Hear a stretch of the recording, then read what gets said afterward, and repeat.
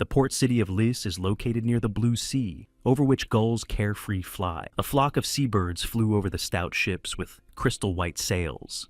A young man who had set foot on the land after a long journey loudly expressed his joy. The newcomers were greeted by locals who were eager to sell as much as possible. A girl with hair ears offered to buy a potion. The stern man, without a drop of friendliness, insisted that you could buy fish from him, and many other suggestions. The young man's eyes shone when he looked at this bustling and lively city. A blonde friend of his, Walker, approached the guy named Raymond and asked his friend about his impression. The young man did not hide his admiration for Fox, but his friend was pleased. Two of their friends arrived with them, a girl who looked at the city with joy and a fat man named Theron, who admitted that he would have loved to jump for joy. All four of them were delighted with the city they had arrived in, because it was here that their real adventures began. It was an era of adventure when adventurers from all over the world created their own stories and became their heroes. It all started when one day portals started appearing all over the world. They were full of horrible monsters that had never been seen before in the Maple world. Despite the fact that many adventurers died outside the gate, the treasures that could be found on the other side of the portal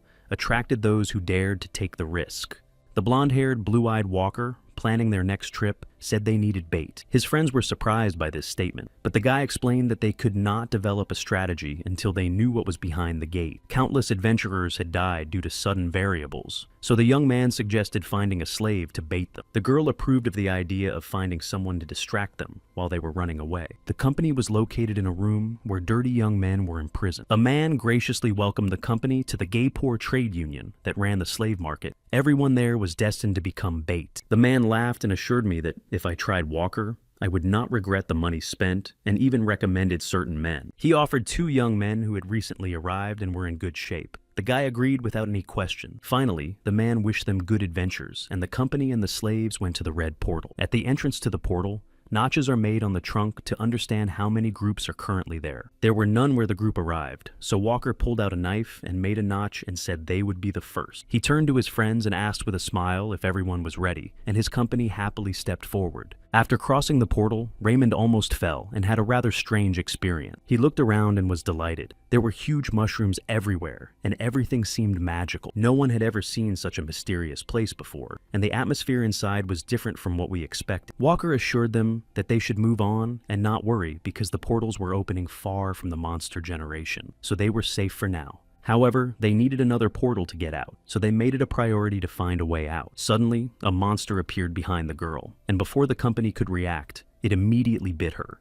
The slaves began to panic, not understanding why the monsters had appeared. Raymond stammered out the girl's name, Charlotte. There was no time to grieve for the girl, because a pack of monsters had gathered in front of the company. Walker had to act quickly, so he used his fire arrows and fired at the monsters. The young man realized that something was wrong, and ordered him to tie the bait to a tree and run away. The slaves were afraid and asked to be taken away with them, but Theron ordered them to be silent, threatening them with a knife. Raymond felt guilty for tying the boys up, and nervously apologized to them. Despite the fact that the bait asked them not to leave, the company got their feet out of there as quickly as possible. The remaining bait with the monsters was doomed to die, and the monsters quickly dealt with them. Walker held Charlotte's wounded body and said that the strategies did not make sense now. They needed to find a portal to get out faster. Raymond was panicking, breathing fast and sweating from the horror he had just experienced. Despite the fact that the whole company was young men, he was the youngest and most sensitive of his friends. Taylor began shaking the boy, trying to bring him to his senses, and forced him to listen to Walker's words. He tried to calm the guy down by saying that it was okay that it didn't work out this time, and that they would try again now, but the main thing was to focus on the present. When the man was smiling and offering to get out of here alive to encourage the young man, a monster appeared behind him and tore him apart with its paw. Raymond fell to the ground, shivering and looking at his friend's bloody hand in horror, unable to resist panic. The evil Walker wanted to take revenge for his friend and swung a fiery arrow at the monster, but before he could shoot, the monster's long tongue grabbed him by the neck and simply squeezed him, cutting off his air and breaking his vertebrae. So, in front of Raymond's eyes, two of his friends died at once, and now he was left alone in an unknown place with a bunch of monsters. But the worst was to come, as a monster attacked his body, which was paralyzed with fear. It bit the guy, and he was in terrible pain in the area of his legs. Suddenly, Raymond noticed a young man standing in a tree and recognized him as bait. He was very happy that he had survived and asked him to help him as soon as possible. The guy said that everyone from his team was killed, and suddenly remembering his shameless act, began to apologize for it. saying that he did not want to do it. And then he tried to manipulate the logic by assuring the bait that it would be difficult to get out alone. Raymond first begged and then, in desperation, shouted at the young man to stop just looking and save him. He smiled, jumped down from the tree and said he thought it was too late to help. The former slave simply watched ruthlessly as the young man was devoured by a monster. Before the monster's jaws slammed shut, separating the hand of the guy who was asking for help, Raymond said the last words, assuring him that the bait would be next. The creature was smiling with satisfaction at its dinner and was about to lunge at the young man. The monster accelerated and opened its fierce mouth, but the young man did not even move. He was sure he would not be next. He shot the magic ball into the creature's open mouth, and then the millet creature was blown to pieces. The young man calmly straightened his hair because he was sure that he would not die because it was not here. The events unfolded in the middle of one of the portals, with deserted red mountains and a bunch of flying monsters. A man stood on a cliff with his team and reported that danger was approaching. A bunch of winged creatures were flying toward them. Some of them looked like gargoyles, some like small dragons, but the main one was the huge king of dragon, Horntail. The white-haired girl said that in the end, the centaur's nest was destroyed, so they had no one to rely on. The Knights of Cygnus were resistance crusaders, hunters, adventurers, and even 6 heroes who were called Rays of Hope, all of whom died. The girl said this while looking at the commander's back, and the young man himself was in danger. The guy's name was El Palm. He was the last adventurer and the only one left as a hope. Some of the remaining people were ready for the fight and their last adventure. Around the fight with the dragon, a fire broke out and endless forests burned. Many people died in this battle. Even Ellie was on his knees, exhausted, with the head of a dragon lying next to him. Palm thought it was the end. He looked up where the body of the dragon was flying, regenerating one of the heads that had been separated. It was the end of their world in particular, and the young man's adventures in general. The dragon spat fire, and El tried his best to crawl away from the battlefield. The guy was angry that it could end like this, and began to recall how his friends had died in this battle. Philip J. Ellis, all of whom sacrificed themselves in front of Palm. The guy screamed loudly in despair. He did not want it to end like this. So, gathering his last strength, he stood up and began to use a magical light strike, trying to hit Cuckold. The power the boy was gathering began to scatter everything around him, but he did not give up and tried to finish the dragon. But it was too much for his body, which was exhausted from the battle, and he started coughing up blood. The cuckold did not wait long and simply incinerated the young man with his fiery breath. In the last moments of his life, El regretted that everything ended like that and wished he had been stronger. He wanted to be given another chance. Suddenly he opened his eyes because a bucket of water was poured on it. He was sitting in a stone prison, shackled, and some man was shouting at him, as if his tricks would not work here. The unknown man said something about slaves for bait, but the young man thought only that he had survived by some miracle. The guy heard how the newcomers were introduced and said that they were suitable for long dungeon. In general, there were a lot of people who examined the slaves behind bars. Palm assumed that it was a slave market, but he thought they had disappeared long ago. The man with the earring in his nose said something about how, for an ordinary slave, he clung to life too much. But the boy didn't listen to the conversation because he recognized the man as the man who had ordered him around 6 years ago when he was a slave. He concluded that he had gone back in time to the day and the point where he started. His fist was already flying at his face because he was looking at one point in his thoughts, and this angered the merchant. El thought a lot and assumed it was a dream, but it was too real. He couldn't believe it was happening, but he had no other explanation. By this time, a group of adventurers led by a blonde guy named Walker had already approached him and bought him as bait. Palm abandoned all his thoughts because there was no point in them, because he was given a second chance. After his temporary masters were destroyed, he picked up Walker's rod of fire arrow. It was the perfect option for his level, but it was not enough, because an adventurer must have more than just weapon. Otherwise, he should not go into portal. El saw the boot and decided to look into it because people often hid jewelry there. He actually looked into his shoes and pulled out a turquoise telekinesis ring. The guy was surrounded by monsters that came to smell blood, so he gripped his spear tighter. He fought them off bravely until one of the creatures took his weapon away with its long tongue. After El saw the creature destroy his spear, he decided to use the fire arrows he had picked up earlier. He was doing quite well, so he decided to try using the ring. The fight became much more effective. Palm quickly defeated most of the monsters, but still realized that he was not strong enough. Suddenly, another monster came up behind him. The boy wanted to defend himself with fire arrows, but his staff did not work. The guy assumed that it was just a reload, but he still had to defend himself, so he used some of his strength. The monster flew away,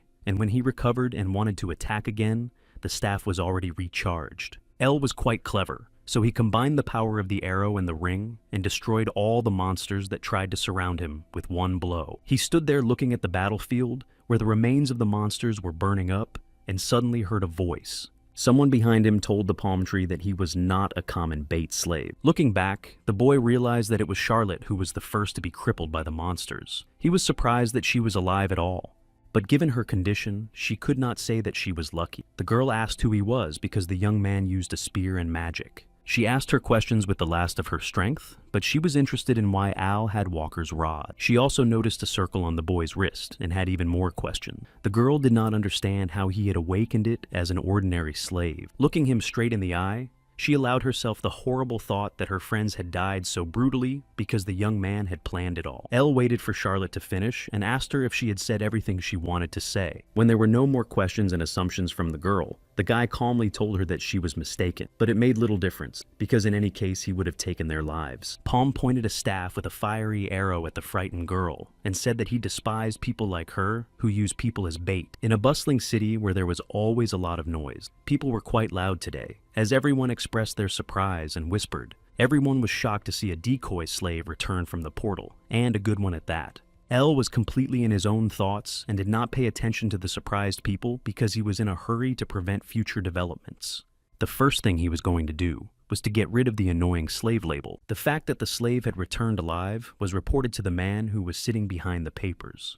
A gray-haired man with a bushy ponytail reported that the young man claimed to have returned without a scratch. The fact of the boy's integrity did not interest the smoking man, but the fact that he returned alone and all the avenuists were dead was another matter. The bearded man with the pigtail was interested in it, especially the fact that Palm didn't run away but returned. Those who have been enslaved because of debt become bait again, even if they manage to survive. However, by not wanting to escape, Ellie shows her understanding of the iron grip of the traitors.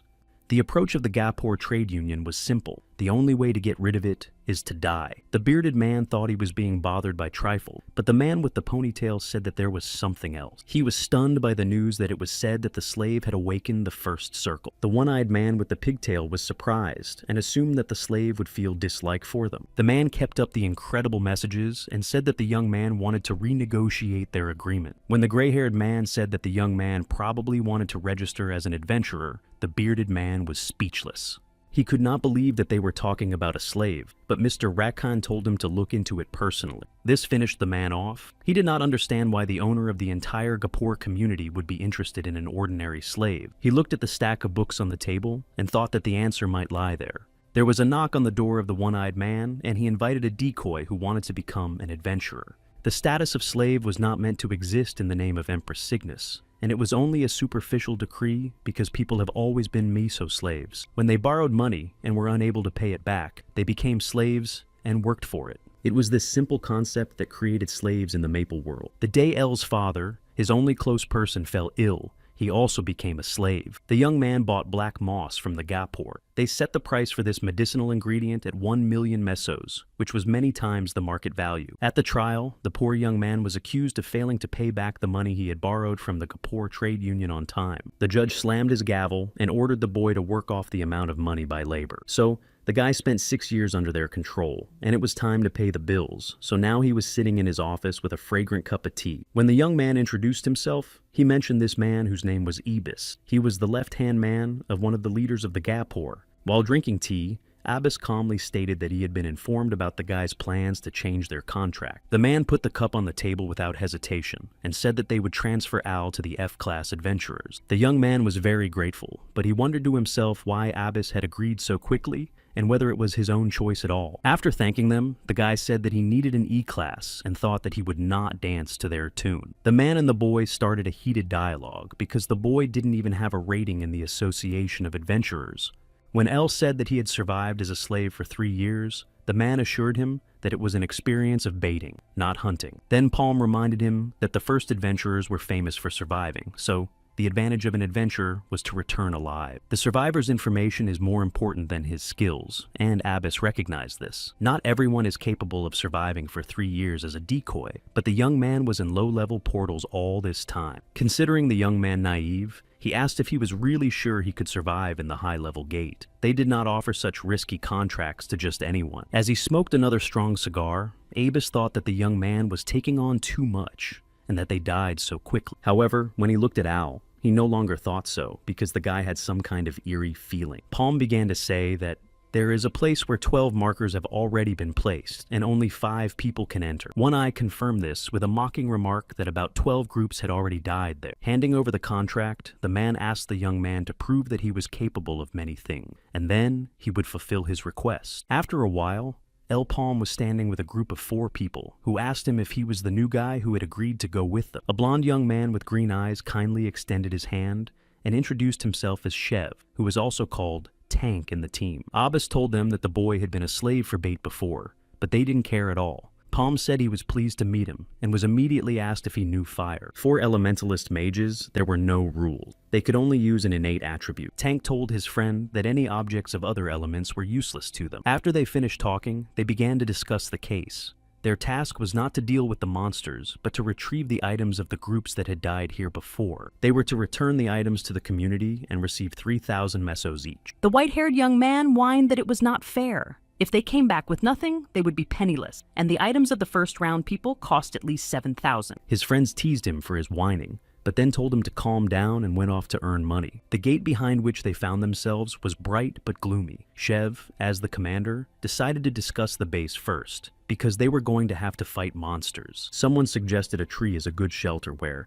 in case of emergency, one could hide and easily move to another tree. The blonde man put his hand on Palm's shoulder and said that he could rest because it was his job to build the shelter. They quickly finished the construction, so they decided to split into 2 groups and explore the area around them. Chev assigned Blonde Tom, Dark Max, and Roa, who was always smiling, to the first group. He sent his friends to the east, and he and Elle went to the west. If something happened, they were to give a signal and retreat toward their point. Walking around the neighborhood, they did not notice any traces of monsters. Accordingly, there were no items. The tank began to think that they had taken the position too early. They would probably have to go deeper into the portal the next day. Maintaining a relaxed atmosphere, Chev asked Palm what his first task as an adventurer was. The young man briefly replied that it was exciting, and the commander laughed, understanding his feeling. The guy admitted that he still gets nervous when he enters the portal, even though he has done it more than once. He called himself a coward who managed to be brave because he had good people around him. Even though he was embarrassed to admit it, he considered them cool people. Chev expressed his deep regret at the story that happened to the boy. He could not even imagine how difficult it is to be a slave to bait. Then the young man suddenly turned and invited Al to join them if he didn't mind. But the guy didn't say anything, so Tank tried to smooth over the inconvenience and asked him not to worry about his word. But Palm was not concerned with words. He looked at the mud at his feet. When everyone returned to the base, they lit a fire and discussed the fact that they hadn't found anything. Chewing on a piece of meat, Chev said that it was enough to talk about work while eating. It could wait until tomorrow. Elle was silent the whole evening and just drank water without saying a word. At night, everyone came to see the young man. Tank held a torch and asked the boy if he was sleeping. With an evil grin, Tom said that the boy was definitely fast asleep and could not answer. In any case, they put sleeping weed in his food in such doses that he would be lucky to survive. The group set their sights on his staff of fire arrows, which was worth at least 10,000 mesos. With a gleeful smile, Tom swung the knife at the sack in which Elle was sleeping. Using the knife, he realized that something was wrong. Under the blanket, there was only a wooden log wrapped in pillows.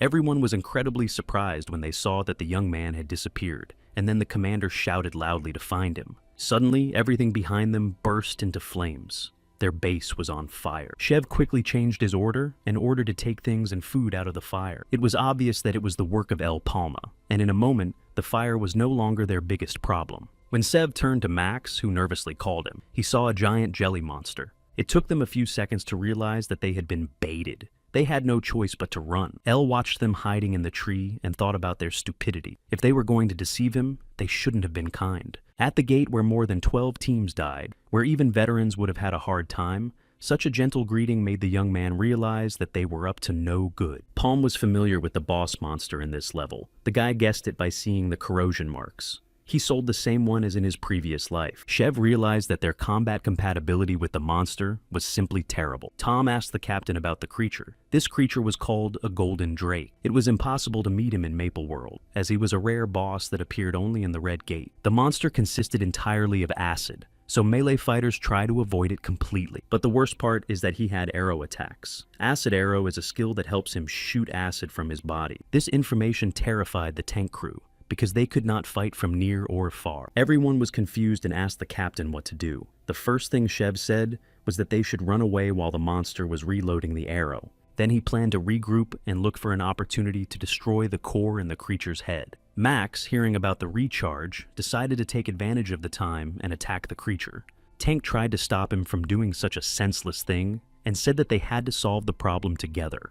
Before he could approach the monster, he was cut in half by an acid arrow. The commander was scared because it would take more than 10 seconds to finish the recharging. Without waiting for a single pause, the Drake shot again and burned the adventurers' bodies to the bone. El stood on the sidelines and watched the end of the company that wanted to rob him. In his mind, he told Shev that he was right about the time, but he didn't know that Golden Drake becomes stronger by absorbing objects, so the recharge time was reduced. The young man assessed the creature. The abnormal size and speed of the attack explained why all previous teams had died. The monster was outclassed. It was so strong that it could threaten the people in the Yellow Gate, which is 2 levels higher than the Red Gate. He was unlikely to be defeated by a first-round adventurer. Palm was sure that there was not a single item left, and his task was failed. The young man remembered Ibis's defiant face when he asked for proof of his F level, so he was not going to just leave. Palm suddenly attacked the monster, but the creature resisted the magic. He knew how to protect his core, even though the boy had a good aim. He calculated that he would need at least 4 or 5 more shots to defeat the creature, but this did not scare El, because he was ready to prove his strength to Ibis.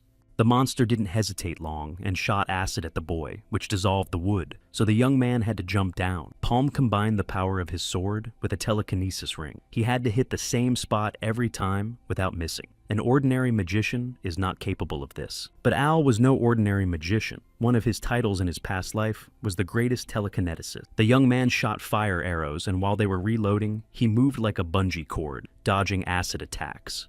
The trees around him were suffering from acid attacks, and the guy was deftly dodging and counting the number of blows he had left to deliver. When Al had only 2 strokes left, the Drake managed to dodge.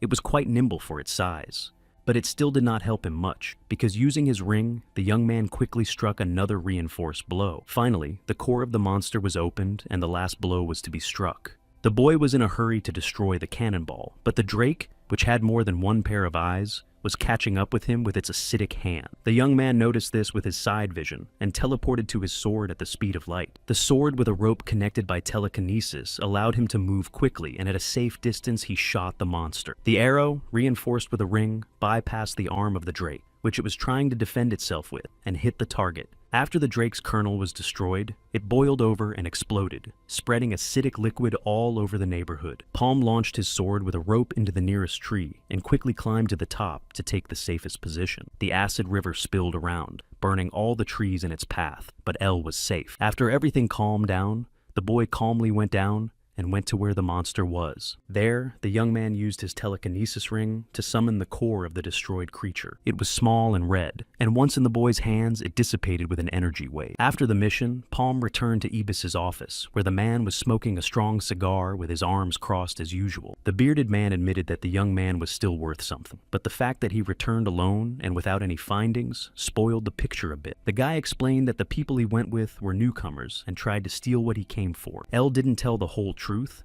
but rather arranged the events so that when they split up, the team died when they faced the boss. Abbas assumed that the adventurers were killed by a monster, and the fact that it was a golden drake explained the disappearance of the magical items. The man did not like the fact that all the things he had borrowed from the community were destroyed, and this could not be ignored. He looked at the boy and thought that the fact that he survived was also a problem. The portals had several general rules. The number of participants was limited, and when a specified number of people entered the portal, they would be inactive until those who entered died. The entry restriction also depends on the gate difficulty and the level of the circle. The color of the gate indicates its difficulty from red to purple. If the circle is higher than the gate class, it simply won't let you in. And the most difficult thing is that there is only one chance for a cleanup. If you survive and get out of there, they will close permanently, so there will be no other chance until those inside are dead. Abyssus realized that those gates were now closed, and in truth, the Golden Drake would have caused trouble for the first-level adventurers.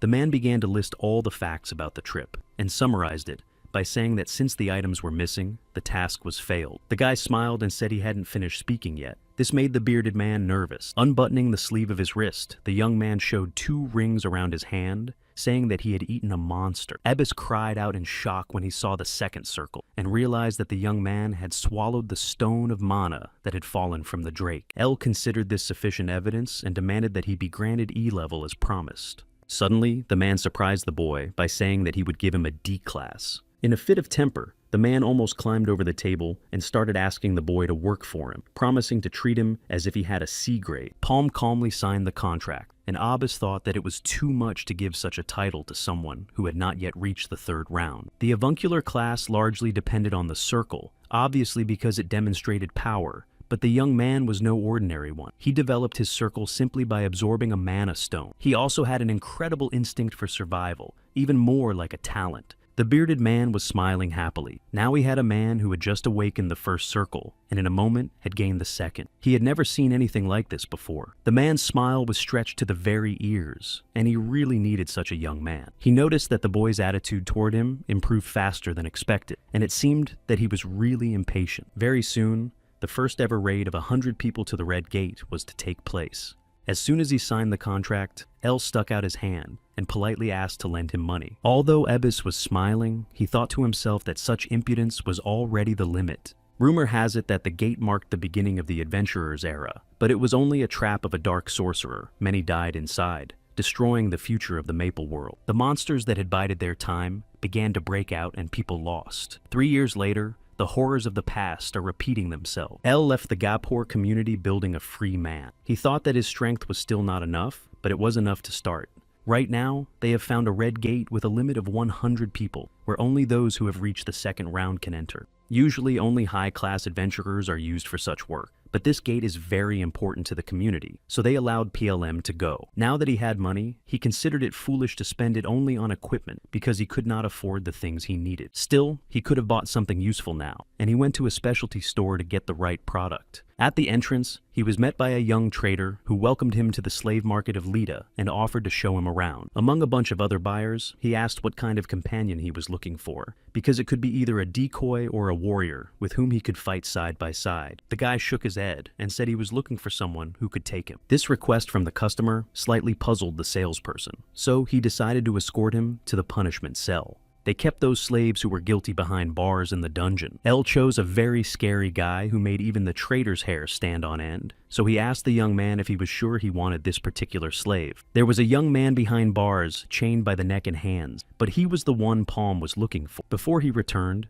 there was an incident in which one person died, and this accelerated the destruction of the world. The hero of the tree, Auron, did not leave this world of her own free will. She was deprived of her life, and her first and only student was the one who laid the foundation for the future hero killer, Debo. Debo asked if Al had come for him, and since they didn't know each other, he advised him to just leave. The merchant stammered and began to apologize to the dear customer, and referred to the fact that the slave was a little out of it. Palm thought that his behavior must have been very different because of his slavery, but still, it was beyond rude to treat adventurers in his position like that. The salesman calmed down a bit and remembered that his main target was sales and said that this guy was one of a kind. El knew it was not only because of his character, but also his amazing skills. Apart from him, Debo was one of the few people who deserved respect after the fall of the world. They were often compared because they were from the same region, awakened around the same time, and were equal in power. El asked the boy how much he was worth. The boy brazenly assumed that the young gentleman was from a rich family. He asked if the guy would pay as much as he said, and looking at Palm's reaction, he said the price was 1 million mesos. The guy reacted calmly because he knew that their greatest similarity was the need for money, because Debo had a sister who suffered from a blood disease. Believing that he had named a cosmic price, the impudent man said that El could leave if he did not have such funds. But the young man with a completely indifferent face took out a wad of paper money with 1 million mesos in it. Both the slave and the trader were shocked by the money. Debo prayed in his mind that it was not fake. Palm asked to hear what he had to say. The guy offered a contract for a year, and they would split the spoils 70-30, with Al having the advantage of the spoils. The dumbfounded trader saw for the first time that a slave was being made a member of a group. The young man had prepared in advance, so he had the contract papers with him and handed them to the applicant. Debo quickly snatched the paper out of his hands, trying not to waste any more time, and asked if there were any tricks. But he didn't wait for an answer, and immediately bit his finger and bled to death and signed. El smiled. He wondered if the boy was not hesitating because his sister's life was at stake. Palm said they were going to the gate. Debo was ready to follow the young man wherever he said. El warned that the boy would have to justify his price, and he promised that he would be his most loyal horse. The company went to the portal, the path to which ran through green forest thickets. Debo was grateful, but a little embarrassed by the weapon his boss gave him, because he usually used a two-handed sword. Palm said that working with him from that day on, the guy would have to use the shaft, and if he didn't want to, he could terminate the contract. They quickly found themselves at the testing portal, where there was one mark and a limit of 8 people. Debo began to look around for others because, given his master's wealth, he thought he had many worthy companions. The guy asked about healers because battles are battles, and wounds need to be treated, and it was clear from El's face that something was wrong. When the young man realized that his boss was really planning to go there alone, he couldn't believe it. Palm reassured him, telling him not to worry because they had enough people. Debo was really relieved by his word. El said that they had come and pointed to the young man who had just been relieved of his anxiety. There was a short pause. The boys looked at each other, and Debo did not understand what was happening. Before the boy could recover, Palm quickly shoved him into the portal. Once on the other side of the gate, the young man began to yell that his master was out of his mind if he went alone when the limit was for 8. Debo was also concerned that he was forced to use a weapon he was not used to in such a dangerous place. A rustling behind him made the boy stop screaming at the top of his lungs. A cloud of dust flew at them, and evil stumps began to appear. The young man gripped his weapon tighter and realized that it was a mistake to shout so loudly. Stumps were known for their strength, and spears and swords did not harm them. There were a lot of them. Suddenly, El told the boy to step back and stood in front of him. He started using fire arrows and easily hit the nearest stump. But the arrow did not stop there, and lengthening and wriggling like a flexible snake, it pierced all the monsters like beads. Without a change in his face, Palm calmly stated that he was disappointed by Debo's behavior immediately after entering the portal. He looked back and asked him not to repeat such mistakes. The young man looked at him with surprise and tried to understand who he was. In the big building, a woman reported to her boss that the traitors had taken the bait. They were working on a plan but had already decided who they would send. A blond, stout, long-haired man looked out the window, sipping a glass of wine and giving the woman permission to continue working. She bowed respectfully without looking up and quickly dissolved into dark smoke. The man raised his glass and said that everything would happen according to someone's plan, and freedom would come to the Maple World. Meanwhile, in the portal, Debo was still impressed by his boss's strength, and quickly collected all 27 mana stones that fell from the stumps. El did not even look back to check, and just said, "All the way there?" The boy thought about the power of the palm tree. He assumed it was telekinesis, but he had never heard of anyone using a fire arrow like that before. Suddenly, Debo beamed at the thought of making a fortune with such a talented boss. Even with a share of 30%, he would have enough for medical care and to live on. Elt pulled the young man out of his happy dreams because he saw a flock of stumps ahead. Hiding behind a rock, they counted about 9 monsters. Palm said it was a great number, and the guy didn't really understand what his boss meant. It all started when a stone fell near the wooden creatures, attracting their attention. Then suddenly Debo attacked them from above. El sent him alone to deal with all the stumps. The boy didn't like the idea, especially since it was the first time he had ever held such a weapon. He fought off the creatures as best he could, and thought that his boss was just crazy. Palm, who was watching from the side, noticed from the boy's movements that his weapon was only a sword.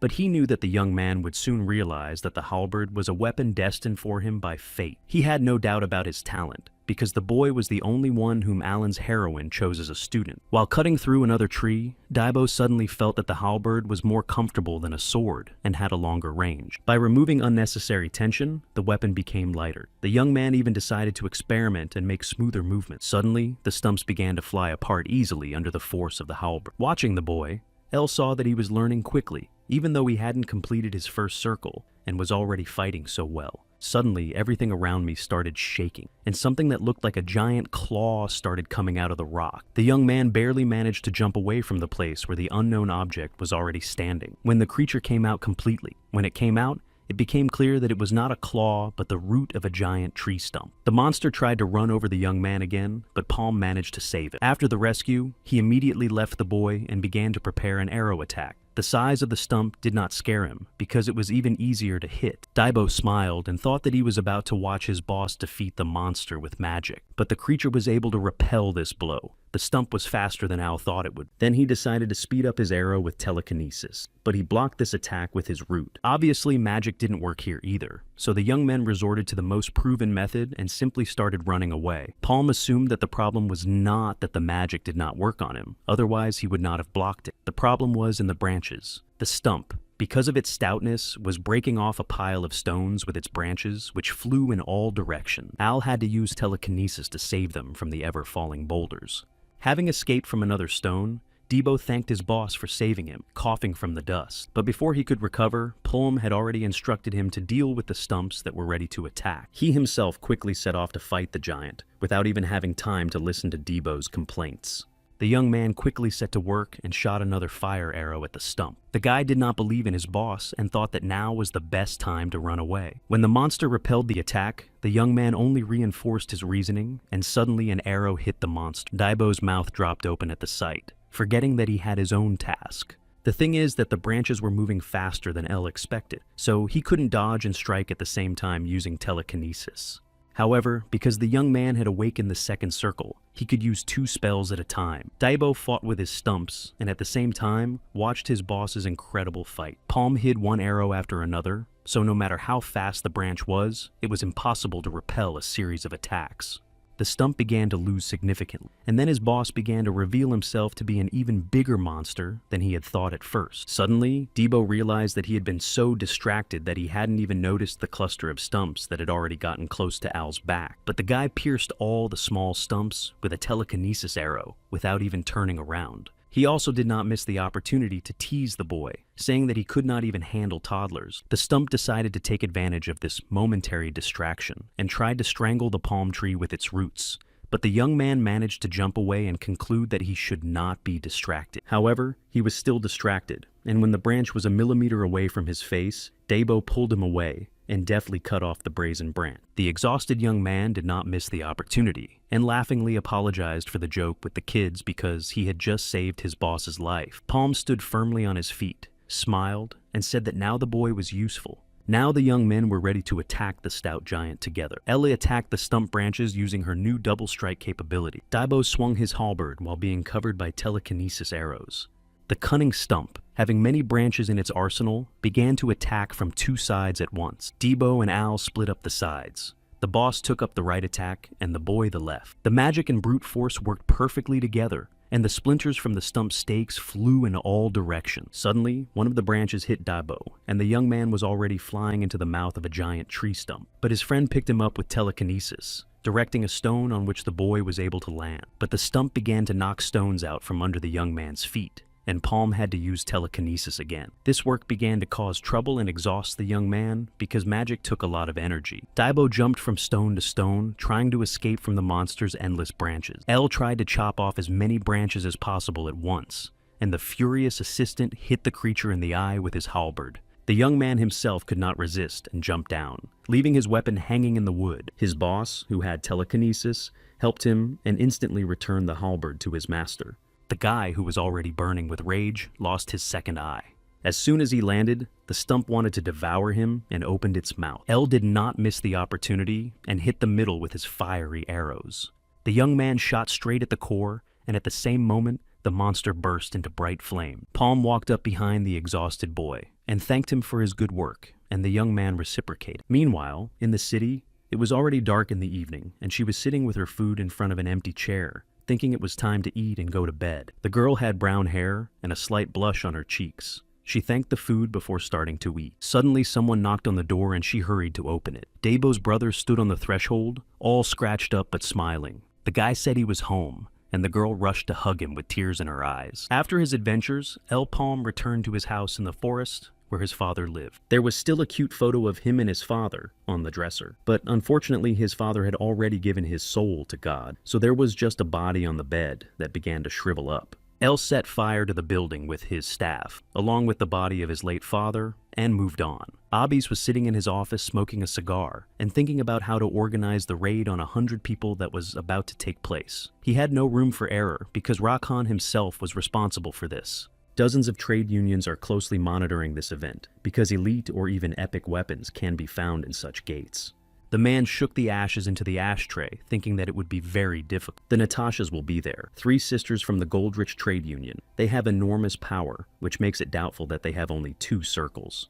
But not only Goldrich, but also the other 10 unions pose a danger to them, because they are overtaking Galpor in the ranking. The bearded man looked at Al's resume. He was a pain in the ass, but also a great hope. Suddenly, someone entered the office without knocking, which angered Abyss. But he was stunned to see Rakan in front of him. The man came in and sat down in Abyss's place and asked the one-eyed man if the list of participants for the raid was ready. When he received an unsatisfactory answer, he said that it was not like Abyss. Rakan began to ask about Palm, and the bearded man expressed his fears. The young man was undoubtedly talented and greasy, but this strength was a threat. For the boss, such experiences sounded like unnecessary skepticism, so he suggested that he just check the guy out. He shocked the man by suggesting his own version of the boy's test, but with a smile, he ordered to gather people because this time he had to have witnesses. Palm and Debo stood in line to enter the portal with a limit of 40 people. The young man was glad that he was not going alone with the boss, but with a normal number of people. They were known as the 5th team and looked down on because the young men were only former slaves in their eyes. The society did not seem to be friendly to the boys and saw them as an obstacle. Ella noticed that most of them had already done the 1st or 2nd lap, which showed their high level. They weren't like Sava's team and didn't need a decoy. 3 people from the Merchants Union approached the group, including Abyss.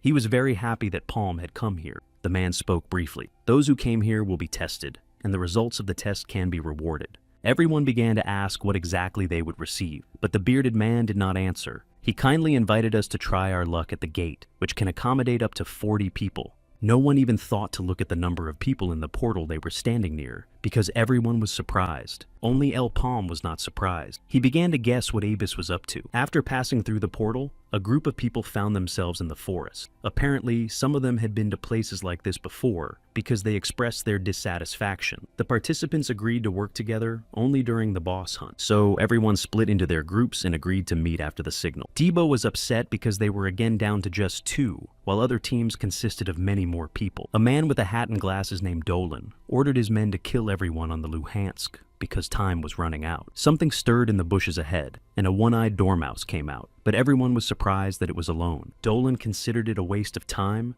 and was going to quickly destroy the creature with his magic. The man even thought for a moment that it was boring, and deciding that the job was done, he gave the command to collect the mana stones and move on. But when the smoke cleared, everyone saw that the monster was alive and seemed to be unharmed. This puzzled the owner of the hat. He could not believe that the creature was so strong that his magic did not work on it. Suddenly, the situation worsened many times over as the same monsters began to descend from all the trees around the company. After some time, they managed to defeat the creatures with brute force, but all the team members were very tired.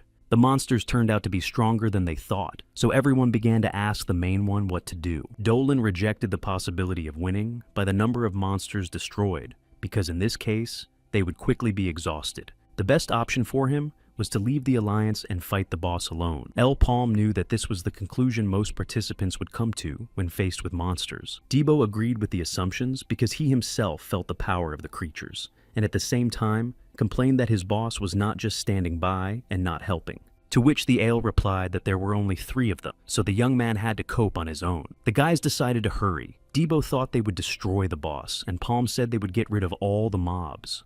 The young man didn't understand this turn because he thought his boss wanted to destroy the main monster. But that's exactly what El was counting on, and instead, they would win by numbers. He explained that mob hunting skills will also be evaluated, and everyone wants to kill the boss, so this complicates the task. Although the opponents usually acted according to the rules, who knows how they might behave. Although Debo didn't like the fact that his boss spoke as if he knew everything, he understood the point.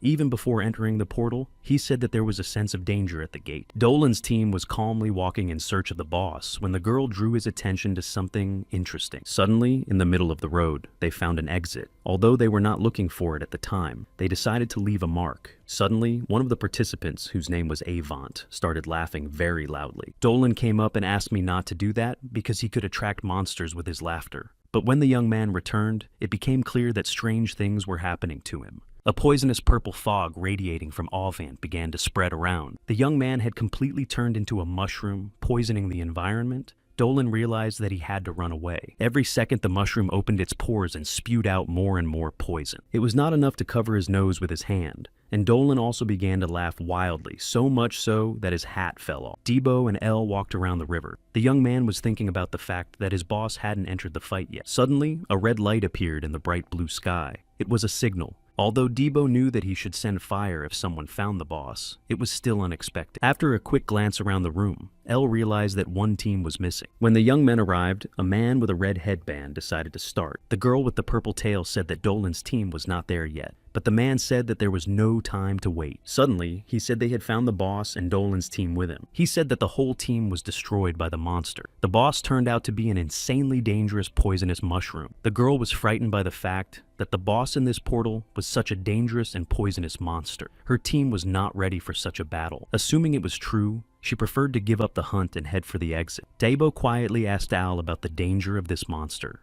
Palm thought that this was the worst option for their level, and the young man jumped around asking him again because he did not respond. Elle was thinking of a strategy. The spores won't let him get close, so he needs ranged attacks. But half measures won't work because the boss is strong and fast. A man with a red bandage said that the monster was standing right at the exit and would not let them just run away. Debo said, with a passion, that it was nothing, and that one invisible arrow from his boss would be enough, and Palm quickly cut his tongue out. The young man was hurt by this. Elle began to say that without a detailed plan, they would simply all die here. The words that his arrows would not even hit the mushroom surprised Debo. The young man argued that even ordinary monsters were strong here, and the boss would be even more so. The man with the red Iboru armband called the boy Captain Obvious, and said that he did not expect anything more from a slave. His teammates said that this was no time for insults because the situation was serious. Then Elle raised his hand and said the amount was 50,000 mesos. Everyone, including Ibiru, did not understand what the guy meant. Then Palm explained that 50,000 each, and since there were 30 of them, the total amount to be paid would be 1.5 million. Without a shadow of fear, and with complete calmness, he said that he and Debo would be the bait for everyone to pay 1.5 million. But he didn't warn the young man about his plans, so he thought his boss had gone completely crazy. For some reason, Iboru was angry and shouted at the young man not to be embarrassed, and said that his boss was not stupid enough to agree to this. He said that when the boy was killed, all the others would follow, because slaves only get in the way at the high-level gate. Angrily pointing at Debo, the man behind him said that he did not even look like an awakened one, so the two of them were not capable of anything. This made the young man angry. Such talk irritated him greatly, even though he had no desire to be bait. Palm calmly asked Iboru about his plan, and when the man started babbling, he simply said that they would not have been gathered if he had one. He said with a smug smile that they had one second-round adventurer and one first-round adventurer. Debo looked at his hand in shock, where a circle was visible. He did not understand how it happened for a while, and thought to himself that he must have been a genius. Palm annoyed Iboru by suggesting out loud that his team had only 1 or 2 adventurers with a second circle. Suddenly, a girl intervened in their dialogue, which was filled with passive aggression. She was very afraid, so she was ready to pay, but she didn't have that much money on her. The guy easily said that it was no problem, and they could pay when they got out later. And if they died here, it would even be more profitable for them. But Palm put forward his own condition that each of the participants must agree to this. He put everyone in a difficult position and forced them to decide whether they agree or not. There was no other plan, so everyone agreed. While the monster was finishing off one of Dolan's team, Elle suddenly attacked him with a fire arrow. The boys wrapped bandages around their noses and mouths to create at least some kind of mask from the poisonous spores. Palm told Debo to run away as soon as the mushroom spotted them. It didn't take long for the boys to run away from the monster, which was surprisingly fast. The girl ordered the others to open the gate as quickly as possible while the bait was still alive. Everything was done quickly and smoothly, so the portal was opened without any problems, and the girl was already urging the others to get out of here. Debo got a little bit ahead, but there were already a bunch of little monsters. Recalling Iboru's insulting words, he took a swing and struck everyone with renewed vigor in one fell swoop. This second delay was enough for the monster boss to get closer to the young man, but Elle covered him by shooting a fiery arrow straight into the mushroom's open mouth. Palm swung the arrow again, but this time, the creature dodged even the telekinesis-enhanced arrow. Debo began to worry more and more because it was obvious that the monster was catching up with them. They ran to the cliff, and Palm ordered the young man to jump and jumped himself. Before falling down, Debo smiled because he knew that Elle was now shooting a fire arrow directly at the mushroom. When the boys got out of the water, Debo complained about the mushroom that nearly killed him. He was breathing heavily and complaining about the nonsense that was happening around him. Palm calmly squeezed out his clothes and said that they should prepare better for the hunt. The young man didn't understand anything anymore, because now his boss was talking as if they were going to destroy the thing. But L confirmed that he had understood everything correctly. He dismissed his partner's claims, because that was what they had come here for. Debo shouted that it was before they learned about the power of the mushroom and hinted at a tactical retreat. Besides, once you pass through the gate, it's closed forever. He believed that since they had managed to stop being bait, they should run away, and did not understand how Palm was going to defeat the boss if he himself said that his arrows did not work. L said that the situation had changed, and that since their competitors had withdrawn, everything was fine and they would receive a bonus. Looking down at him, he asked what had happened and whether the young man wanted to break the contract. The young man was a little confused and began to nervously refuse, scratching the back of his head. But he felt that he should pay more. First of all, he wanted to know how to defeat someone who was not impressed by ranged or melee attacks. He was not in a hurry to risk his life for nothing. Looking seriously at his completely calm boss, he asked if she was even capable of defeating him. On the other side of the portal, Ibis met the participants and was surprised that they returned too quickly for this level. The man immediately began to ask the girl named Joubert how everything went, because he noticed that several people were missing, including Piom. She reported a failure. Dolan's team was destroyed and L and his friend were still there, and they only escaped because the guys were bait. The bearded man got nervous after the girl said that they would not be able to cope with that boss on their own. He was furious that they ran away without doing anything, but Joubert insisted that they could not do anything about the poisonous mushroom. The man turned around and said they were retreating. The whole plan to get witnesses to Palm's force failed. The girl stopped him because the portal was still open, which meant that the boys were still alive. Without turning around, the man said that their death was only a matter of time because the boss was infected with a poisonous mushroom. He did not forbid everyone else to wait, but he left, citing a pile of work. Ibis was angry at the situation because he thought the guy was just a fool, who was just unlucky, and he was just waiting for something from him in vain. It was obvious that the second round adventurers were not able to defeat the mushroom, but he did not need such lowlifes. He wanted to see only those who would overcome difficulties and make the impossible possible. Meanwhile, El Palm was starting a mushroom hunt on the other side of the portal. This boss is much faster and more resilient than the others, and it has a poisonous element, so you can only attack it from a distance with the strongest techniques. Palm's current fire arrow wasn't strong enough, but if you speed up its rotation with telekinesis, its piercing power will increase. He was inspired to do this by a bullet. It's a skill only he can use in the Wedge world, and he calls it Revolver. It makes the impossible possible, and after passing 100 trees, this attack hit the mushroom. He tried to pierce the head where the cannonball was with one shot and missed slightly. This annoyed Al a bit. It was not easy to change the direction of the revolver, especially since he was shooting from a very long distance. However, the biggest problem was reloading, so we had to deal with the monster before it got to the top. The mushroom was approaching quickly, so Palm gave the command and Debo pulled the rope over which the mushroom tripped and fell into the marsh. The creature roared loudly at the mountain, but was suddenly attacked by a howlbird. He wounded the mushroom, and it released poisonous spores, and Debo just defiantly lured him with his finger. Now, having lured it into the swampy area, they were able to deprive the monster of its main weapon, because the basis of hunting was to deprive the opponent of his strongest abilities. Debo teased the mushroom by saying that it was upset because its spores were killed. The next moment, he swung his halberd, which was extended by a rope, and hit the creature directly. The guys lured the mushroom into the swamp, not only to close the pores.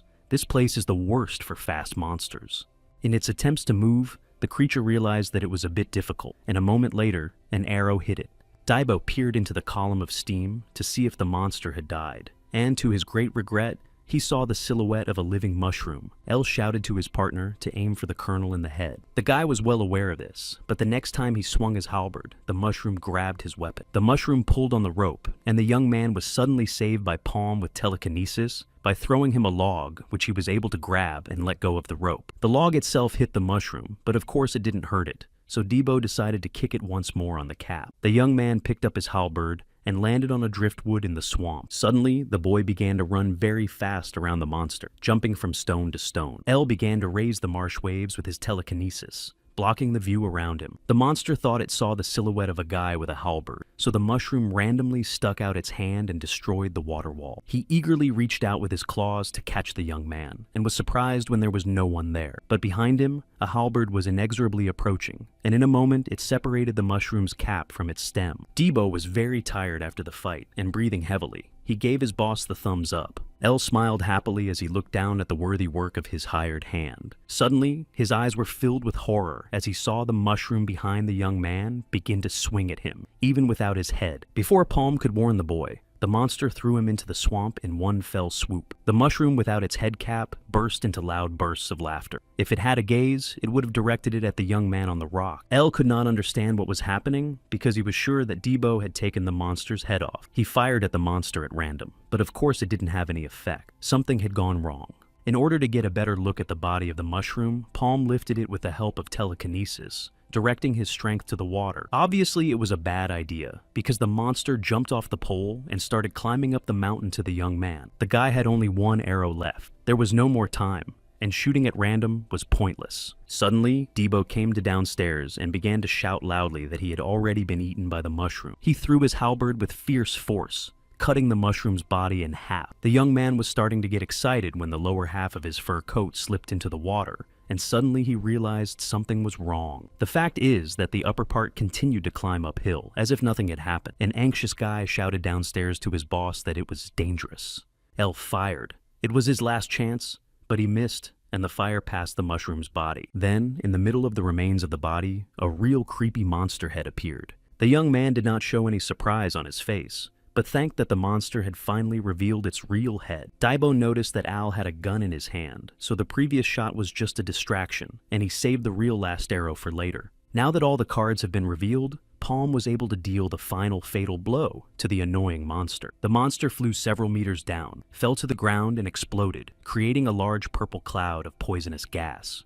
Debo stood a few meters away and said that this mushroom was a scumbag until the very end. Suddenly, he was saved by El by pulling the rope with his telekinesis. The guy was immensely grateful to him because he thought he was dead. The young man kept asking if it was all true, and the boss confirmed it and praised him. Palm said that they would just take the mana stone after the poison dissipated, but suddenly something flew past them. It was the remnant of a mushroom body that suddenly popped up from the bottom and scattered poisonous spores around it. In the center of his body, a core with a mana stone glowed brightly. Debo started laughing. It was hard to tell if it was the effect of the poison or nervous laughter. Meanwhile, in Abbas's office, Rakan was mocking him for simply leaving after all the participants except Al had left. He laughed merrily, saying that time goes by and nothing changes. The bearded man expressed his fears, saying that the case should be better left to the Knights of Signet. Suddenly, someone knocked on the door, and Olbis barked because he asked them not to disturb anyone. The person on the other side of the door did not wait for approval, and simply announced that he was coming in.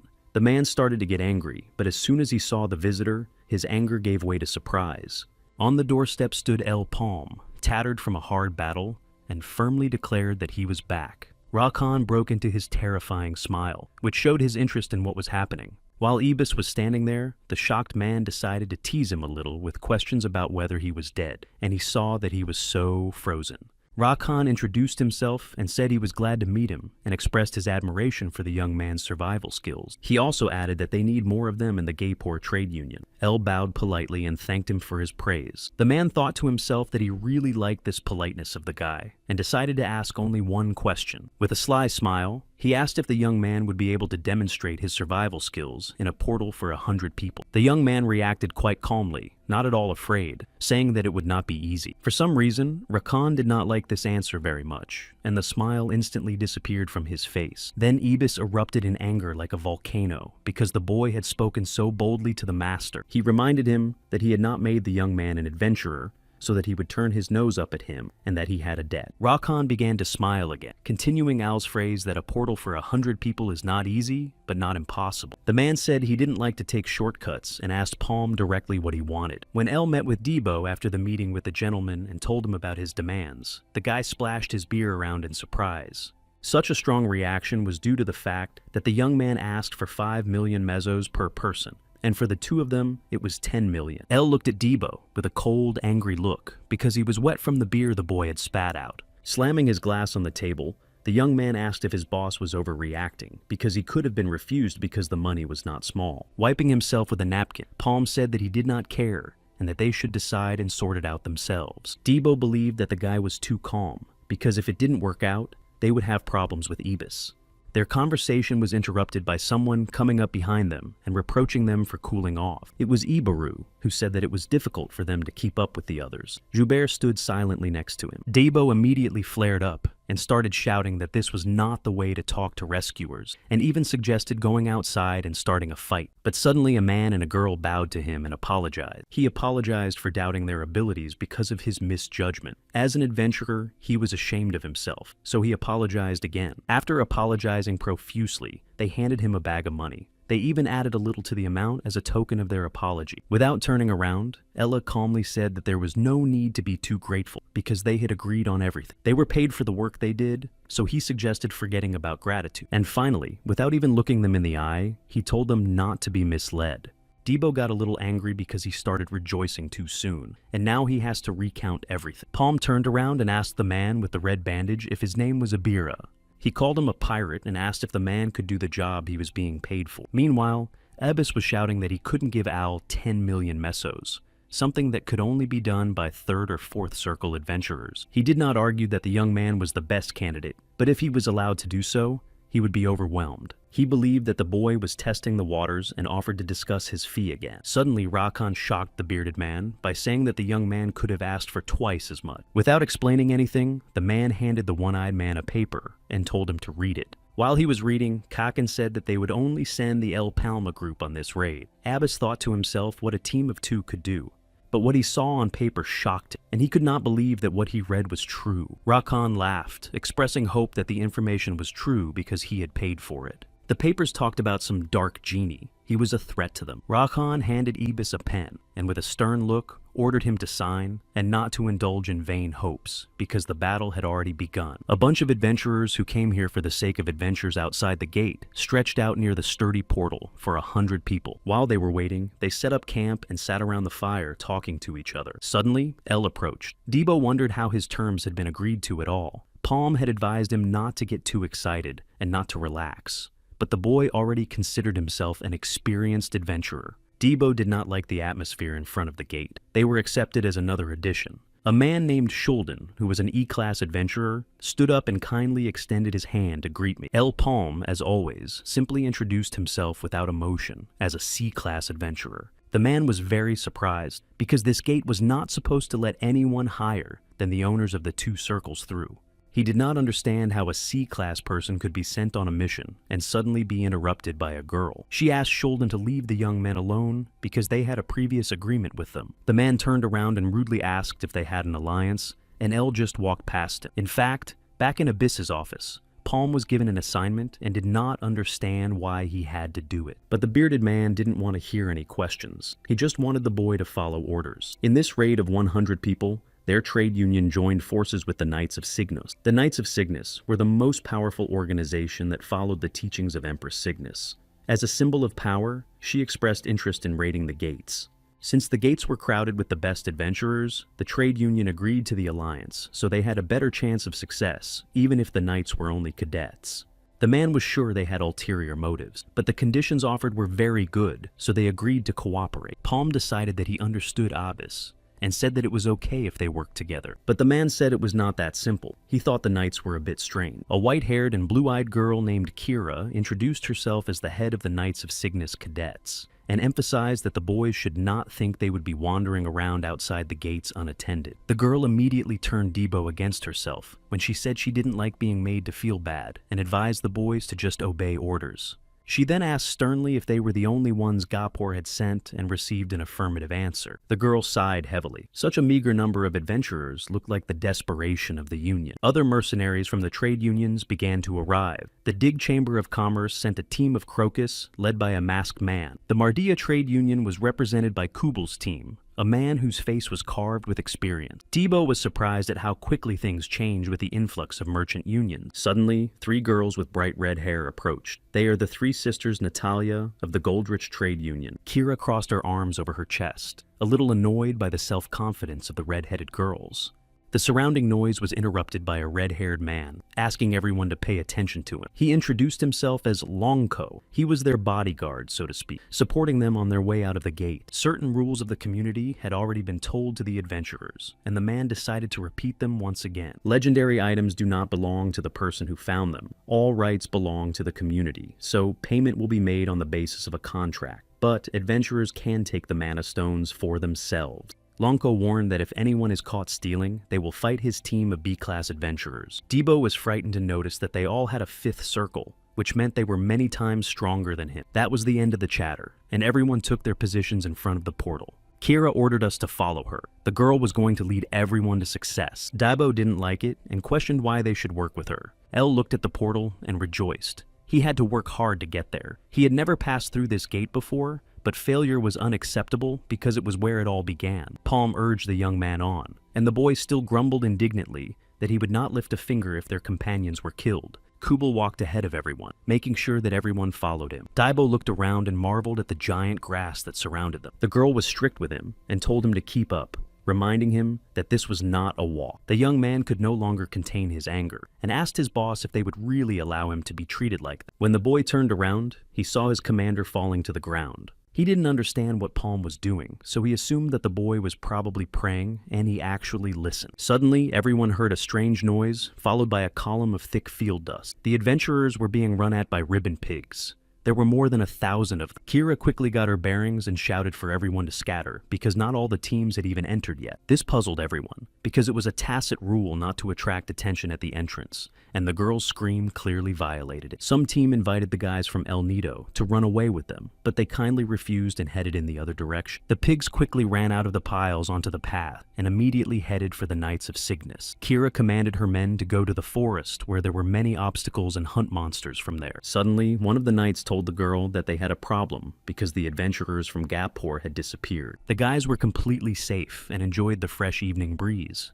Debo finally breathed freely without Kira's pressure and asked his boss how he had even realized that the pigs were coming. From experience, the young man knew that such plains are usually full of monsters that hunt in packs.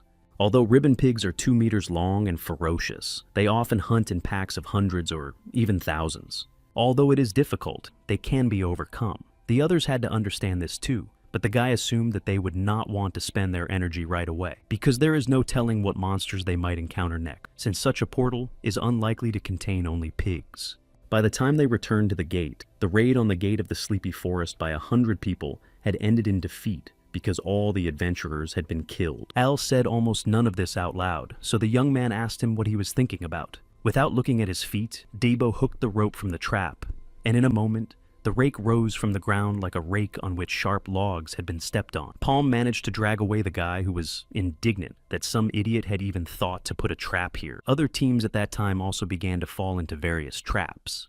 The team led by Crocus suffered an unexpected log in their direction, but the burly bald man skillfully chopped it in a second. For him, these pastes were like toys created by an amateur. His brothers had already finished with the other traps, and this deck was the last one. The bald man's name was Bobble, and Crocus asked him to remain vigilant. Although the traps were primitive, they were still fatal. The man concluded that if enemies imitate human methods, they must be clever. Only hobgoblins have this level of intelligence. They are not easy to deal with, so they are equated to Red Gate bosses. Crocus said that it would be very difficult in this portal, and if everyone here is not an adventurer of his level, the only thing that awaits them is death. The man was going to take advantage of the situation and told the team to follow him. He turned around to remind them to make sure they didn't forget anything, and saw Babble's head fall. The heads of the team members fell one by one, and their bodies followed. Very quickly, the commander of the house team, Dig, was also beheaded. The man who did it mocked Crocus's self-confidence. A man sitting on the field was glad that someone had thought to use pigs to distract the people who were coming in. He didn't know who did it, but he was very grateful to him, because now he could start his plan. Behind him stood the red-headed girls. He was a little annoyed by what he had to do, but because of the lack of time, he decided to get down to business. The man immobilized the girls with magic, so they were defenseless for 30 minutes.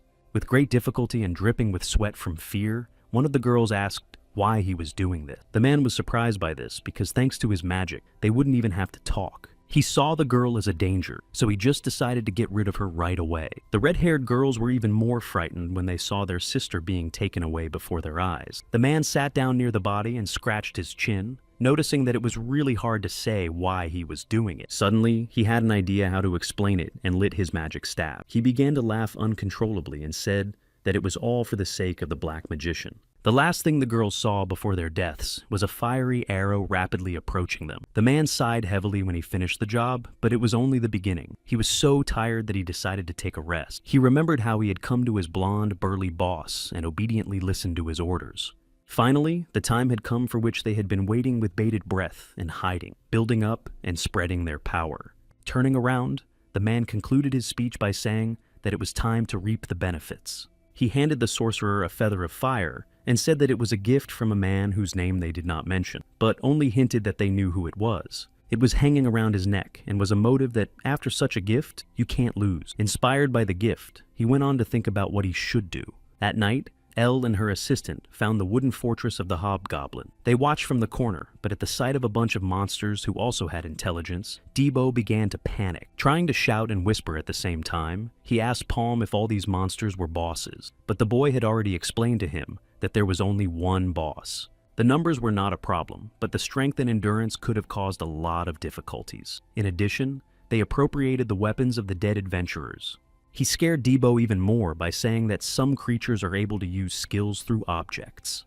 The guy was whispering again, making sure he understood his boss correctly and that they were going to go off together to fight the army of adventurers. Elle finished him off by praising him for his wit. He stammered and remembered Kira and wanted to find her very badly. Palm thoughtfully reminded him that he had wanted to get rid of them, but that was before Debo had learned about the monster army. In the night forest, the hobgoblins were calmly walking to their fortress. Suddenly, Debo jumped out at them with his fiery halberd. In the moment, he was angry with Al because he did not intend to deal with everything on his own when he refused the patronage of the knights. A fight broke out between the boy and the goblin, a halberd against a bare fist. The monster did not manage to capture the nimble young man, but the boy could not properly hit the creature. Dodging a fist that was close enough, the young man swung his weapon and finally hit the goblin with the sharp end. Then he switched to the second monster that was there, but at the last moment, the creature slipped out of the way. While the boy was wondering, a strong fist was already approaching him and knocked him back a couple of meters.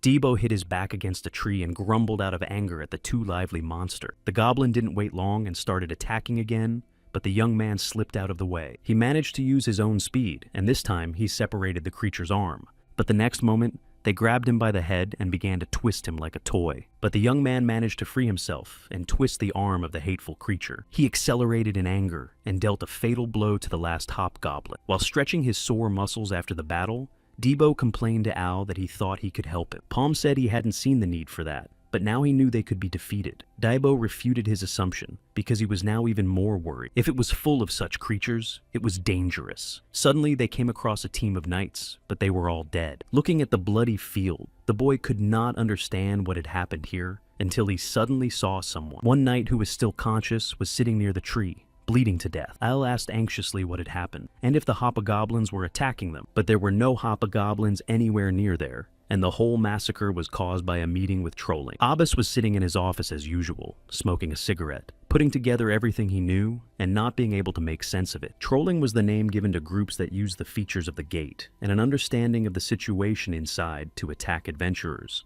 Before that, the gate disappears with all the evidence of their crimes. But this battle would have to be without a winner. It's hard enough for them to rob a complex gate with a small number of people, and after that, they won't be able to avoid suspicion, even if they manage to clear the gate. The man assumed that someone was planning to get rid of the elites of the trade unions. If this is true, they cannot avoid a big battle, because in case of information leakage, none of the unions will go for such a gamble. Debo was shocked and waited for his boss to confirm whether he had understood everything correctly, and Elle confirmed it.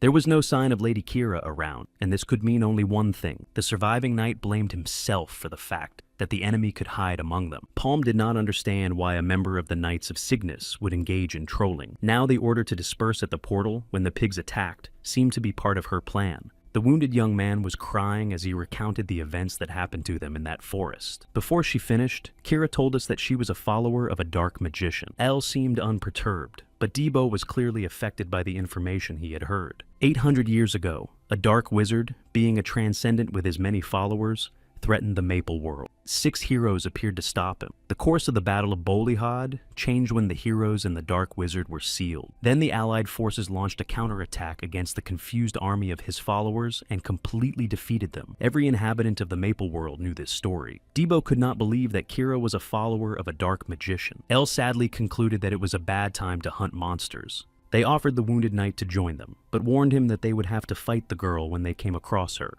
Although the young man was wounded and unable to fight, this was exactly what he expected. Meanwhile, Lady Kiri was running for her life, having been shot by 2 men on the road. They greeted each other pleasantly and said that they had been waiting for her. It was the mage who had destroyed the red-headed girls, and another guy who had destroyed Crocus's team. The man expressed his assumptions that the girl had dealt with the pen and said that the herd of pigs had been good for them, so now they could finish it off. He also asked if she had received a gift, but Kira pulled out a sword and asked who they were. Meanwhile, Debo and the wounded man were walking through the forest. The boy gently suggested that the knight take his time if he was in great pain, but the warrior replied that everything was fine. The young man calmed the wounded man down by saying that his boss was good at finding people, so they would meet the girl soon. Smiling and looking directly into his eyes, the knight replied that it was good and prepared a knife. In the field, the girl bravely fought with unknown men who shot her. The magician watched and was pleased because Kira fought well, so he praised her, saying that such people should be knight commanders. He wondered how long the girl would last. Meanwhile, the knight began to use the magic of her sword. The white-haired young man decided that it was time to finish and attacked the young lady from above. But this did not take her by surprise. She quickly deflected his attack and was ready to strike the fatal blow herself. Realizing that his death was imminent, the young man screamed for her to stop, and Kira did not hesitate to strike the last blow. Breathing heavily and with fury in her eyes, she said that the unknown persons had to tell about their plans, or they would die. The magician did not like this situation and ordered the other boys not to stand there, but to finish the job. The 3 boys happily rushed at the girl, obeying the sorcerer's orders. But before they could harm her, her defender killed all 3 of them in one fell swoop. Kira did not expect to see him. Debo turned out to be her protector. When they were walking through the forest and the young man was supporting the wounded knight, he suddenly pulled out a knife. With a wild smile, he told me to say hello to Kira when they met. But he did not have time to harm the young man. A fiery arrow flew past him and prevented him from harming the boy by separating the knight's arm. Elle came out of the ambush and looked indifferently at the wounded man, who was screaming from the pain of losing his arm. Debo looked at his boss with incomprehension and asked why he was suddenly like this. Palm did not comment on anything, only said that it was not surprising, and the knight was a bad actor. Pointing his fiery staff at the pagan, he ironically apologized for not trusting people. On the field, the sorcerer was surprised because he had not expected the unexpected guests. One of the magician's servants, William, said that this boy was from the Gaypore Trade Union. If he survived, it meant that Knight Pitten was a coward, incapable of suicide, although he was given a chance to atone for the loss of Lady Kira. The sorcerer looked at the boy and the girl and was a little bit afraid because of their power. Given this factor, he had to send his elite into battle.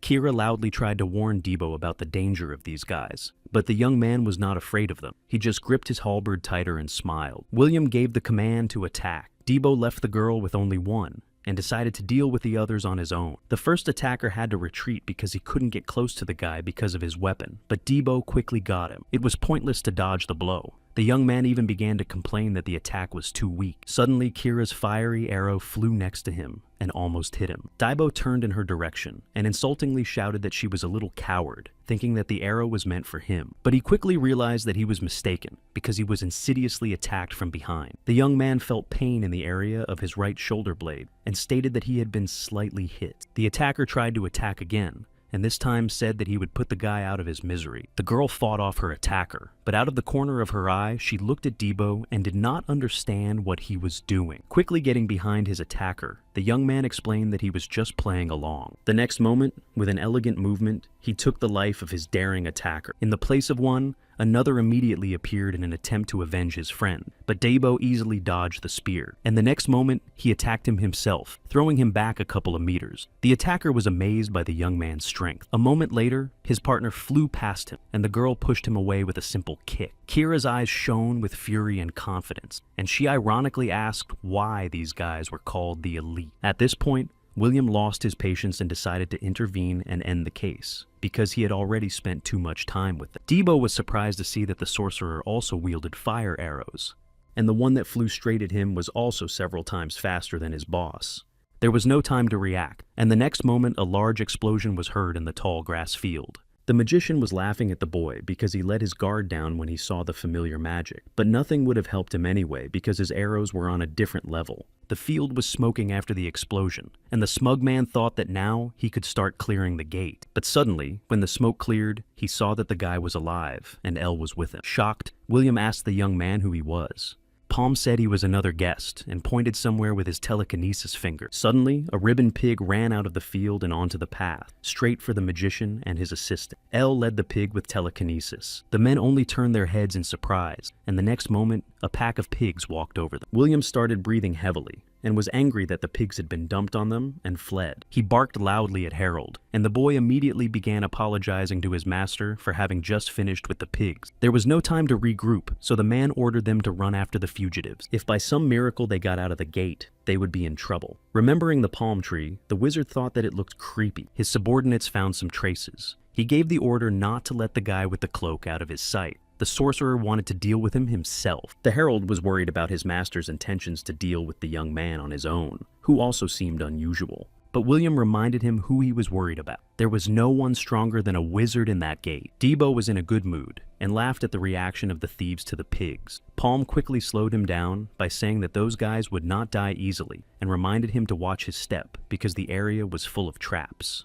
The young man said that he remembered the traps and asked why his boss didn't just end them, since he could have timed it right and finished the job. Elle calmly said that the sorcerer was stronger than him. Debo stopped in his tracks in disbelief. Palm walked calmly, blowing out the fire arrow that was aimed at his assistant. At that moment, Al's fire arrow was of little use and barely deflected the direction of the other arrow. Debo nervously tried to turn it into a joke and asked his boss not to joke like that, but he was actually very worried about what he had heard. Only when Palm said he wasn't joking did the guy realize that they had really just run away. Elle untied his sleeve and saw that his circle had expanded to its limit. Debo didn't really understand what that meant. The young man explained that the thicker the circle, the greater the difference in speed and power of the same spell. Since he was on the peak of the second circle, they should be on equal footing. However, William's magic defied logical explanation. If he entered the gate, he must be a magician of the same circle, but his skills were somehow stronger. Elle frightened the boy by saying that the sorcerer was now the strongest adventurer among them. In a panic, Debo suggested using the tactic of pigs on the goblins, but this is not an option because the goblins will feel that they are enemies and use it against them.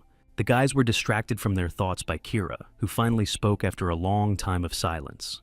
The girl emphasized that the follower of the Dark Wizard was hiding among the knights. This is extremely important information on which the fate of the Maple World depends. That's why we had to get out of there as soon as possible and refused to clear the portal. But Elle said it was useless, surprising Debo and angering Kira. The girl got angry and called Palm a former slave and asked if he was still so eager for a reward. But the guy calmly replied that nothing would happen if she warned everyone from the outside. It was not the best way, and she was simply underestimating the enemy. His followers have been hiding for 100 years, building up their strength. When they are revealed, they will only go deeper into hiding and become pests that destroy the Maple World from within. Kira attacked the guy and started shouting that he was doing something wrong and demanded that he tell them what to do, and to shut down if he doesn't have a plan, because they are being chased, and they should run away before they are caught. The guy calmly took the girl by the hand with which she was holding his collar and said that they had to show who the real hunters were. A man with a scar on his eye and long hair commanded the sorcerer's assistants and ordered them to find company before they left. Otherwise, they would be finished. As if out of nowhere, Debo attacked him, greeting the man with a gentle smile. At the last moment, the man managed to dodge, and the halberd passed a few centimeters above his head. The owner of the cheat sheet decided that he would finish what he had started, and since the boy had come to them himself, he would definitely deliver the fatal blow this time. But someone cut the rope,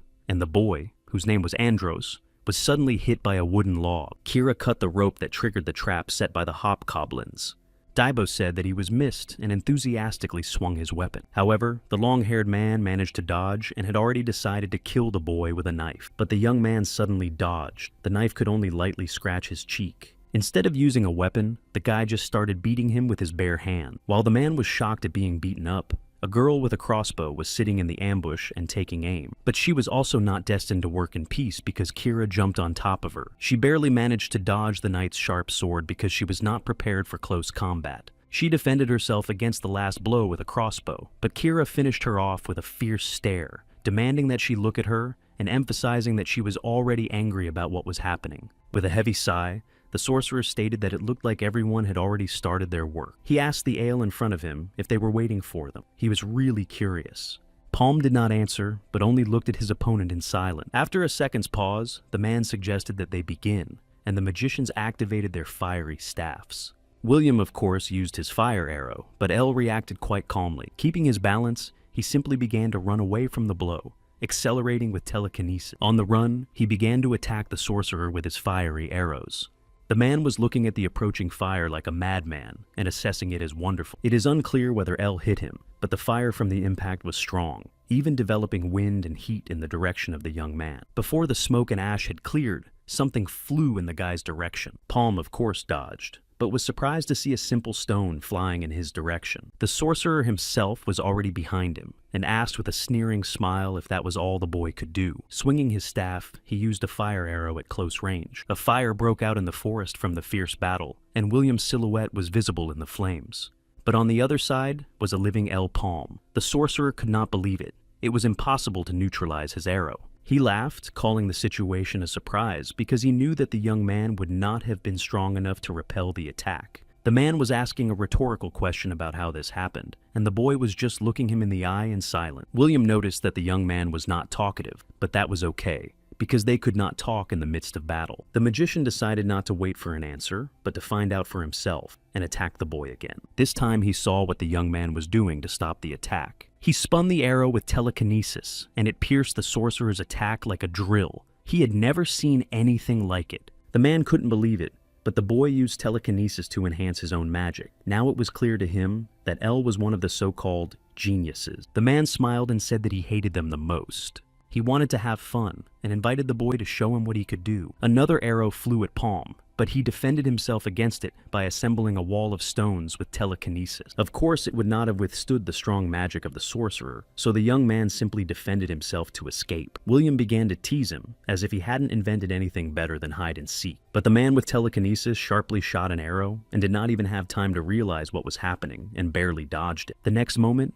it quickly turned around and flew back toward the sorcerer. And so, twisting like a rope in different directions, the arrow chased the magician, who barely had time to dodge. When his veins became swollen, he became angry and decided it was time to end it and shot the young man. Then the palm tree used its crown arrow in the form of a revolver, and there was a big explosion from the collision of magic. William laughed evilly because he knew that now the guy had used both shots and was approaching from behind with a green ring that activated on his finger. After taking in a lungful of air, the man breathed green poisonous gas. Such magic was quite useful, but it left him defenseless while he was preparing it. The man began to discuss the boy's telekinesis and fire abilities out loud. He assumed that the guy thought he was going to attack him when he guessed the time of reloading the fire arrow. Now Palm was immobilized for 30 minutes. The sorcerer's arrow was also reloading, so he decided to finish the boy off with a dagger. This was William's favorite part, and he was dancing with anticipation. He licked the knife and wondered with a crazy look on his face what the boy's desperation would look like in his last moments. And while the man got carried away with his fantasies, El Palm attacked him with his fists. The magician did not expect that his face would collide with the boy's fist, and flew several meters away from the blow. When Ibaru and Joubert brought the money for the work to the bar, the man stayed to drink with Debo and asked about their success. He was interested in how they managed to overcome the poison of the mad mushroom. The man said that the boss had already left and even offered to pay for the guy's drink. But the young man just laughed, saying that there was no point in it because Ibaru would not succeed anyway. El called it a room. When Debo thought he had sucked all the poison out of the palm nuts, it was a skill that drew in and held air with telekinesis. Now the young man was demanding beer for his story. The man just sat there and then revealed that it was a scam, and the boy did not argue that his boss was a real fraud. Palm beat the crap out of William by amplifying his punches with telekinesis. After he had beaten the man badly, he threw him away by force and took up his staff of fire. Finally, he struck the sorcerer with a fatal blow. His arrow even passed through the tree to which the man flew. The magician's body was mangled, but he was conscious and incredibly full of rage. He decided to spend his last strength on using his poisonous breath. The boy calmly used his room skill. The young man realized that it was all an act, and the man was pretending to be crazy and actually up to something. Since the poison breath didn't work, he would definitely want the staff back. He decided that he would be done with it right then and there. But suddenly his back was attacked. The magician could use his powers even without a staff. He was crawling out of the flames like a madman, threatening the boy that his remains would be scattered on the trees around him. The guy was knocked back by the impact and fell to the ground, creating a crater in his flight path. He blamed himself for letting his guard down. The young man did not expect that the sorcerer had saved the fire sphere, a fatal mistake he would not have made before the regression. While the fireball was flying at him, the guy thought with regret that he had lost his grip.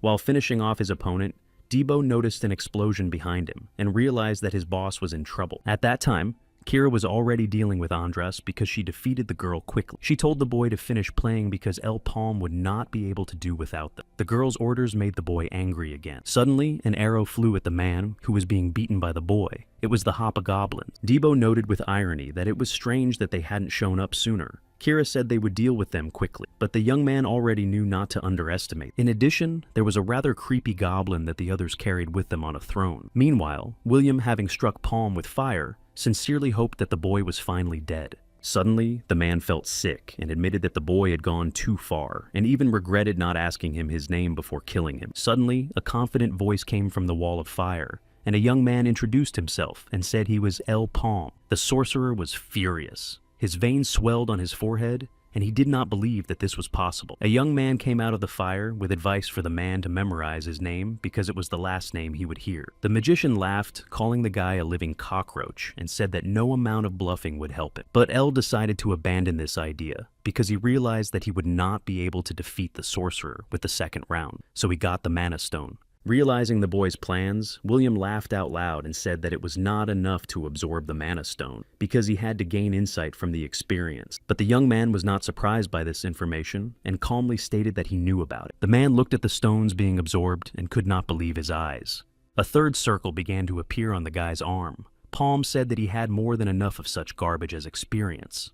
The sorcerer with a furious face rushed at the boy, by which time his arrows had reloaded, and he was no doubt trying to use them. El just frowned, and the next moment caught a fire arrow with his bare hand. In his compulsive attempts to save the situation, the man tried to use a fireball. But Palm was so strong that he easily deflected his attack with telekinesis, so the fire flew at the host. It was the end of the story. All that was left of William were his smoldering clothes, and the young man realized with a heavy sigh that he had forgotten to ask his name. The guy's partners did not fare so well, as they were hiding behind a tree. Debo was barely conscious and was supported by Kira, who thought that everything had gone wrong.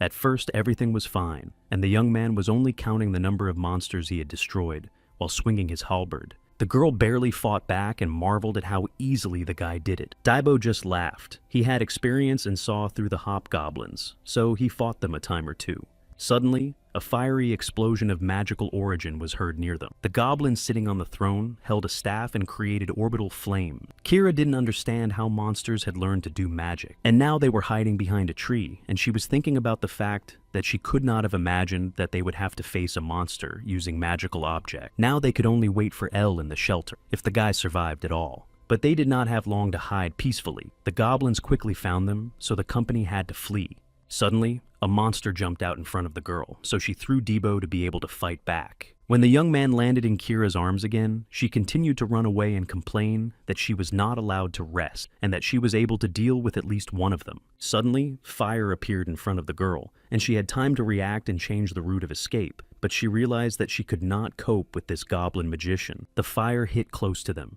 and the burly wielder of the staff laughed out loud. The still unconscious Debo was now on his feet with a fierce face, and Kira was only surprised at his quick recovery. The next moment, without a second's hesitation, he rushed into the crowd of goblins, striking them one by one with his weapon. The main goblin with magic used fire again, and seemed to hit the boy directly. Kira watched the fantastic fight with her mouth agape and in disbelief. She doubted that the young man had only one lap, because he jumped out of the flames, doing a flip and trying to strike the main goblin. His halberd managed to touch the face of the main monster, but the latter struck the boy with fire in response. Debo miraculously managed to save Kira, who barely pulled the young man out at the last moment. The enraged monster, with blood running down his cheek, began to gather a huge sphere of flame. Debo could barely stand on his feet, so the girl stood in front of him and said that she would go on by herself, although in reality, her sword would not have protected them against the magic. No sooner had the fire approached the company than it was enveloped by magical blue lines and directed at the sender. The stupid hobgoblin did not even realize what was happening and was laughing in the last seconds of his life. Kira, who miraculously survived, wondered what it was because it all happened so fast. Of course, it was El Plume, who arrived with his clothes burnt, but said he hadn't missed everything yet. Lonko sat and waited for the adventurers for 3 days. Although he liked the fact that he was getting paid for doing nothing, he was bored with waiting and decided to change jobs. Suddenly, he noticed that people around the portal began to fuss. At first, the man did not understand what was happening, and then it became obvious that the portal was simply collapsing. A young man with a blindfold asked to call the bishop. Lonko asked for a report on the situation. He was told that the gate had collapsed, and there were only a few survivors. They were Kira L. and Debo. Palm suddenly woke up in some room and asked where he was. Lonko was sitting across from him. He was strict and demanded that the boy listen carefully and answer honestly. The best men went on the raid, and only 3 of them returned. When asked what happened there, El was surprised to hear that only they had returned. While he was being treated, he muttered to himself that he thought the others had died. The man demanded clear answers from him, or else threatened to take his life. He said there was a demon inside. He asked for paper and a pen to draw it. He didn't know his name, but he still wanted to draw him. The man was surprised and interested at the same time. An argument broke out in the tent near the place where the portal was. They complained about what had happened, because 100 of the best had left. The gate was only of the red level, so the commanders refused to believe that monsters could have blown it open. Toriel, a representative of the Sky Trade Union, complained that his cousin had gone there, but Lonko showed him Al's drawing of Hobgoblin. The man believed the boy. Then the talk started because everyone knew that hobgoblins have intelligence and can use magic items, and fighting them is equivalent to fighting an army of wizards. A man named Franco with a magnificent mustache did not believe it, because he was sure that these goblins were not scary for his Natasha. Lonko didn't really understand what Goldrich was referring to. Then Franco spoke out about trolling. Everything else was meaningless unless they were attacked in the middle of the gate. There was no way to know what was happening on the other side, so it was easy to take advantage of that. However, if only 3 people survived, they had to work together. Abbas was charged with treason, but he did not want to listen to this nonsense, because he was sure that his team survived because some of the members had reached the 3rd level and were stronger than the others. Franco was offended by hints that his avenurists were worse, but he stood by the fact that he was simply stating the facts. If Gapor had such strong people, he would not be at the bottom of the ranking. The men pretended to be joking, so Abbas replied that they were just new, and their rating would continue to grow. Returning to a serious tone, Franco asked if the Union had any hard evidence, to which the bearded man replied that they had not taken a single item from there, and therefore had no motive. El politely bowed to Lonko, thanking him for his treatment, but they had to leave. The man kindly asked them to take care of themselves. After the company left, a young man with an eye patch asked the commander if they would really let them go so easily, but they had already decided. The group was quietly walking through the forest and saw a snail. Kira was surprised that it actually followed them. Even when they were in the portal, the girl did not understand what the boy was waiting for. After all, they had destroyed both the magician's followers and the Hobgoblin squad. They were going to get rid of things to maim each other and leave the gate. Al's plan was indeed to defeat the Goblin boss and his followers, but he was surprised by what the Sorcerer had. It was a phoenix feather that increased the power of fire spells by 30%, and, unlike other items, its effect was summed up. Now Palm understood the reason why the adventurers had died, and realized that it was necessary to prevent such a powerful reinforcement from being taken away. The girl reminded him that if they came out with anything other than the previously declared items, they would be suspected of trolling. Kira asked him not to be so greedy, and to stick to his own plan. At that moment, they had just found a way out. Suddenly, they all noticed a cute little snail with a flower on its shell. It was a snail like a pet. Unlike monsters, it was not aggressive at all, and had a habit of sniffing and collecting objects. His sink grew larger with the number of things. This species was noticed only after the gate was opened in the guy's past life. The young man took 2 phoenix feathers out of the snail's shell, and the animal looked sweetly at its owner. Kira was shocked that El could carry it, and even knew about such creatures. The guy thought it was better to take a chance than to run empty-handed. The girl said she had followed all the guy's instructions, so now she asked him about his future plans, but he told her not to rush. If enemies have infiltrated the ranks of the Knights of Cygnus, they need to be careful with information, otherwise the enemy will lie even deeper. The guy said that someone should have come back by now, so he suggested waiting a little longer. The man was clutching a piece of paper in his hands, furious at the failure of the operation. The girl reported to the boss that the Goblin boss had defeated everyone, and only those close to Gapor survived, and all suspicions of trolling fell on them. However, her doubts were dispelled by the lack of evidence. Although the mission was a failure, the criminals themselves were not exposed, so the girl asked whether to prepare for the next operation. Their plan was to kill all the participants and the monster boss. They assumed that Palm had encountered William, but he didn't mention it in the reports. His motive for keeping silent was unknown. The magician's followers were scattered throughout the unions, so it was hard to find them. They were the only ones who knew about the Dark Wizard's return and could have betrayed them at any time. The girl panicked because they were in danger and suggested that her husband disown all the members who had infiltrated each community. There was also an invitation. The man laughed but was interested and decided to accept it, although he wanted the difficulty to be adjusted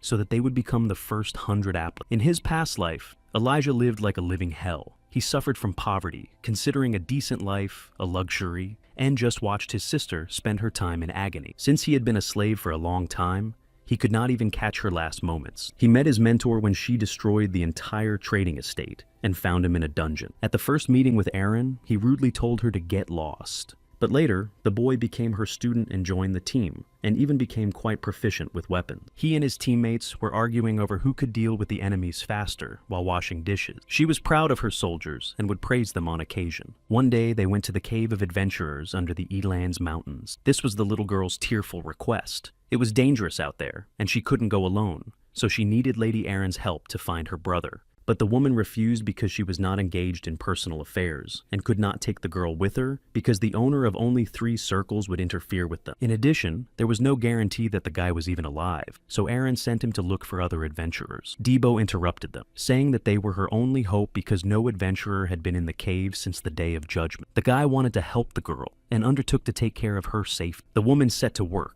In the dungeon, they saw a body, but fortunately it was not the girl's brother. But it did not look like he had died at the hands of a monster. It looked like the young man had died a week ago, and he even looked like him to the woman. However, the next moment, the boy who had been shaking only managed to pull the girl away because a monster called Zakum began to emerge from the ground. Aaron began to command the soldiers and said that she and Debo were taking the left flank. The self-confident guys smilingly thought they would finish everything soon. Everyone took turns attacking the monster, which looked more like a robot with 4 arms. While everyone was fighting, a girl named Shannon quietly went into the dungeon, the entrance to which she suddenly saw. Debo was breathing heavily after the battle. It was not for nothing that there were rumors that this monster needed to be tinkered with. Suddenly, one of the group members noticed that the girl had disappeared and started asking if anyone had seen her. A young man at the entrance to the mine noticed the girl's hairpin and could not believe that she decided to go there alone. Aaron told everyone to get ready because she could feel a very strange aura coming from downstairs. Everyone immediately asked if there was anything else down there, but the woman couldn't answer for sure. She just felt something strong and dangerous. Debo bowed his head and said that he would find the girl because he was supposed to be watching her. His comrades reassured him because even their commander said that there was something dangerous there. Suddenly, Aaron said she would go with the boy because there was something in the mine that threatened the Maple World, and she had to stop the threat. It was like a real hell down there. Boulders of stone hanging like icicles were located above the lava flow. The girl was sitting next to the body under a tree, whose branches were wrapped in chains. When the company arrived, they immediately saw Shannon and noticed that she was sitting next to the body. It became clear that her brother was dead. Mentally, Debo cursed, but asked the girl to stay put. Suddenly, Shannon started smiling and saying that she knew the boy would come, because he was kind and wouldn't let her down, and she couldn't turn back. The girl told the young man that Zakum means the devil's tree. Many people think that statues are Zakum, but they are only a means to an end. The real Zakum is a giant tree. She added that they would have to face the real thing. Debo could not understand what this meant at all, but Aaron understood and thanked him for the warning, because she did not know he had a body. She promised the boy to cut down the tree. The woman boldly walked to the tree and advised the girl to stay away from it, because she could have been crushed by accident. Suddenly, she asked me sternly if there was anything else she needed to do with her brother as a victim. Shannon took a red balloon out of her brother's pocket and explained that she had been misunderstood. Looking at the sphere and still sobbing, she said that it all started as soon as they stepped in. Zakuv used mediums, and they were not limited to statues. At that moment, Debo felt himself being pierced by a sword. Aaron managed to react and turned around just as her own ward was coming at her with a spear. The guy was leaning over and breathing heavily from his wound, asking his friend Miria what she was doing. However, when he looked into her eyes, he realized that something was wrong. In addition, she furiously claimed that the guy had killed her friend. Shannon smiled and said that it was all in vain because in the eyes of the hypnotized, Debo and Aaron were only objects of revenge. It was time for the final act. A large stone statue began to emerge from the ground along with the fire. The company met a similar fate on the mountain. Shannon was ready to make every effort to complete the performance. The girl began to transform herself, and her eyes changed and her hair turned white. She was ready to do anything for the Dark Wizard. Debo trembled in pain and held his wound, thinking that Shannon had been possessed by Zakum. Aaron shouted at the boy to hurry up and end it, because the person who attacked him was no longer Miria. The young man understood everything perfectly well, but still could not develop a friend in the current threat. The woman began to destroy everything around her, including the statue and her former subordinate. Debo blamed himself for all this, because he agreed with the girl. It all happened because of him, and now he had to take the life of his friend Miria. Only when he pierced her with a halberd did she regain consciousness, touch the boy, thank him, and ask him to take care of Aaron. Meanwhile, the woman was dealing with the true body of Zakum. It was a tree with hundreds of eyes. She kept hitting him with her weapon in an attempt to cut down this wooden evil. Suddenly, the statue that had emerged before the battle began to catch the woman with its stone paws. After finishing the case, Debo joined her and encouraged her to finally finish the monster. Together, they struck the statue 100 quick blows, but the creature did not give up. Shannon, now reincarnated, stood with a sword to defend the monster, and said that she had given her life to the Great One. Aaron quickly dealt with her halberd and just looked at the girl's body. Now, there was only a statue with red lava flowing down its arms like blood. Debo started to say that she would not let them win so easily, but suddenly he grabbed his head. Aaron didn't want to believe that her favorite student would now also be subjected to the power of the trees. Debo screamed, begging the woman to spare his life before he did something stupid. It was hard for her, but Aaron activated her weapon and swore and asked the guy for forgiveness. The young man recalled their first meeting and believed that such an ending was fitting for him as a punishment for his stupid behavior. Finally, he apologized to his friend. He asked the woman to hurry up, and suddenly everything became blurry, and he saw his sister, Dinev, and asked who brought her here. Now Debo looked at Aaron with different eyes. He saw her as the culprit in his sister's death. The woman calmly told the boy not to worry, because everything would be over soon. It was in vain. The thought that his sister had been hurt by someone gave the young man furious strength. Debo attacked his teacher without a shadow of hesitation. It was difficult for the woman to dodge his attacks because the boy's feelings were heightened. The guy was swinging his halberd so fast and skillfully that Aaron was surprised. She decided to deal with him with the help of the statue and separated a piece of the stone hand that the boy was standing under. The young man miraculously managed to jump away, but fragments of stones hit him and he lost consciousness. Now the woman could safely engage with the statue of Zakum and began to attack it. She swung her weapon for the final blow, unleashing the power of the tiger. Only a moment later, she noticed that Debo had climbed onto the statue's forehead and was already jumping from there to attack. Aaron was angry, calling him a fool, but at the same time apologizing because she had no other chance to end Zakum. So, ignoring the boy, she directed all her destructive power and destroyed the tree. After a while, the young man came to and tried to understand what had happened. Aaron, with her halberd sticking out, was smiling with joy because she thought she would not have time to say goodbye to the guy. The young man screamed in disbelief at what was happening. He was screaming because he remembered that he had begged the woman to take his life. She explained that she had already failed 800 years ago, so she was not the one who could stop the magician now, and the young man was much more talented and stronger than she was.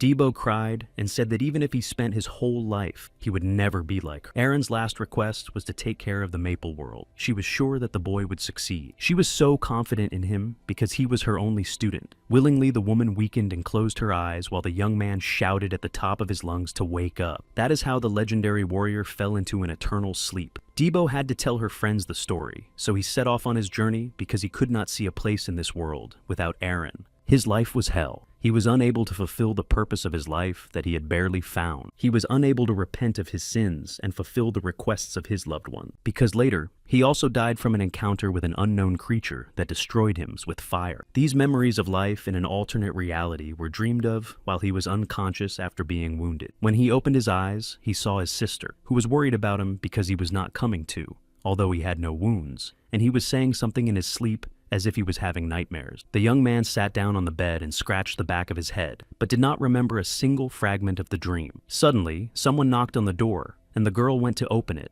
although she was surprised because they were not expecting anyone. A few seconds later, Dinev called for her brother, because the guests had arrived at his place. Elle was waiting for him on the doorstep, saying that they had to hurry up and advising him to get ready. In fact, Debo thought his boss was on vacation. He asked his boss what the change in plans was, and Palm asked him to borrow 200,000 mesos, Needless to say, Debo did not like this request. Abbas called Al for a conversation and summarized the picture. They got to the base of the Hobgoblins, who killed everyone, but he managed to survive by mastering a new circle. The young man confirmed everything, but the man was angry at this answer and felt that the boy was up to something. Borodon reminded him that he could receive a reward only for reliable information. He knew he needed money, but Palm calmly stated that he had made a mistake and dug into his bag and pulled out 2 million mesos, saying that he would pay back the debt first. Abbas was nervous. He was shocked that the guy had so much money because they didn't pay him that much, so he found an additional source of income. The man refrained from strong emotions and said that now he was a free adventurer, so he had to sign a new contract. He asked me to name the amount and promised that he would try to satisfy it. Then El said 50 million mesos. Abbas was furious with such demands and said that no one would give such money for C-class adventurer. The young man was not going to bargain or argue, but simply stood up, saying that in that case the conversation was over. After the conversation with the man, Palm was heading somewhere with Debo, and the young man asked how the interview went. The boy calmly said that he was rejected when he heard the amount, and calmly named it when the young man asked about his requests. Unable to contain his emotions at the amount, Debo asked directly if his boss had hit his head somewhere. He grumbled that the boss never consulted him, and then asked about the place they were going to. It was a slum, and Debo had been there many times and always tried to get out of it. Although he didn't live in luxury now, it was still better. It was said that this used to be the most kitschy neighborhood in the city of Lys, but that's in the past because it's now a den of criminals. Now, it is the worst neighborhood on Victoria Island. As the boys were walking down the alley, they were called to them by a bunch of courtesans. Suddenly, a man flew right at the boys' feet. Debo turned his head in confusion. The man, lying on the ground, looked at the offenders with anger and thought to himself that he thought everything would go like clockwork. When he realized what had happened, he guessed that there would be a fight. His former neighborhood has not changed at all. But suddenly the man stood up and called El and Debo his older brothers. Pointing to some strange men, he said they had accused him of stealing and asked for help. The man began to play a theatrical performance and asked for help with tears in his eyes. Debo immediately began to react violently to this nonsense. But the foolish men thought it sounded like the truth, so they demanded 3 million maces for the man stealing their item and then selling it. The man hiding behind the young man became bolder and began to claim that the fat man did not see him stealing and was accusing the ordinary worker for no reason. Suddenly, 3 million mesos of money flew into the fat man's face. El told him to take the money and get out. Debo didn't understand what his boss was doing and thought he was definitely crazy. Palm only glanced sideways at the thief, called him Ralph, and ordered him to follow them. The man was confused because he could not remember meeting the young man. After leaving the scene, the man discussed business with the young man. Palm wanted to hire him. When Ralph asked him for money, he replied that he had spent it all on his ransom. When he found out that El did not work for anyone, the man said that he did not see any point in joining him at all. Then Debo angrily demanded the money back. Ralph boldly claimed that he did not ask anyone to pay for him, and it was their own choice. He realized that if they came for him in such a hole, they knew about his skills, so he demanded to be paid 3 million mesos for his work. Their argument was interrupted by a woman who introduced herself as Beju from the Kanya Trade Union and asked which of them was El Palm. Ellie gave her a stern look, but let her know with a smile. Ralph was assessing the situation. It was an honor for the woman to meet the guy. She wanted to pay a more official visit, but circumstances did not allow it. The guy's skills were appreciated, especially after the last gate was cleared. She made no secret of her desire to recruit his team. Even though they would have to pass a formal test, they were offered 3 million down payment and 50 million after. Ralph was stunned by what he heard, but El smiled and agreed to the offer. Beju left the advance and wished them good luck and said that the raid would take place tomorrow at midnight. Debo, who was standing nearby, could not get over how lucky they were. Palm then threw the money to Ralph, saying that the contract was for a year and that he would receive the remaining 7 million after clearing the gates. Debo looked at the man and at the boss and then back at the man and was once again surprised by the commander's behavior. The young man was arguing out loud that Palm would just spend 10 million on some scumbag. Ella was only pushing him because they were late for their next meeting. When he saw the man they were supposed to meet, he made a disgruntled face, and then he started shouting questions about what Kira was doing here. The girl shut him up, saying that she was only fulfilling her promise. At midnight, the 4 of them set out to take the gate. It was raining, and Debo ironically declared that this was the best day for a raid. 5 groups with a total of 50 people was enough for this portal. Ralph only thought about money. For him, it was an unnecessary balance sheet that diminished his destiny. Beju greeted everyone at the portal and informed them that this gate was Orange Class. There were already 3 notches and a limit of 50 people. The woman assured me that most of them could handle it. Elle knew this place. He knew that the followers of the Kanya community would eventually contact them, but he didn't think they would come here. They had already reached this place. The young man had already defended this gate before, so everything was going according to his plan. They were reminded that all teams had to signal to regroup when they found the secondary goal. Debo didn't know what that meant, and his team started to laugh at him a little. The girl explained to him that the gate is divided into levels, and the presence of another gate means that there is a dungeon in the middle of the dungeon, or, more simply, that there will be 2 raids this time. Ralph teased Debo, saying that he didn't know the boy was so green, and even got nervous. Suddenly, with a sly smile, he turned to Al, saying that, although he had been hired, it did not solve the question of who would be the leader of the group, and suggested choosing a commander based on his skills. Palm smiled and laughed at his eagerness, and agreed to settle the matter in reliance on his contribution to the raid. The man began to rejoice, thinking that he had caught the young man and would be able to become the head of the team. But Kira and Debo were not very happy about the deal. Finally, they began to enter the portal. Debo was excited at the thought of earning 50,000 mesos. Just before entering the gate, Ralph touched the young man, devaluing his skills because he has only 1 lap. The guy was tired of it and wanted to challenge the man to a fight, but he refused because he didn't do anything for free. The young man was angry that his boss had hired such a rude man, and thought he would be a nuisance. Suddenly he realized that there was already a heated fight on the other side of the portal. The monsters were called Evil Eyes. Someone was screaming in panic to run away. Someone was gathering to attack. As soon as Debo entered the portal, some unknown creature tried to devour him. The next moment, this monster was simply pushed away from the young man by Ralph with a single kick. He urged the boy to get ready. Kira couldn't believe that they had been thrown out right in the center of the monster's territory. With crazy smiles, tongue sticking out, and one eye open, the monsters ran happily at the adventurers. Elle immediately attacked them with fire. Last time they were not attacked right at the entrance, so it was different from his previous experience. The girl boldly attacked the creature, but it dodged every time, and she could not catch its movements. But the monster was able to hit her with ease, and when the girl fell, they rushed at her in a pack. In one fell swoop, Kira was saved by destroying all the monsters around her. Debo could barely cope with the creatures, and was impressed by their skills. Ralph also quickly dealt with the boy's monster, destroying the creature in a flash. While the young man was amazed, the man was calculating that there would be 2 for the kid and 1 for the miss. Ralph proudly showed off his 3 circles and said that he could accept gratitude right away. Kira was impressed by his abilities, even though it was unpleasant to admit it, but the 3rd round was on a completely different level. The man continued to deal with the monsters, reasoning that their movements are chaotic, but they have nothing else. When he saw Al's fire arrow and telekinesis skills, he realized that it was enough to attract Kanya's attention. He didn't know how to fight bosses, but he was faster than him at hunting, so Ralph saw Palm as a useful character. Not everyone can come up with 50 million as a down payment, and judging by the rhetoric of the Union's communication, they may pay him more in the future. In his fantasies, he could already see himself sitting on a mountain of coins and controlling these children. Hearing her husband's laughter, Kira was horrified by his behavior, and assumed that he was enjoying the fight. Ralph was once again rushing towards the monster, already imagining how he would defeat it, when he was suddenly pushed away. Elle did it, and the man did not understand this act at all, and thought that the boy was using cheap tricks to fight him.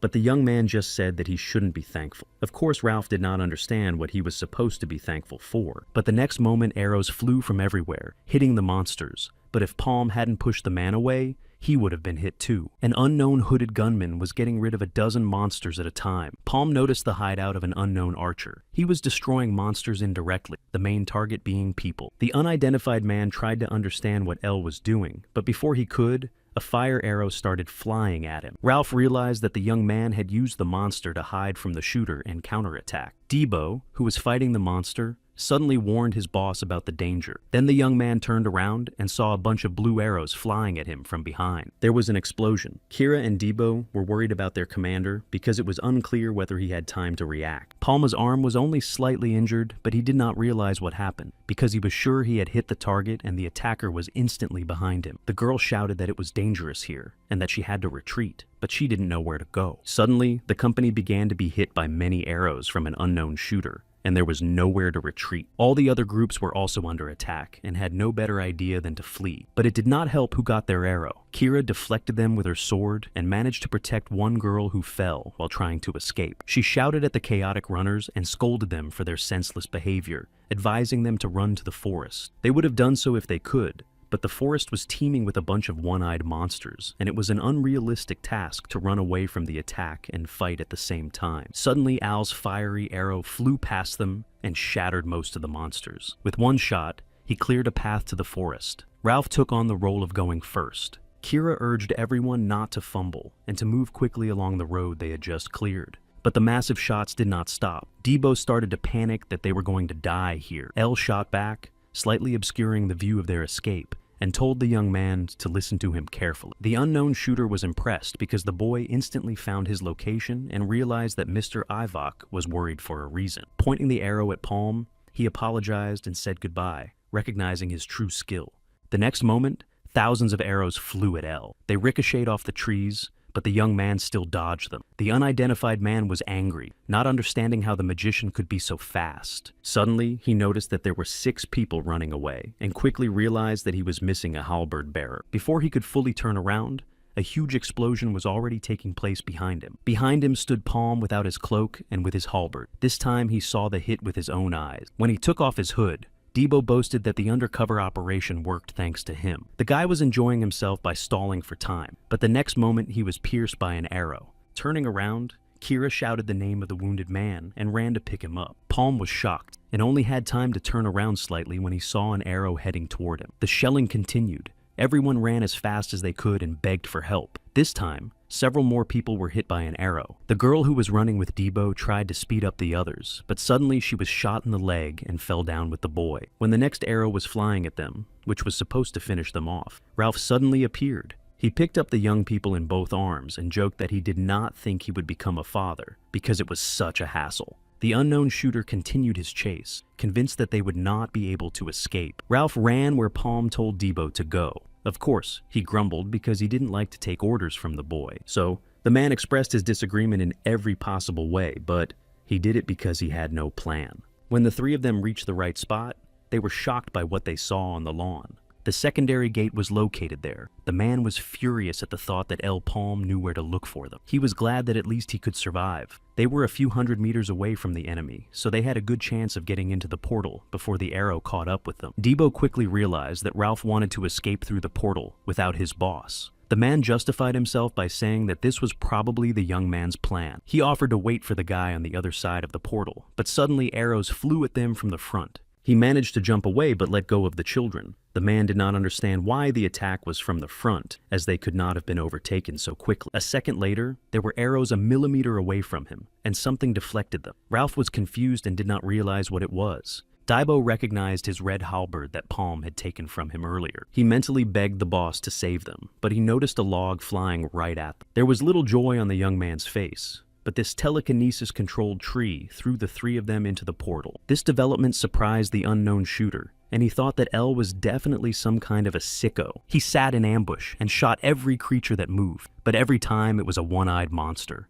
The boy did not understand why El did not move, and assumed that the young man was hiding and looking for him. This added to the unknown man's excitement, and he was happy to play with El. Mr. Ivok took him in 13 years ago when the selection process began, and only 5 of the 13 assassins were to survive. The battle lasted for 7 days, but his opponents were never able to find him, and for that man gave him the title of the Ghost. The shooter snapped out of his memories because he saw movement again, and fired, but it was a one-eyed monster again. Suddenly, an arrow flew into the place where he was sitting. The Ghost recognized that it was not bad, but he ran away from the attack. He assumed that the young man realized that he had betrayed himself with his arrow, so the next moment, blue arrows were sent in that direction. Suddenly, an arrow caught up with him, as he rounded the tree where he was sitting. Falling from the tree, he scolded that it was so petty to use telekinesis to hide his own position. Al's arrows deftly avoided the trees and aimed at the Ghost, and the boy fired back as best he could. Palma's weapon was so stiff that it finally caught the unknown man from behind, and he realized that things were bad. The shooter flew away from the blow, and, breathing heavily in his mind, scolded Palm as hard as he could. But he got up and decided to gather his strength and change his tactics.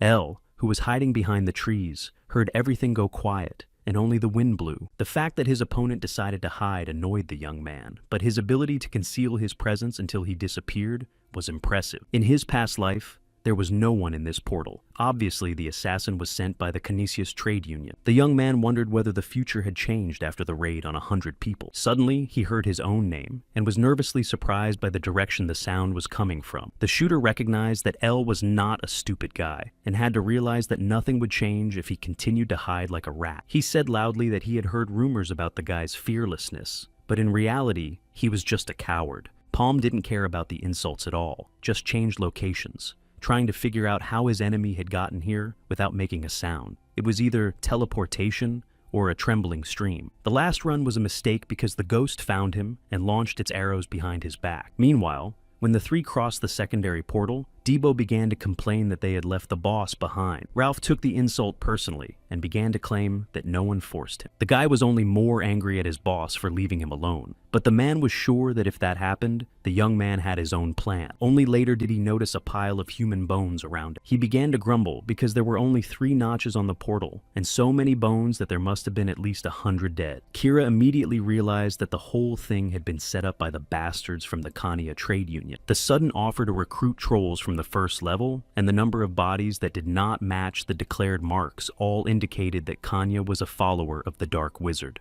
Debo stared in shock at the girl, who continued to say that the Union was always luring adventurers who were in the way. Ella was right, so they took the bait.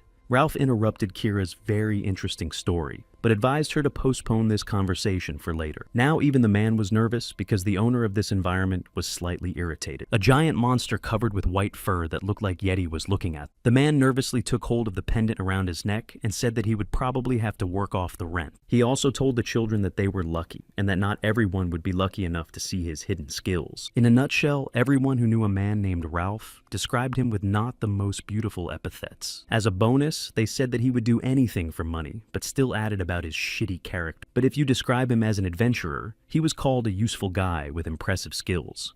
He was the best bishop of the third circle. He wore a cross-shaped amulet around his neck. Taking it in his hands, he instantly healed all of Kira and Daibo's wounds. In front of the guy's eyes, his dangerous abdominal wound healed in no time. Ralph did not belong to the attacking class of knaves who specialized in stealth and close combat, but to the bishops.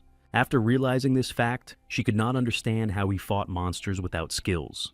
The man told the young people to get ready to practice healing as soon as they were healed. Looking at the angry monster, he added that the creature was also tired of waiting. When Yeti reached out with his paw for him, Ralph simply ran away, ordering the children to show their skills. The monster roared on the ground and split the stones so that the girl and the boy flew away. Trying to somehow hold on to a piece of ground under his feet, Debo managed to swear at the man. Meanwhile, the monster has already opened its toothy jaw at the adventurers. The young man grabbed the monster's claw and hit it in the eye because he was annoyed at being stared at. The girl was not far behind and supported the boy, and attacked the monster with her sword. They took turns striking the stout creature. The creature roared loudly. Suddenly, Ralph jumped out and unexpectedly attacked the monster with a simple kick to the cheek. He began to treat the girl who had already been pawed by the monster, and complained that they were weak and useless. Now the man was not only healing, but also acting as a tank. Debo noticed that he did not heal recklessly, but only when they really could not continue the battle. Ralph took out a book with a cross, and an angel appeared behind his shoulder. He also added that the first time he would be paying for it at the expense of the institution, and then he would ask for funds.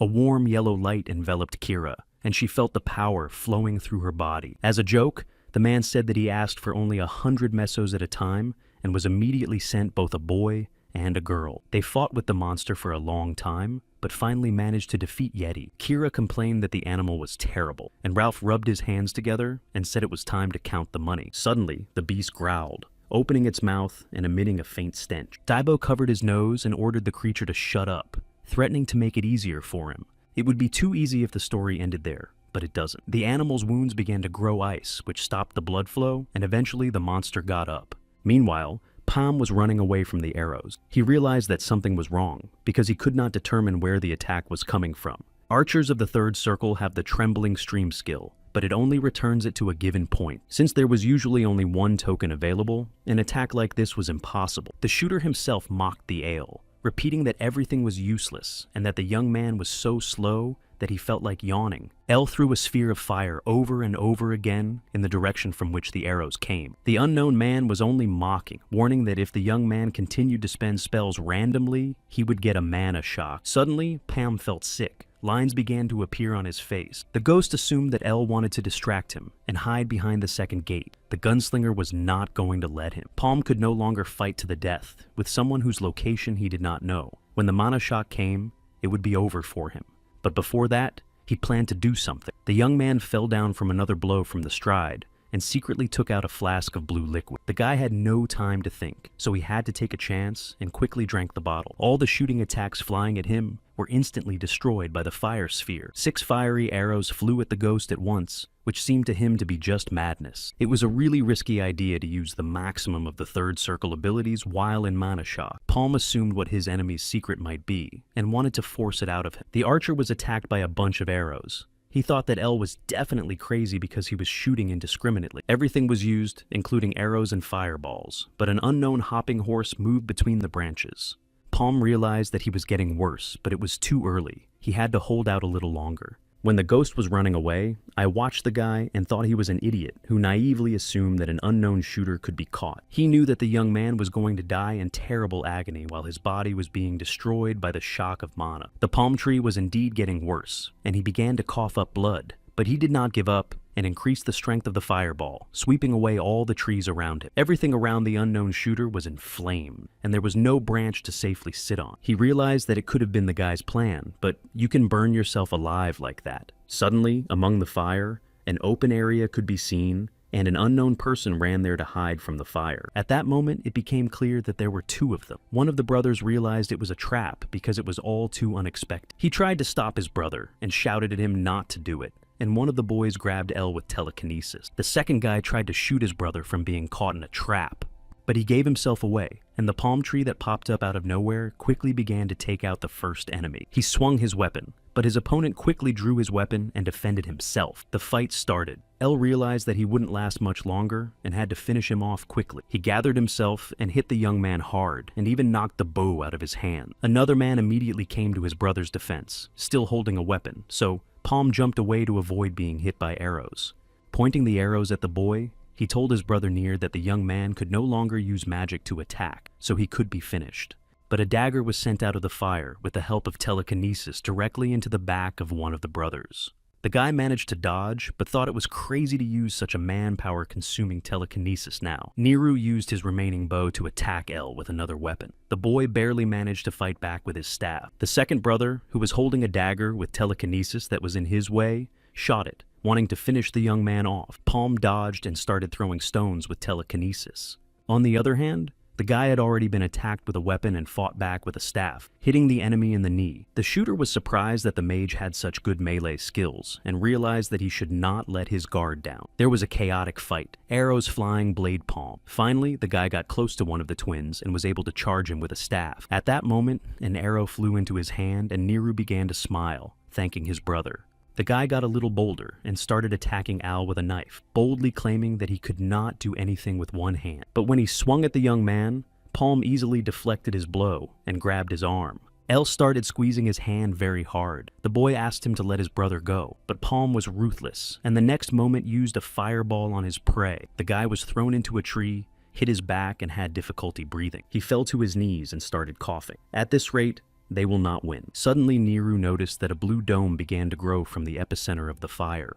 Covering his face with his neck, he rushed into the fire in search of his brother. Suddenly, a palm tree popped up in front of him. The young man thought it was a good chance to get even with the guy. El jumped on his enemy himself, so the guy could only use his knife. The other brother was horrified to see the blue barrier begin to disappear. He immediately rushed inside, horrified, assuming that the impossible had happened. There he saw his brother bleeding and almost unconscious.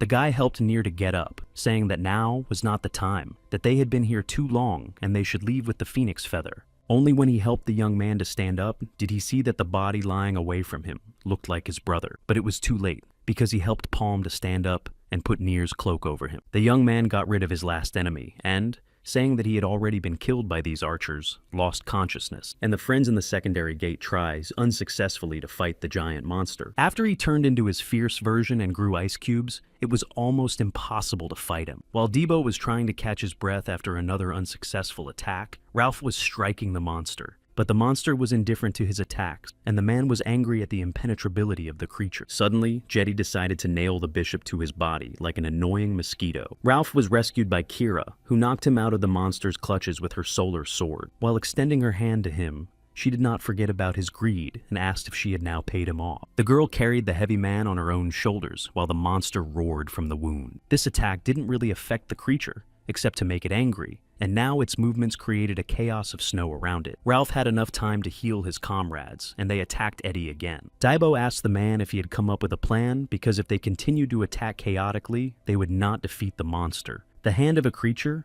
about which he had been kindly warned by the bishop, began to approach the boy from behind. But this information was not enough for him because the creature was huge, so the young man evasively asked to be more specific next time. The man didn't like the boy's boldness, so he told him to shut up and draw attention because Ralph himself was trying to get close to the weak spot. The young man fulfilled his role without question, and when the right moment came, he signaled his friend. As soon as the man and Kira heard him, they immediately rushed to the sword sticking out of the monster. However, the giant noticed the setup and fought off the attack, so he could not be called a simple fool. Debo was struck by the monster and injured. Kira cried out to her husband to heal them, but Ralph had only 4 charges left, so he advised the children to dodge. He also asked the boy and girl to unfocus so that he could find the right moment.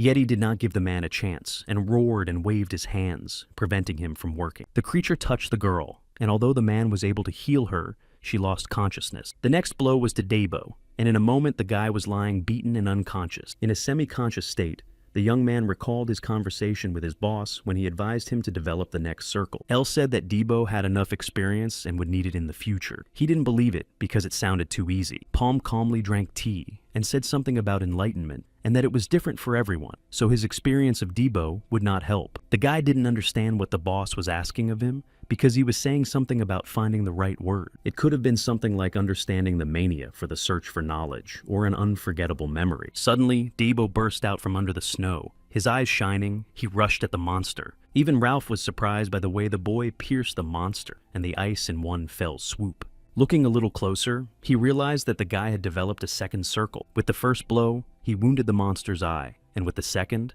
he drove the sword into its body like a nail. With this attack, he used his sword to reach the middle of the monster, where its core was located. Yeti roared and turned to Debo, with his side covered in ice, and wounded the boy with it. However, even Ralph recognized this deed and praised the young man and healed him. The guy immediately opened his eyes and began to skillfully demonstrate his skills with the weapon. The monster decided to grab the man as well, and Ralph smiled smugly because he knew that his biggest problem now was not him but Debo. So, while Yeti was trying to neutralize the man, the latter treated the boy, and the young man was about to deliver the last blow. He struck the sword with all his might, and it destroyed him to the core. The monster began to move actively, roared, and threw the boy off its back. Debo climbed out of the snowbank where the creature had thrown him and looked around. He picked up the unconscious Ralph under his arm and lifted him up, asking what was going on. Now the monster's roar was more like a cry. It was running away, and its limbs were falling apart along the way. Yeti's paws became even more covered with ice and then simply broke off from the main body. Eventually, it was completely covered with ice and shattered like a crystal vase. After a while, Kira regained consciousness and began to ask Debo what happened to the monster. The boy was glad that the girl had finally come to her senses. They were sitting in a cave by a fire, with Ralph lying unconscious next to them. The young man said he was so hungry that he tried to eat the monster, but the meat was too hard, so he waited for them to come to their senses because there was no gate to the exit. The weather was terrible, so he decided to wait it out, and their bishop looked barely alive. He planned to go on a reconnaissance when the blizzard subsided, but until then, the girl had to rest. When it got light, Debo went on a reconnaissance mission. The whole day had passed, and his boss was still missing. He couldn't put his thoughts together on his own. He was walking calmly, looking around, when suddenly he saw a one-eyed monster behind him. He was already tired of dealing with these creatures, but he handled them with ease and skill. When he returned, Kira first asked if he had found a way out, and then noticed that he was all torn up, so she asked what happened. Even though Debo was covered in blood, he was unharmed, so he said he just ran into some difficulty. The girl was scared when she realized that there were still monsters outside, so she said she would go with the boy. But the young man said that someone had to take care of their fellow scoundrel, hinting at Ralph, who was lying unconscious. Kira continued to stand her ground, saying that next time she would go alone, but the guy did not accept this option either because he did not want them to see the same place twice. He insisted that the girl not waste her energy and that she should rest instead. She looked at him and thought that the young man was trying to look cool, but was pushing himself too hard. The next time Debo went alone again and had to fight monsters again. Eventually they drove him to a cliff face. It was very cold in that portal. One of the one-eyed monsters attacked the boy and they flew down together. Miraculously, the young man managed to survive the fall and the creature was defeated. Suddenly, he noticed a Mon sitting in the snow with a sword. The young man thought that the man must be completely frozen. It seemed that he had died quite recently, and there was a piece of paper sticking out of his hand that caught Debo's attention. When he looked closely, he realized that it was a letter. There was also something written on the outside of it. It said that someone was giving this man the gloves of a real warrior, and if he had such skills, they would be useful to him. It said that they fell into the trap of Kenya and were destroyed by Yeti. This letter was addressed to the person who would find the man's body. In addition, he reported that they had found the gate. But this way out was unusual. To activate it, you had to defeat the main monster. The note at the end had a map with the way to the gate. The man expressed his sincere hopes that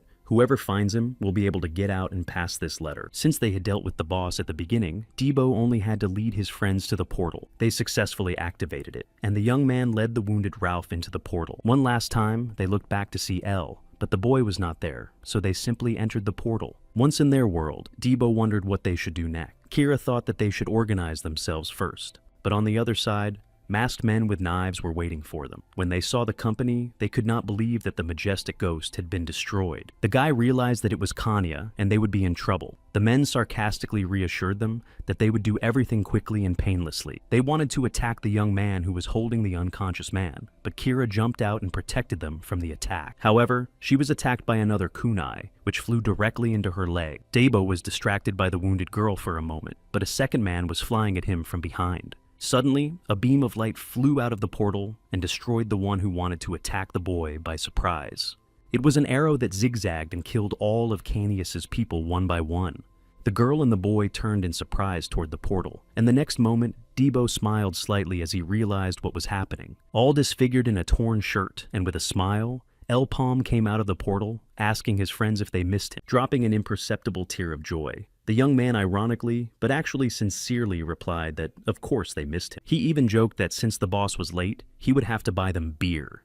Evok sat next to his evil wolf-like creature and reflected on the fact that Palm came out of nowhere with great skill, and no one knew anything about him. With a furrowed brow, the man concluded that he would have to accept the inevitable turmoil. Beiju came to him and said that El had come to discuss the proposed contract. Evok's eyes popped out of his forehead in fear and surprise, and he blurted out that he had to destroy it. The girl, who was not used to seeing her master like this, suddenly asked if she had heard wrong. The man believed that now was not the time to think about public opinion. He would come up with a reason later, because the young man was too unpredictable and unlikely to act alone. But Beiju silenced Ivko with her refusal, and said that the young man had a team. Meanwhile, Ralph ate at Debo's house and said that the food was tasteless, that they could have put more salt in it, and so on. As usual, the boy reacted vehemently to the man's antics, especially since he was now insulting his sister's food. Kira was more polite and simply thanked him for the food. The young man was so angry with the man that he said that this was the reason he did not want to bring him here. However, the girl said they shouldn't split up, because Kanya already knows about them, so the boyfriend's sister's place is the best option for them. But even if they were hiding, they would have been caught anyway. Suddenly, the front door opened. El stood on the doorstep and asked how his friends were feeling. When asked, he said that he had been running errands. As usual, Ralph was being bold and wanted to talk about the distribution of rewards. He could wait to discuss the distribution of leadership positions because he believed that their results were almost equal. He was very interested in when he would receive the 7 million mesos. Debo started shouting at him that he was crazy if he wanted to go straight to Kanya. In addition, the young man defeated Yeti on his own, although he did not remember it, as Ralph told him, but he definitely found the gate himself. Kira hasn't forgotten about Palm, who killed the twin assassin, but the man shamelessly claimed that no one had seen it. Debo barely restrained himself from punching him. The girl asked about Al's plans. He knew that Kanya would try to do something again, and had plans for it. A man who was tired of waiting entered the building, slamming his fist on the wall. Dinev approached him and asked who he was. On the doorstep, shocked Debo and Kira saw a representative of the Gapur Abyss Trade Union. He irritably called Palm a moose and asked me to tell him to hurry up. The man had a clear instruction from Rakan to fix the situation with the boy. The poor man was suffering from the fact that everything had gone wrong. Abbas did not expect that Kanya would contact the guy and send him on a raid before he could do anything. He was very nervous, realizing that he could not change anything, and suddenly there was a knock on his door. The man greeted the young man with an ironic question about the fact that he had not worked out with Kanya, and El calmly told him that he had been offered 50 million for his first raid. All he had to do was sign the contract. Ibis was annoyed that the young man came to him as if to show off. The young man was getting on his nerves, trying to get what he wanted out of the man by saying that if he had nothing to say, he would leave. Ibis was nervous, but he pretended not to care, and got a contract for 60 million mesos and said he even made a little extra. This was exactly what Palm expected, so he signed the papers with a smile. Taking this opportunity, the man asked the boy to be frank since they were now partners. The answer was not long in coming. The young man quickly and easily said that Kanya was responsible for the trolling, and that the raid was a trap where hundreds of people died, and that they had sent assassins to help. Shocked by what he heard, the man realized that the Union had made contact to destroy the witnesses. The next moment, Ibis's face was smiling, because now he had a chance to deal with Kanya. The boy noticed that the man was happy with what he had heard, so he asked him directly about it, which immediately puzzled him. As if trying to prevent the stupid plan, El said that the only evidence was his word, so the Union could simply deny it. He began to actively think about how he could influence public opinion, especially since the Unions wanted to find someone to blame for the failure of the mission on 100 people. Ibis thought that it was possible to put Kanya under this attack. Suddenly, the guy said that Kanya could still be destroyed. The man and his boyfriend went to Kanya's headquarters, where Beju met them. After all the pleasantries and saying how long they hadn't seen each other, Abbas said he had come to apologize.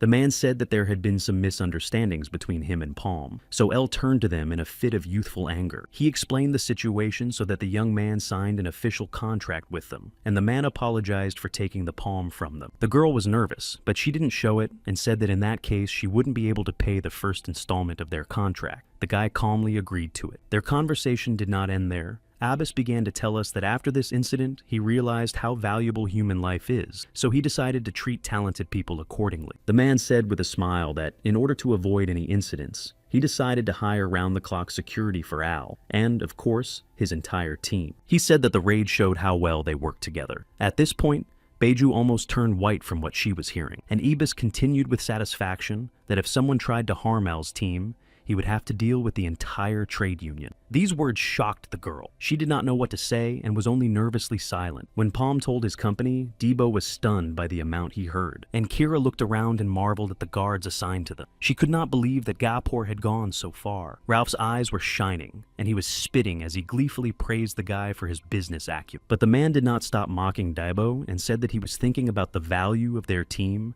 and which members should be eliminated. Looking defiantly at the irritated boy, he declared that in the whole Maple world, there was no better bishop than him. He said that he could both treat and be at the forefront. From the side, someone sarcastically teased him about how he was so good at everything. Then he pointed his finger at Debo, calling him a kid. The boy was ready to fight the insolent man, but suddenly the man puzzled him by asking what kind of monster he was. Then the man told me that he thought the young man had fainted, but instead he developed a circle and overcame the boss alone. There was clearly something in him that could not be explained by a single circle increase. Kira added that when he encountered the Hobgoblins, he seemed to go crazy, so she had the same question for him as her husband. Whatever happened, Debo did not remember anything. He could only remember a dream. He told me that there was a strange woman there with whom they were constantly fighting together, and seemed to be very close.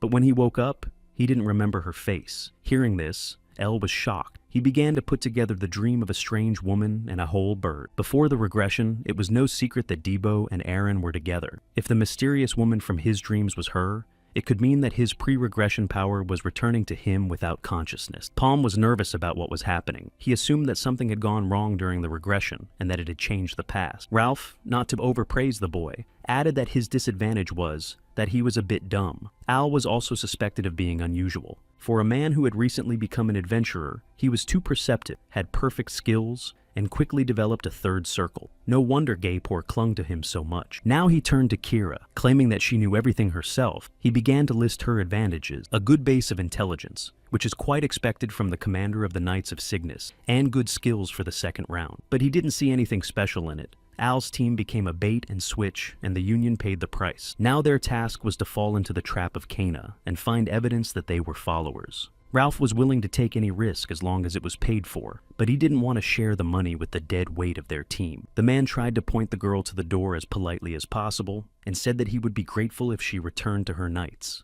Kira returned to the palace where the knights were and was met by Sir Kasim. He hadn't seen the girl for a long time and was worried that she had been killed in a raid on 100 people. The girl shyly confirmed that she had come to the master when asked about it. He heard rumors that she was joining a group of adventurers. With a slightly wicked but wide smile, he asked if this was the best use for her skills. In conclusion, he added that her departure is the best solution to preserve the honor of knights and masters.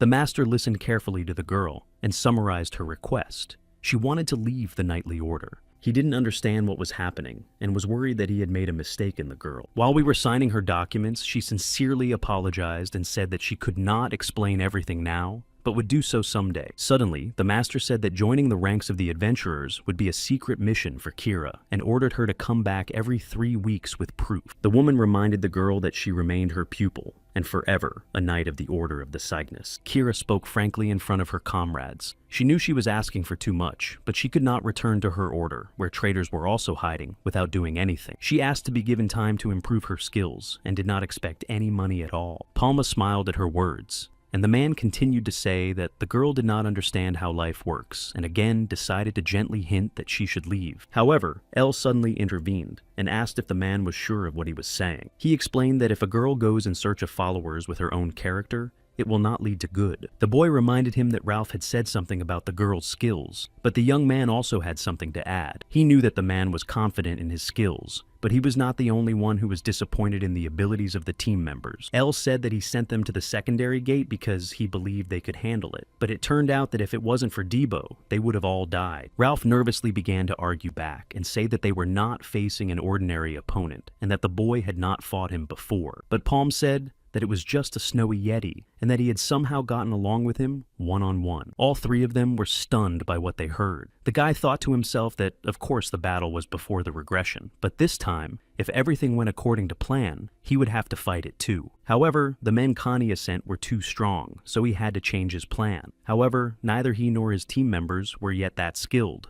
The man decided to doubt this out loud and said that the young man had recently been a slave. Then the guy looked at him with a frightening look and asked if he wanted to see the evidence. Ralph nervously refused and asked anxiously if this meant that Ella didn't need him anymore. But the young man just smiled and said that everything was simple and that a man just needed to become stronger.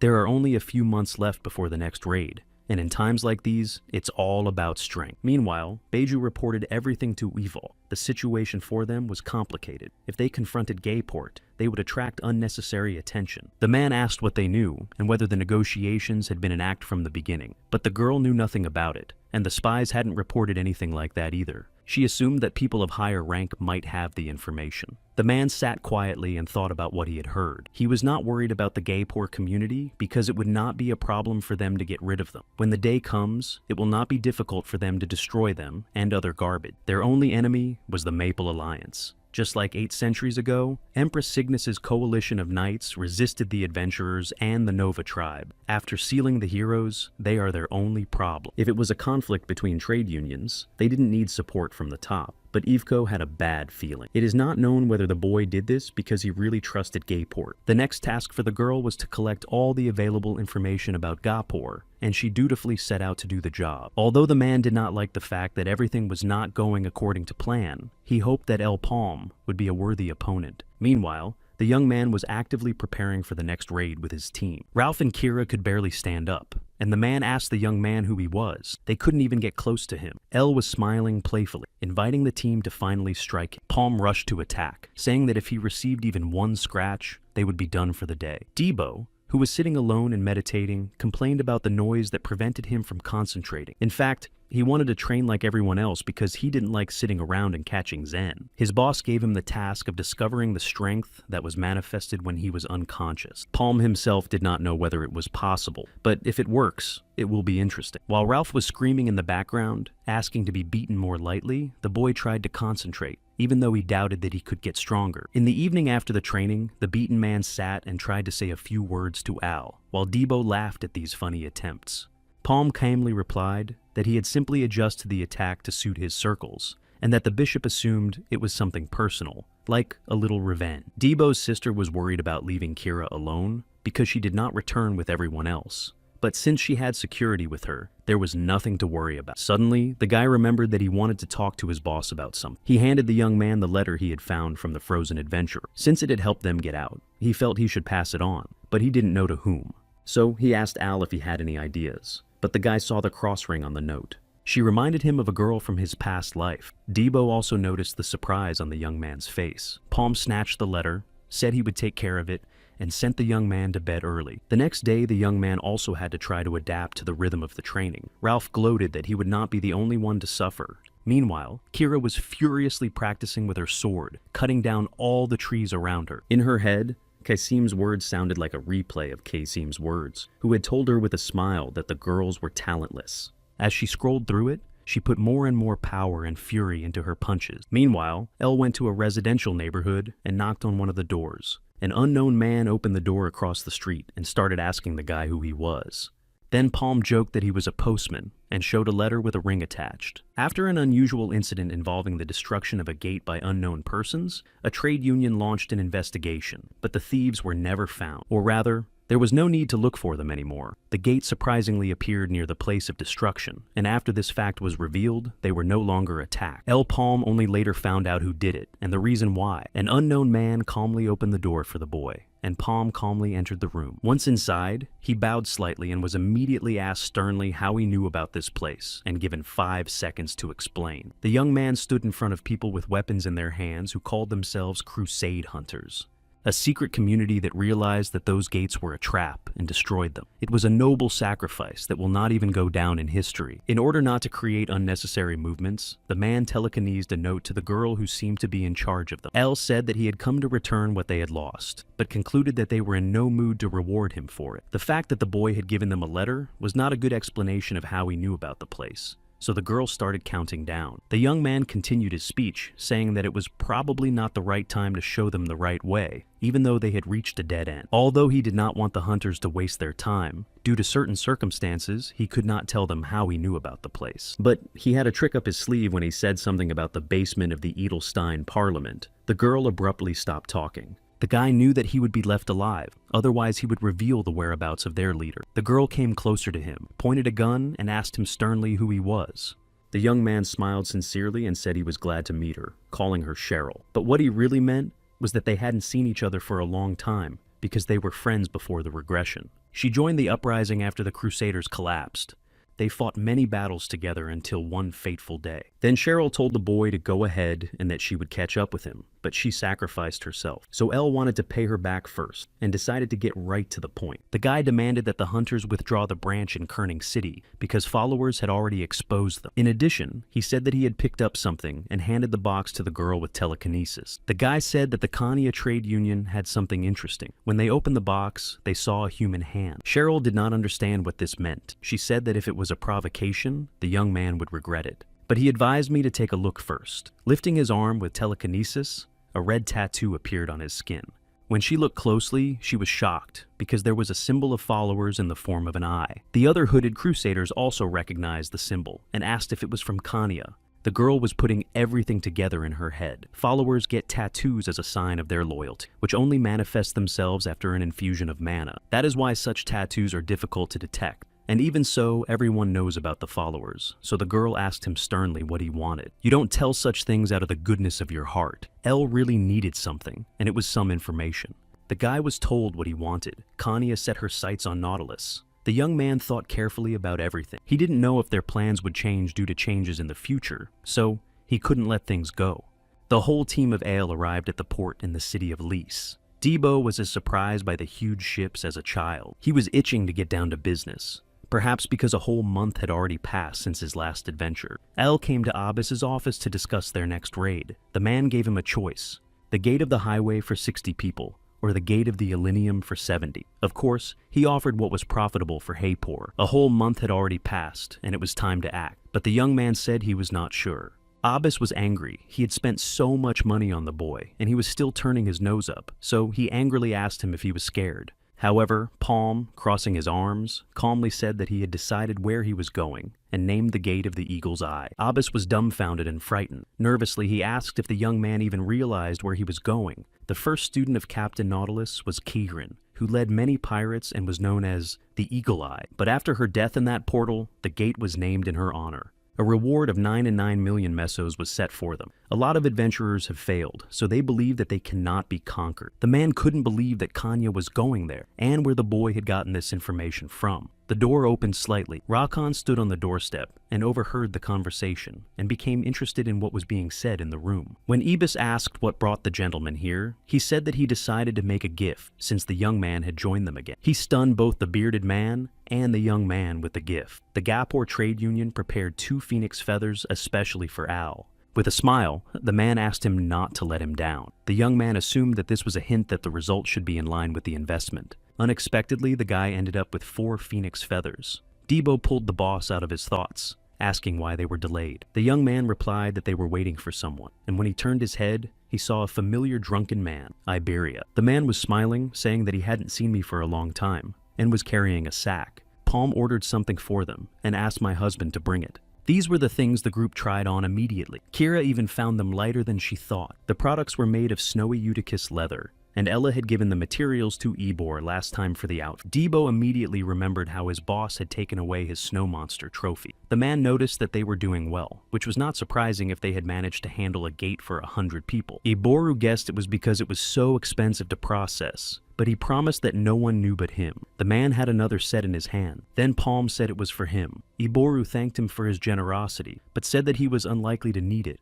Palm once again emphasized that it was his suit and added that time was running out, so the man had to change quickly. The submarine was standing off the coast of an island, and the crew was getting tired of waiting. Finally, a girl, Mrs. Monera, appeared from the depths of the green thicket. The men thanked her happily for her work. When she returned home, everyone around her admired her because she had conquered the Orange Gate for 200 people. But when she went to see Captain Minor, she was denied the next raid. The girl sincerely did not understand the reason because she had passed the gate for 200 people, and now she was banned from the raid for 74. She claimed that she was stronger than the Eagle's Eye of the past, so there was no reason to refuse. The captain abruptly changed her tone, asking if the girl didn't care about orders, and was challenging her. Monera was nervous. She only wanted to take revenge for Leah, and she tried very hard to do so. The captain was clear in her refusal, and simply told the girl to leave. The young pirate went to the bar. Realizing that she was not allowed to see the permission, she had a drunken idea to go on her own, ignoring the order. Some man laughed slightly and said that Captain Chiron was just taking care of her for no reason. Suddenly, someone burst into the door of the young drunkard and shouted about some kind of trouble. The point was that someone tore down a poster with a reward for passing the tomb of the Eagle's Eye. The locals began to resent this behavior of the insolent people from the mainland. Looking around, the El Palma team entered the room. Dabo hadn't entered the place yet, and the atmosphere seemed awful to him. But Kira advised the boy to keep quiet because they were on foreign territory, and they had violated the silent rule, which could lead to punishment. Nautilus had 2 simple rules. The person who tore down the poster had priority in passing the gate. As soon as the poster was torn down, the place was taken. But the unspoken rule was that you could not take a poster that someone had already stuck up, and the poster that they took, some people had their own plans, so there was enough anger at them. Monera was already running toward them, asking who they were. She shouted furiously at them, asking why they had taken her poster. L, with no respect for traditions, said that there was no need to dawdle, but the girl screamed that she was waiting because she had no orders.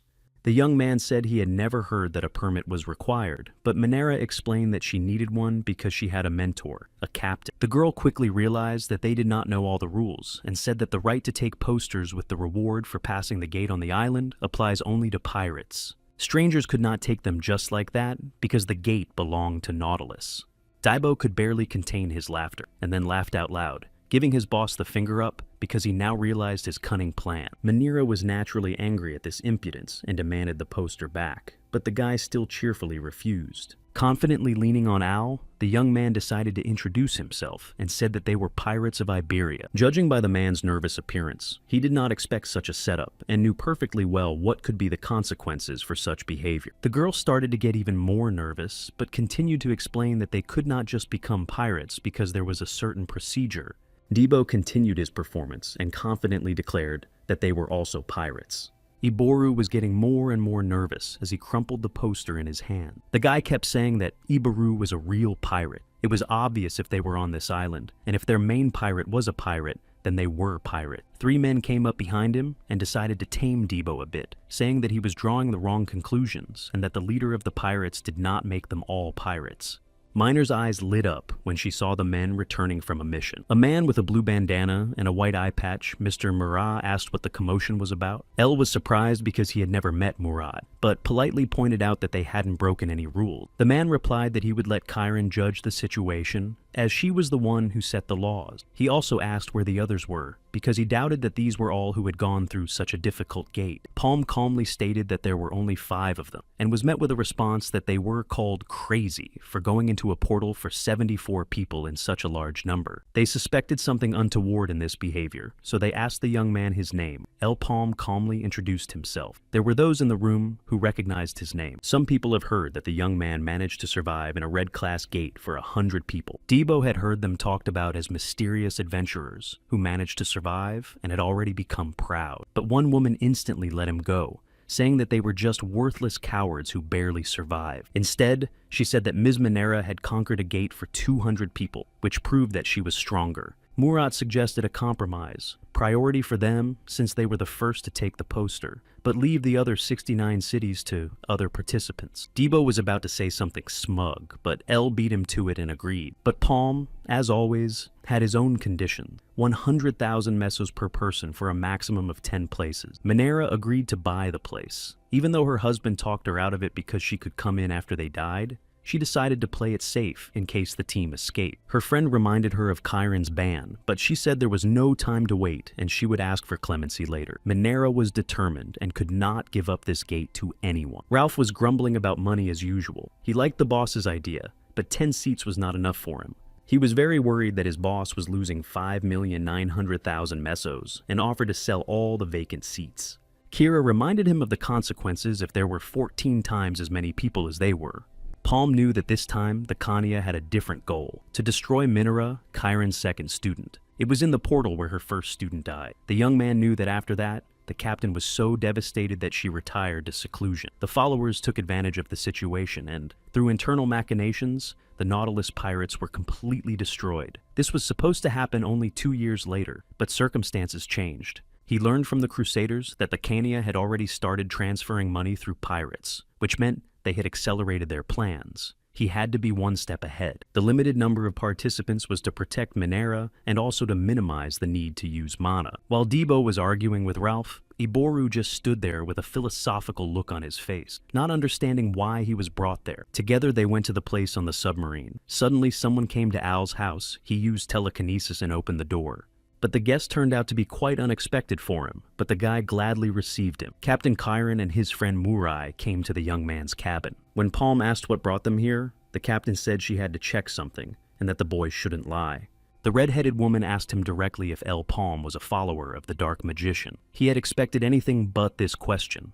His worries were that no one knew about the followers yet, so either the future had changed again, or she knew about them before. The man felt that the boy was overly excited and almost drew the wrong conclusions, so he had to answer quickly. He admitted that he was not a follower, but was surprised that the woman asked him about it. The captain picked up on the fact that the young man did not doubt their existence. She did not want to beat around the bush and demanded proof because she saw no reason to take Al's word for it. Of course, Palm had nothing of the sort, but he knew how to work with facts, so I assumed that Chiron knew who his followers were and what their relationship with him was. Otherwise, she would have shot him without hesitation. The woman told him that they had teamed up with the Crusaders, so they had connection. It was from there that she knew that the followers were the trade union of Khania and that he was their enemy. It didn't mean they were on the same side, of course, but she thought it was a possibility, and that was why he was here. The captain stunned the guy by saying that she had a case for him because the situation was extremely serious. Chiron knew that the followers of a dark wizard were behind Leah's death, and that they had infiltrated Nautilus. She couldn't trust anyone except Murat and a few others. Al did not like this story, because it meant that everything was happening faster than he expected. The woman heard rumors that the followers had already begun to act, and assumed that Minera, who had become the star of the ship after Leah, would be their next target. The captain reasoned that if the girl died, there would be chaos on the ship, which she would not be able to handle. Chiron announced the deal. Ella brings Minera back from her journey in one piece, and in return receives all the treasures and items of Nautilus. The day of the raid came. The The Palm team was the first to enter the portal, and Debo shouted that the others could take their time. Minera's red hair blew in the wind, and she looked at the gate where she would finally be able to enter. Debo was surprised by the landscape of the portal. He had never seen anything like it before, and everything seemed gloomy to him. Kira was telling him not to relax because it wasn't a picnic, and Ralph was still thinking and angry that the boss had only sold 10 seats. Suddenly, a monster jumped out at them, looking more like a cute kid than a threat. Debo decided that he would quickly deal with him, but the baby growled and a huge dinosaur came out from behind the bush.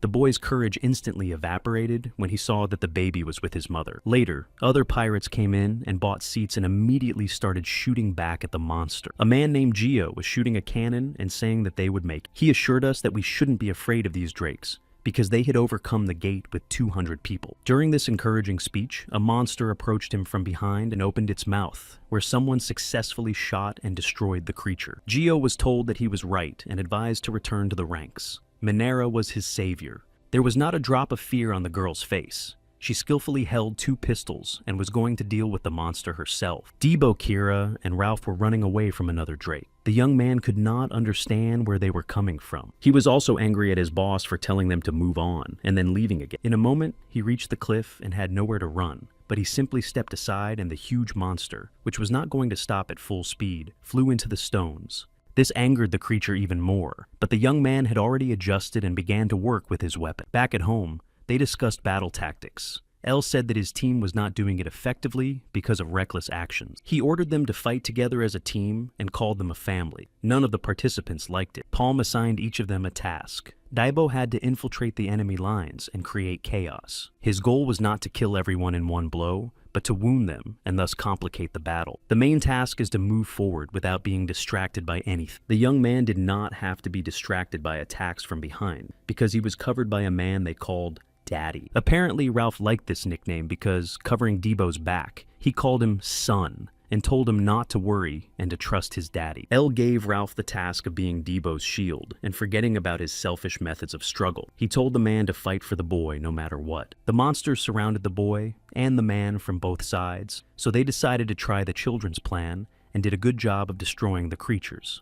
A man noticed the tail of a monster flying at Debo from behind and shouted to his son to warn him. The young man managed to duck and the tail hit the man. Then he smiled and said that he now understood what fatherly love is. It cheered him up. The young man, like a teenager ashamed of his father, asked him once again to stop using these family analogies. For Kira, El played the most important role in their family circle. Her skills did not allow the enemy to heal from their wounds, so she had to use her skills to finish off the victim in one quick move. The girl fatally hit the monster. Over the past month, she has grown more than anyone else. She practiced tirelessly, and 3 circles progressed steadily on her arm. Having completed the work with 1 monster, all 3 of them were satisfied, because it turned out to be easier than they thought. But that was not all. They continued to be surrounded by Durkas, but the company was ready to fight and wanted to end it as soon as possible. 2 people were standing at the entrance to the gate and guarding it until a crowd came to them. The main one was an angry Kadral, who was immediately informed by the guards that the declared number of people had already entered. But the guy didn't listen. He just shouted that he had to report something to Minera urgently. By that time, the young pirates team had already dealt with the monster, and the girl was praised by Jivo. The girl who went with them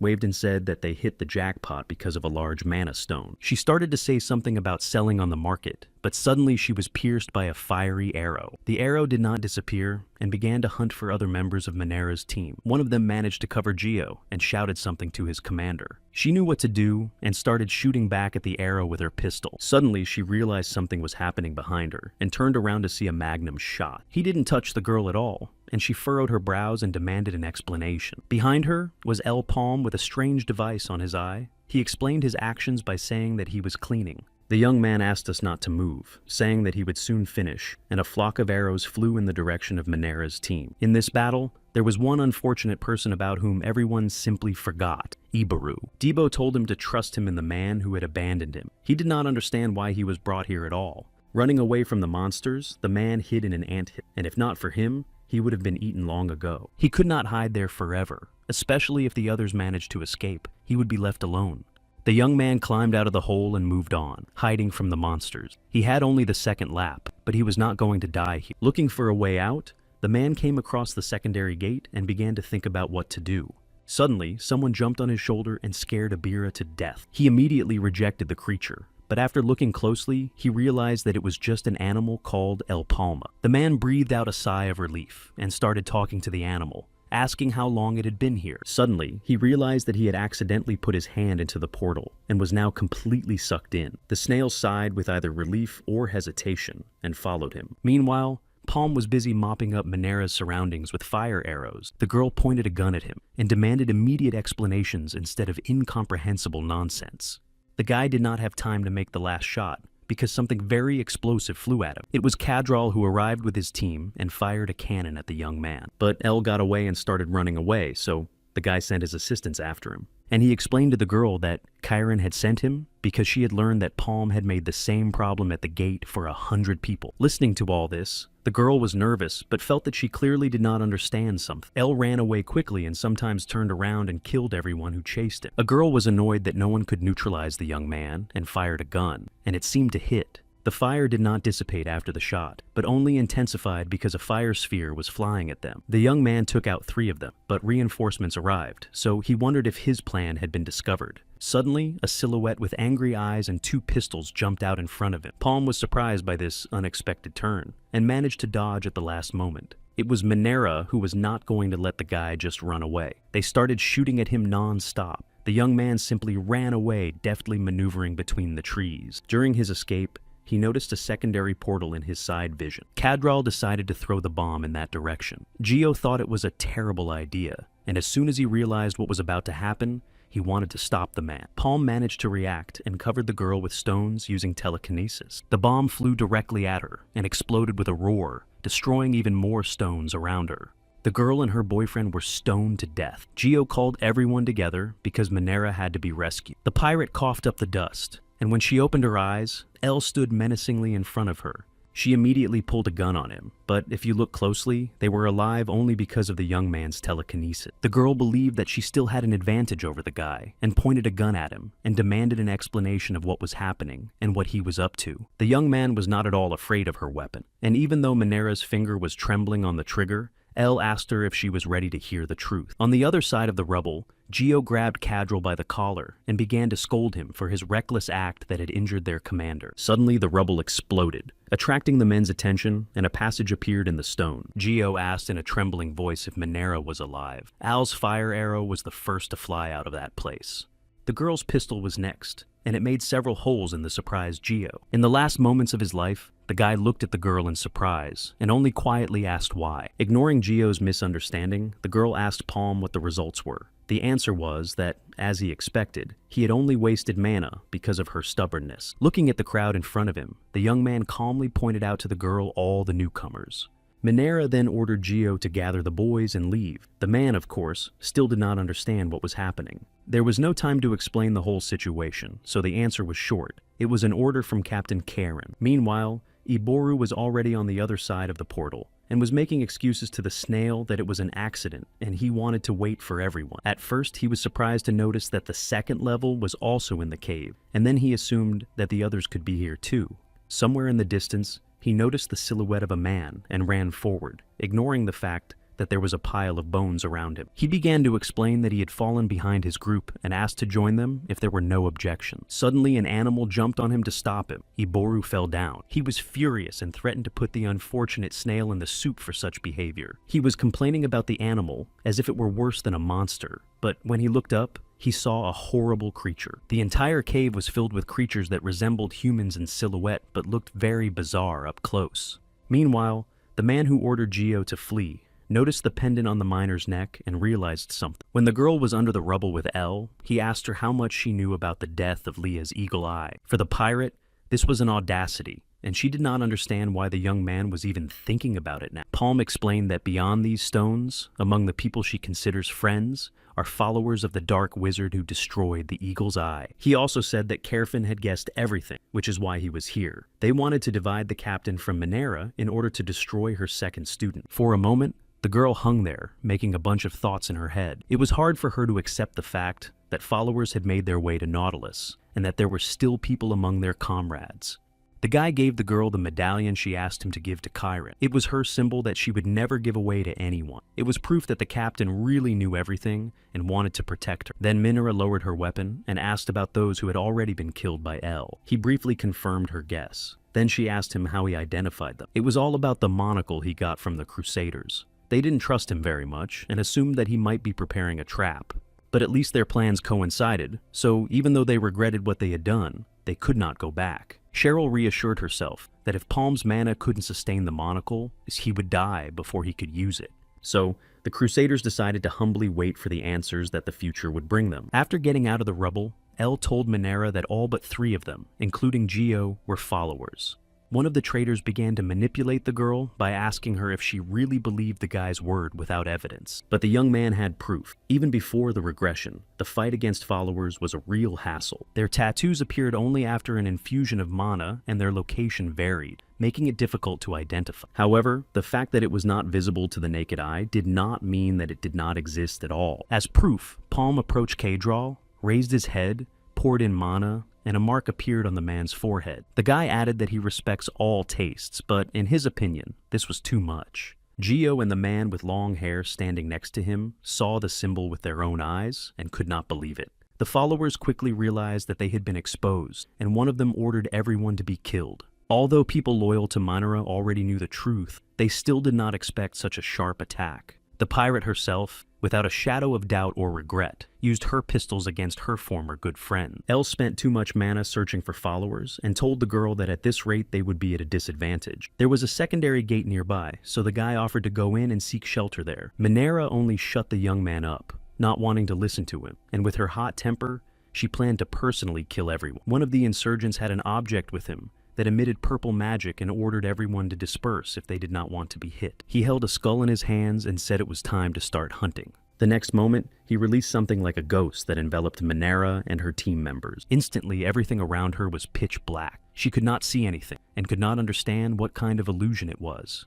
Despite the lack of visibility, the girl managed to dodge the shot that left a small scratch on her cheek. The shooter admired the pirate because she was able to dodge completely at random, but she will not have a second chance. Other members of Minera's team panicked because they couldn't see anything. A man with a gun mocked the girl for wanting to see the eagle's eye and said he would send her to it out of the kindness of his heart. Finally, he asked me to say hello to Leah and shot Minera. The bullet was a millimeter away from the girl's white blind eyes. At the last moment, she was saved by Elle, confusing all the followers who were sure that the young man should not have seen anything either. But having a monocular to detect tattoos, the guy saw the silhouettes of people's manas. The pirates were ordered to destroy him because he was too unpredictable. It was useless to dodge bullets while blind, so Palm picked up a stone from the ground to shield them from the bullets.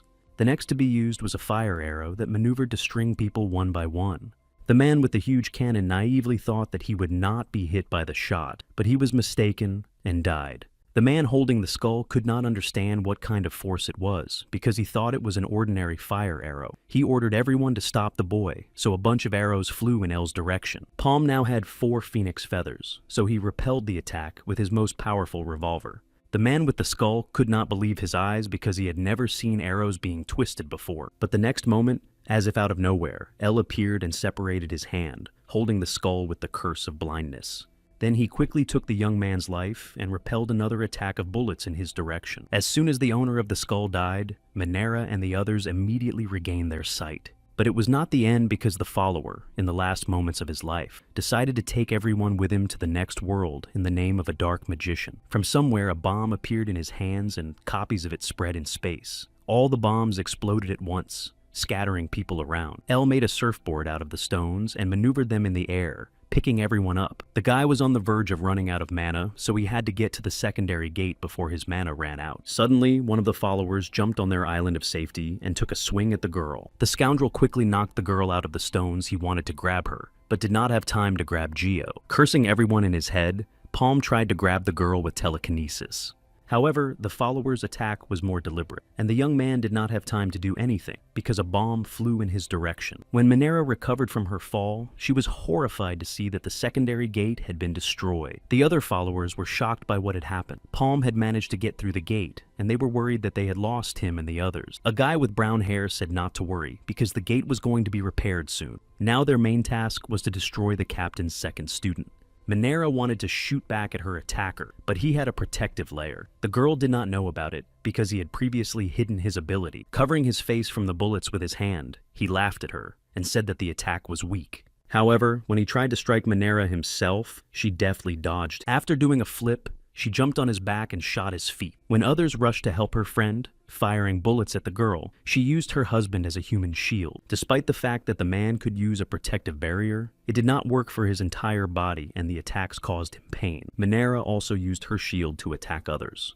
The man obviously did not like this role and took a swing at the girl to finish her off while he was nearby, but the pirate calmly fired 2 shots, one in the stomach and the other directly into the hawthorn after the man opened his mouth from the pain of the first blow. While the followers were feeling sorry for their comrade, whose name was Pedro, the girl hinted without a shadow of fear that time was running out and asked them to attack in bunches. Meanwhile, Debo, Kira, and Ralph found a bunch of secondary gates in the cave. The girl and the boy were a bit confused by the number of portals. The man had heard something about such special gates. They connected different areas on the 2nd level. The passage closes as soon as a certain number of people pass through the gate, and the rest must use the remaining portals.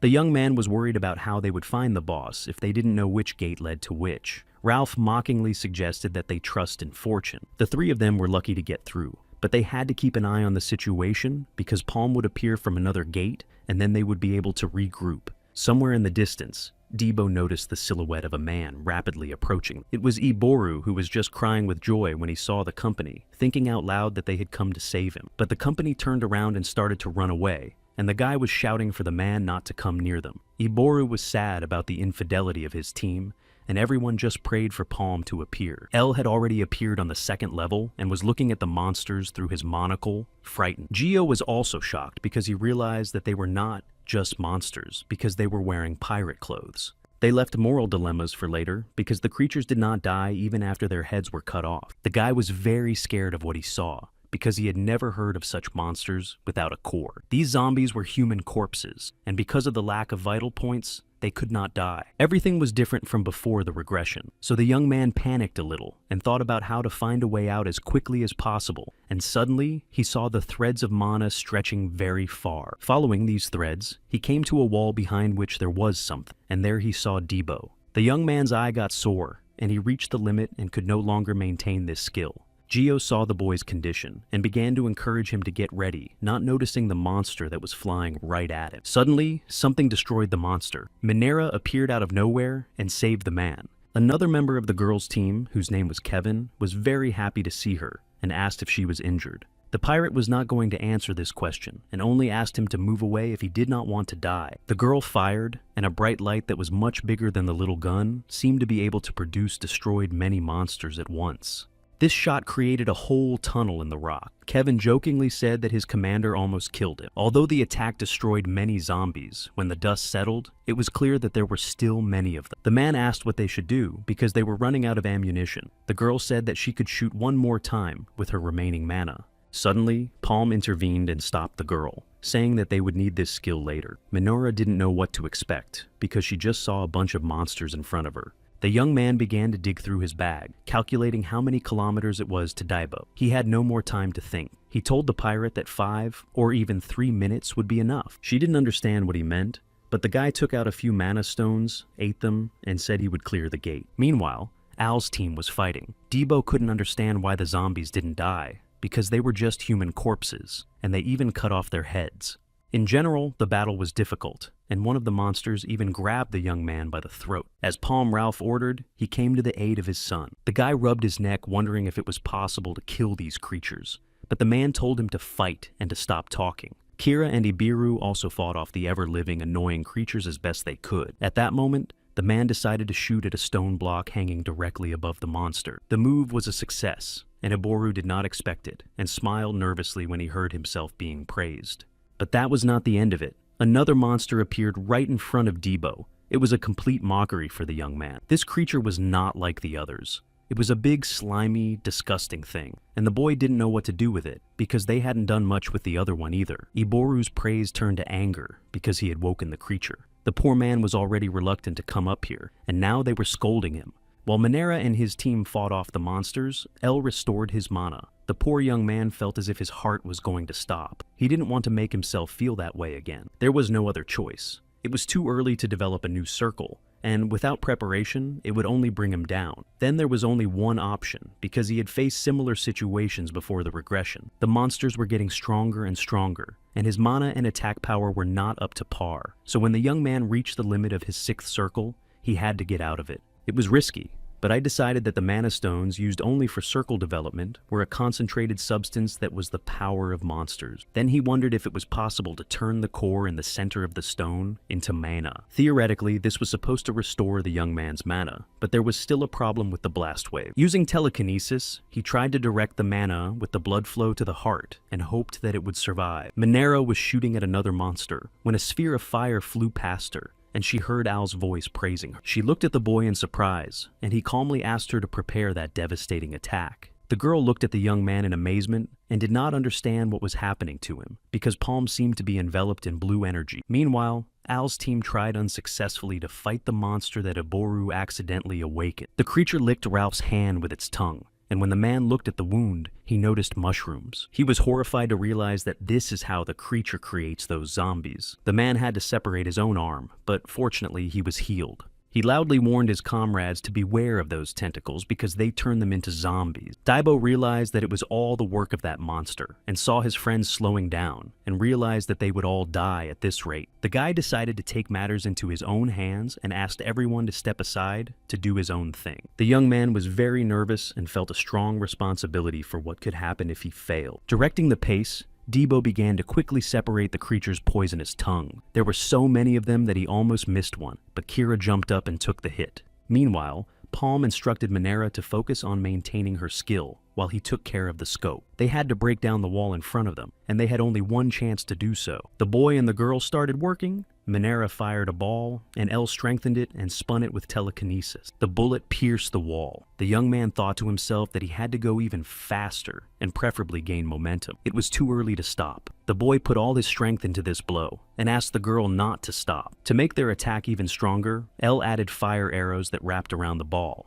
Manhwa's team had nothing to shoot back. Palm immediately ordered the girl to move away. On the other side of the wall, the monster had Debo pinned against a rock. Ralph was worried about the boy, but he couldn't help him. Monsters without a core. The stupid puppets clouded Al's judgment. The flow of mana coming from the zombies had to lead somewhere. The whole secret of living creatures is that they are controlled by the true owner of the core. So, they had to fight him. The bullet pierced a huge wall and flew straight to the monster. Palm clearly saw his enemy and, enraged, struck a fatal blow to the creature. This blow, which traveled a long way, hit the core of the creature and destroyed it. No one in Al's team expected such a sharp blow to destroy a boss of this level. The creatures reaching out with their paws for Miner and Palm froze in place.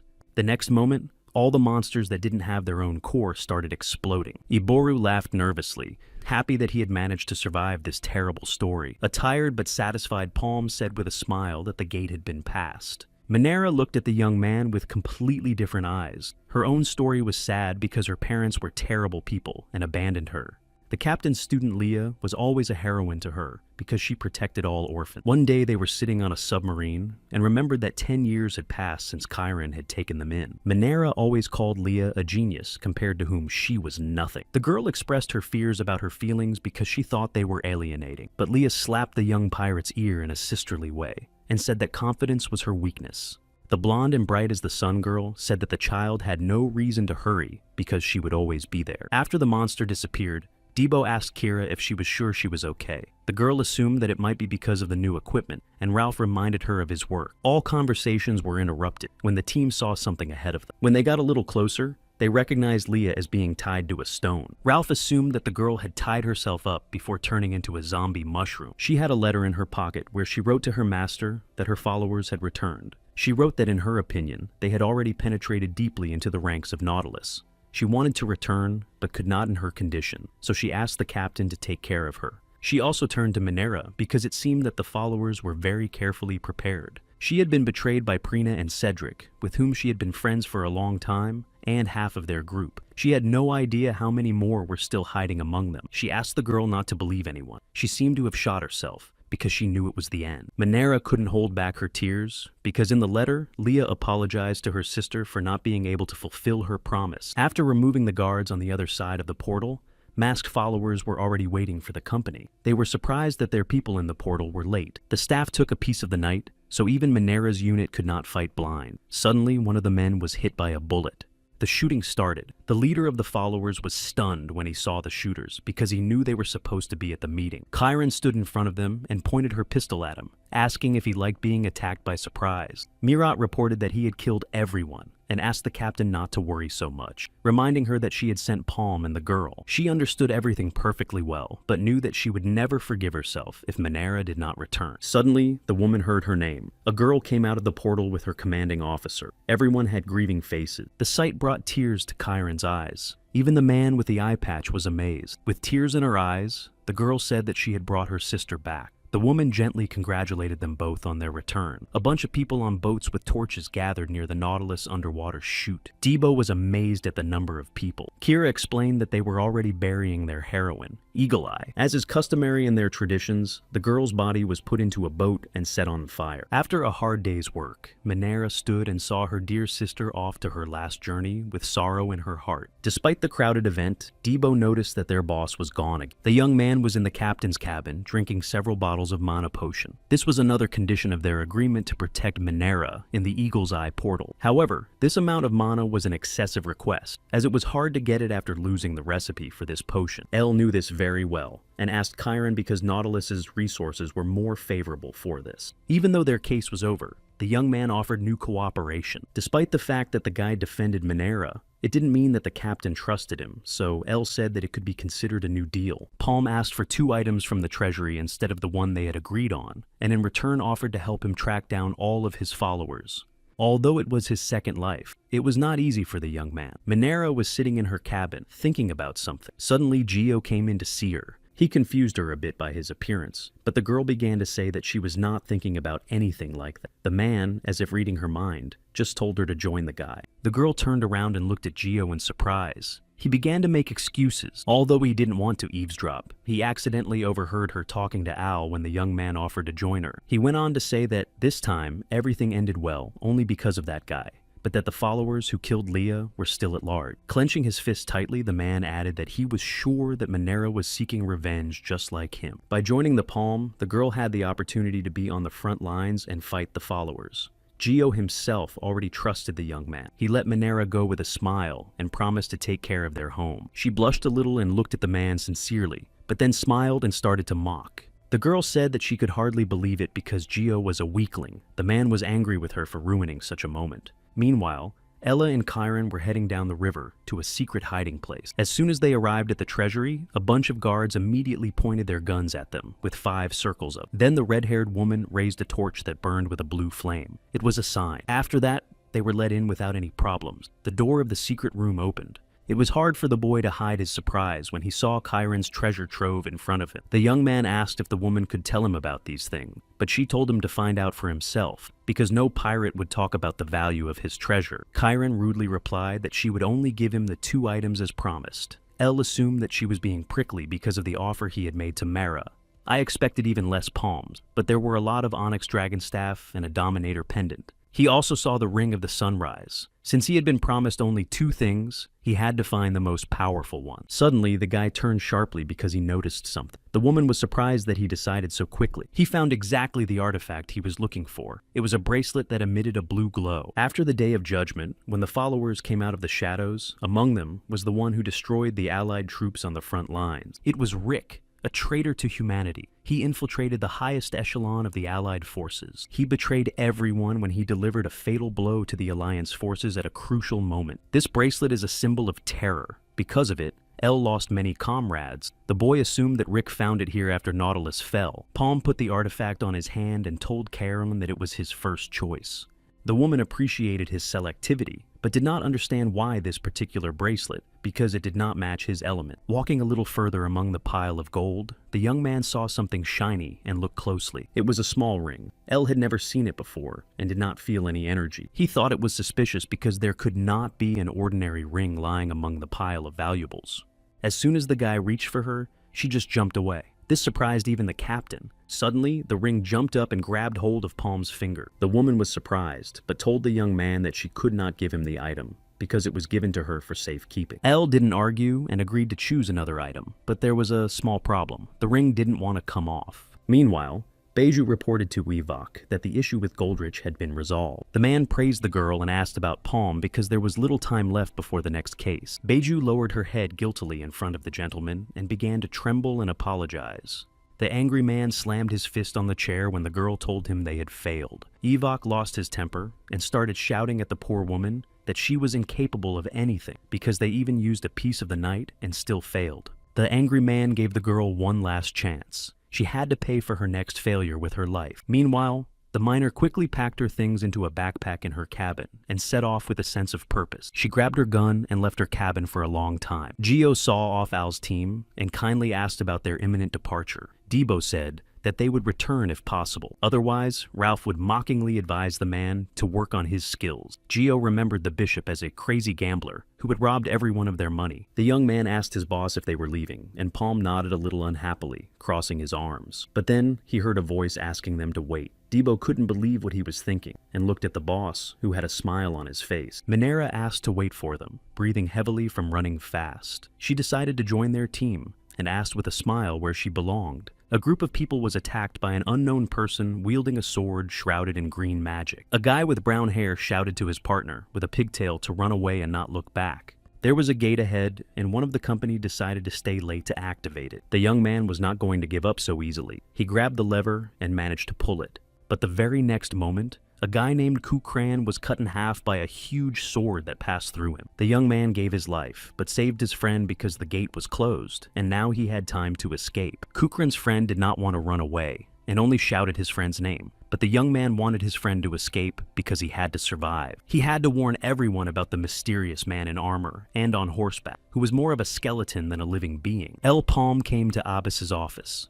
The man was furious at the bold appearance of the boy, who had brought nothing with him. The young man explained that the situation was extraordinary, and that the fact that they had survived was a kind of miracle. This did not calm the bearded man down at all. The guy seemed to ignore the fact that his boss was furious and said that he thought they should raise the rates, even though it wouldn't really save the situation. He said that they were joined by Minera, who was also called the Golden Eye. El knew that the followers would not sit idly by, so next time he was going to reveal them. The man was tired of listening to the young man, but he couldn't tell him everything now, because if Gaypor started a battle in an attempt to destroy Canius, it would be difficult to achieve the desired result. In that case, they would never get to the source of the followers. However, El realized that his superior's patience was not eternal, so he had to hurry and promise the man that it wouldn't take long. Ralph was grumbling about money as usual. This time he was not happy that the young man had hired a new team member without consulting him, so his share would be reduced again. Debo started the argument by defending his boss, who shouldn't have to justify himself to a man.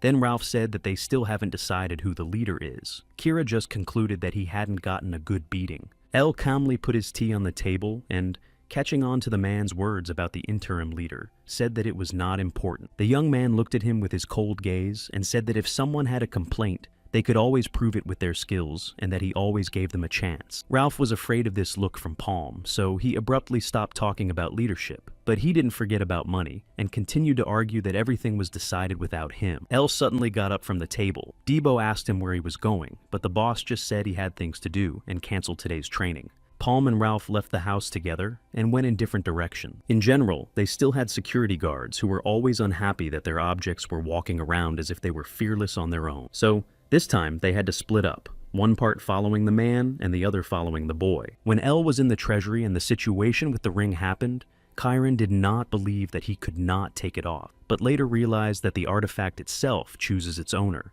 The problem remained with the owner of the ring. The woman sighed heavily and said that the young man would ask the owner for permission. So after returning, the young man immediately went to ask for the transfer of the property to the Crusaders. Cheryl sarcastically congratulated the guy for surviving, but Elle got straight to the point and asked if it was her ring. Then he said that he came to ask permission for this thing, because it was not filmed. The girl was stunned to see the ring on his hand, and even more surprised that he could not take it off. However, she could not give it away because the owner was temporarily absent. Palm then asked if Cheryl could bring him over because he didn't even know how to use the machine, so an explanation would be helpful. To the boyfriend's surprise, the girl was happy to receive such a request. Now she could ask him in peace. The girl's request was specifically about the owner of this artifact. Al was asked to rescue the relic seeker Pyrrhus. It was he who was now in danger with an unknown creature in armor. When the Day of Judgment came, humanity on the brink of extinction had the only hope. A team of 6 heroes who came to the rescue when trouble struck. A blue-eyed blonde young man with a staff whose name was Evan. He was Fried's successor. A cold blonde guy with an icy gaze is the fateful Luminos.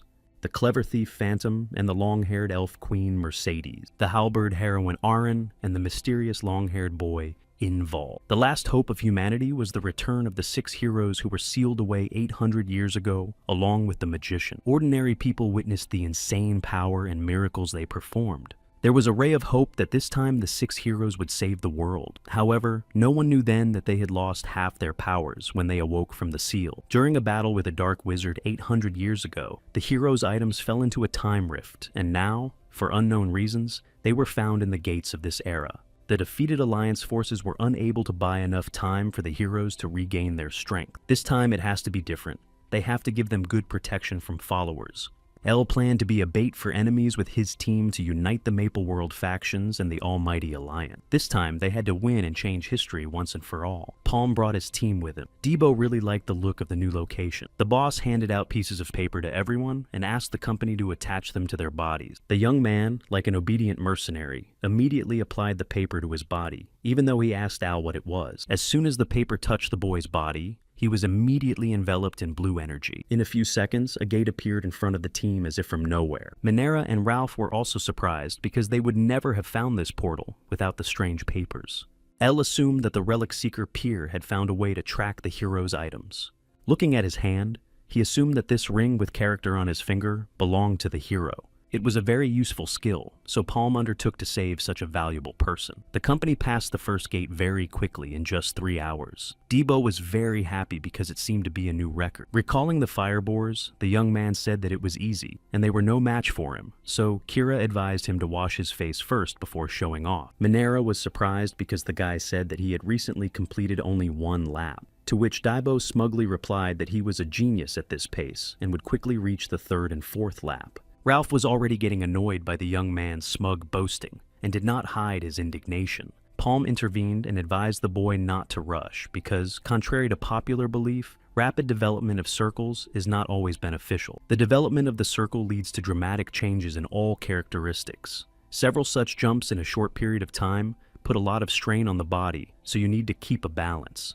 Debo was surprised to hear that his boss had also recently developed circles quickly, to which El replied that he had no choice but to wait at least 2 months. Minara listened to their conversation with skepticism, because the guy talked about developing circles as if he could do it at any time, and she didn't know that he really could. Before the regression, El could not go beyond the 7th circle. The constant danger forced him to evolve, but ironically, it led him to certain limitations. Now he knew the future, and could not stop at the 6th circle. If he raised the lap at the optimal time, he had a chance to develop the 8th lap, which only heroes can achieve. Suddenly, Kira interrupted the conversation, reminding them that they were looking for someone and expressing concern that they might have missed him because they had passed the first gate quickly. El calmed her fears by putting on his mana-seeing monocle and checking the previous level. Debo asked his boss about this eye patch that he put on and off, and asked if he could really use it to find someone. Palm answered in the affirmative, but only as long as the person was alive. Suddenly, the guy said that they had hundreds or even thousands of monsters as guests. Turning around, Debo saw a bunch of skeletons with sparkling green eyes flying at him from the castle. The creatures had shields and helmets. There were too many of them, so everyone decided to run away. Minera noticed that they were skeletons and realized that her bullets were useless against bone. Kira remembered that before the skeletons there were zombies and started grumbling that these were now their constant opponents.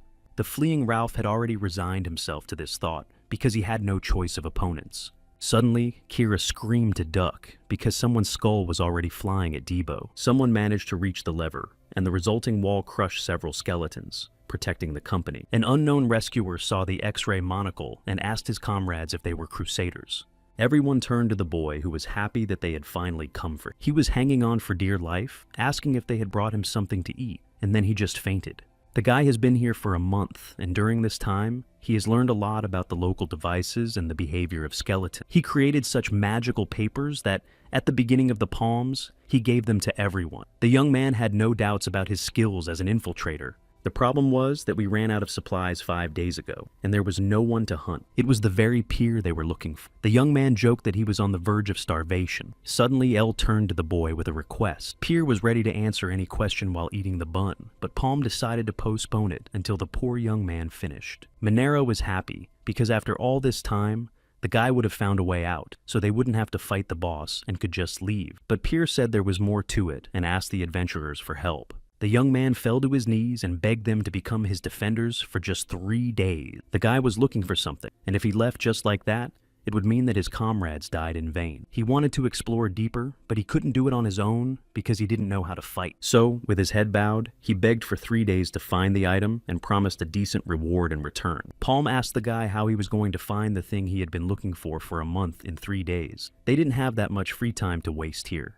Peer explained that it was not that simple, and he did not check the dangerous areas, but he had one place in mind. Meanwhile, Evok looked out the huge window and thought about what had already begun and how Palm would not be able to get out. Suddenly, someone frightened him because a voice in the empty room addressed him and asked about his confidence in the case. Looking around, the man saw a giant spider expressing his disappointment with Evok because he thought he was useful, but it turned out that he was unable to cope even with a novice adventurer. A spider named Will wrapped the entire room in a web and asked how long the man would be embarrassed. Evok fell to his knees and bowed his head and said that there were no excuses and he was ready to accept any punishment. However, he added that the plan to take Palm's life was already in place, so he asked for a chance to redeem himself. Will liked that the man was taking responsibility, so he agreed to listen to his plan. Meanwhile, Elle fought the skeletons in the portal without showing himself to them, but with the help of telekinesis. He distracted them by throwing stones and, after driving them into the right corner, pulled a lever and locked them in the room. So this time they did the same, and Debo covered them with the magic barrier created by Peer's papers. The boy, as always, was hastily rejoicing when they blocked the monster's path and said that it would be easy, but Peer insisted that they should not relax. By design, the device is not able to completely block their path. When one door closes, another one opens, the skeletons will quickly notice and find a way out. In this case, the company's main task was to find what the young man was looking for before the monsters found them. While searching for the legendary hero's object, they came across a huge statue of a knight with a sword.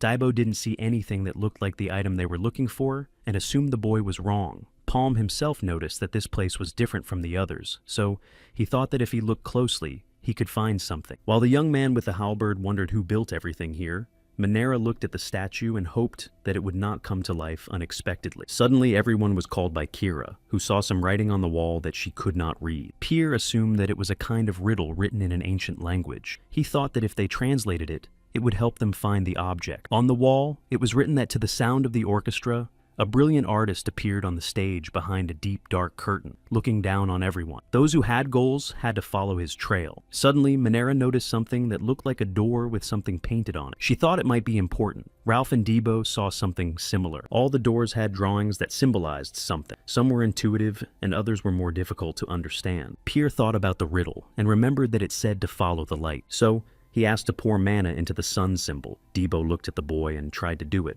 asking if it was right. Suddenly, the door opened surprisingly easily, but there was a ball of fire inside. Before he even realized it, he was hit by a fireball. Kira immediately rushed to his side, but apart from the burned eyebrows, the guy was not badly injured. Ralph laughed out loud with Debo and called him looking quite appetizing after being fried. Peer was a little nervous, but he admitted his mistake. But a thought suddenly struck him. The dark curtain on the stage is night, so this time he assumed the correct answer was the moon. This time the young man was sure. Ralph decided that this time the information was true and called the boy an expert and went to inject mana. However, the man also failed because a huge boulder was waiting for him outside the door. Now a confused Debo, with no eyebrows, and an angry Ralph were looking at the pirate. The peer assured him that he would not make a mistake this time. All 6 gathered in a circle in the center of the room to discuss the results and the next steps. Kira assumed that the wrong answer would activate a trap associated with the symbol. The bishop treated himself and Debo, and the young man scratched the back of his head and said that he had no idea how to solve it. One symbol looked like a stone, and it was not clear what the X meant. The only guess was something like lightning as a light source. The man pleaded with Debo to press him and check his assumptions, but the young man got angry, saying that he was not sure. Seeing how nervous Pierre L was, he said that they were probably misinterpreting the symbols, so it would be safer to solve the riddle first and then look for the corresponding sign. Palm suggested that the young man was thinking in the right direction. The dark curtain on the stage is a night sky orchestra of crickets. The words about those who look down from the mountain could be about the moon, stars, or clouds. Suddenly, Pierre had a thought about the stars. The riddle said that it was always looking, so it could not be the moon. After all, it changed depending on its cycle. The stars also moved but never disappeared from the night sky. The young man boldly approached the next symbol, but this time he hesitated a bit more. He chose a stone with a star on it and reached for it with a trembling hand. Only now did Manhwa realize that it was a star symbol, not an X as they had assumed. The boy began to squint in fear and pour mana into the star. This time they were lucky and thought of the right answer because the door opened a passage. Ralph and Debo were a little angry that they were the ones who got to play the role of the test case. Happy with his discovery, Pierre offered to go straight ahead in search of the object. Suddenly, Beiju jumped out of the darkness and, releasing her poisonous tips on a chain, asked the young man if he was sure of what he said. She almost wounded the guy with her weapon, but Palm jumped out and protected him. Enraged, he called the girl a rat and hit her with an arrow at a short distance. The young man thought that the arrow had passed through the girl, but he was not completely sure. Unfortunately, his doubts were confirmed. Beiju had the skill of teleportation. To add insult to injury, she also led a flock of followers to surround the company. Some girl among them was lamenting what to do now, thinking that they should have waited until the adventurers found the item to atone for their past failures. Her eyes were covered by her hair, and she had a scar on her nose. She smiled slyly and said that they would figure it out somehow. Pierre didn't realize what was happening. The entrance to the gate was impossible to find because of the talisman of illusions. Palm was sure that no one would be able to track them. The young man was worried that even the prudent L had not anticipated anything like this. Unexpectedly, Palm was attacked from behind, accompanied by mockery of the situation that created too many questions. While the guy was coughing from the unexpected blow, Debo asked the attacker what he was doing. Ralph, who had struck his own, replied that it was obvious because he was making money. When he was admiring his earnings after another case, someone knocked on his door. He quickly hid his money in the safe and went to ask who brought it so late. When he opened the door, he saw the guards and was genuinely surprised because they were supposed to be on night surveillance. This arrogant attitude irritated the men, but they said that some people wanted to see Ralph. The man was completely indifferent to who wanted to see him there. He did not believe that anyone could call him at will like a puppy. But when a representative of Kenya came out of the shadows of the night street, the man was overcome with fear. Kira immediately started cursing at the man, but he was not at all scared, only amused. Debo was angry with Ralph for betraying them for a piece of paper. The man laughed out loud and said that it was insulting to judge him that way. Even the Gaypor guards who defected to Caney were offered a salary 3 times higher than the original one. Still laughing, he told the boy that he had no idea how much 100 million mesos was being paid for his head. Greedy for any money, the man could not refuse such a chance. Manhwa wanted to shoot her husband by surprise, but he dodged the bullets. One of the followers told Ralph to stop talking and order the others to take over the company. A girl with a scar on her nose attacked Kira with a sword while apologizing. She obviously knew the girl. Kira said that things would not be as they wanted. The villainess looked her straight in the eye and agreed, calling her Ms. She also easily dodged the blonde's blows because she knew that she had learned to wield 2 swords in the order of Cygnus, but the habit of using her right hand for strong blows had not disappeared. And if you understand the manner of the enemy's attacks, it will not be difficult to evade. They also knew about Debo that he was strong in one-on-one fights, but often made mistakes when fighting several enemies at the same time. The unidentified girl wielded samurai swords and knew everything about the attacks of her enemy, so she advised them to accept that they would die. Manhwa fired back at the followers as best she could, wanting them to disappear. Beiju quickly got behind the girl and said that this was exactly what she expected from her student Chiron. The pirate quickly reacted and started firing 2 pistols at the same time, but the follower was stronger and quickly grabbed the girl by the throat with her chain. Immediately saving Manhwa, Al's arrow cut through Beiju's weapon. The girl barked fiercely at Ralph to hurry up.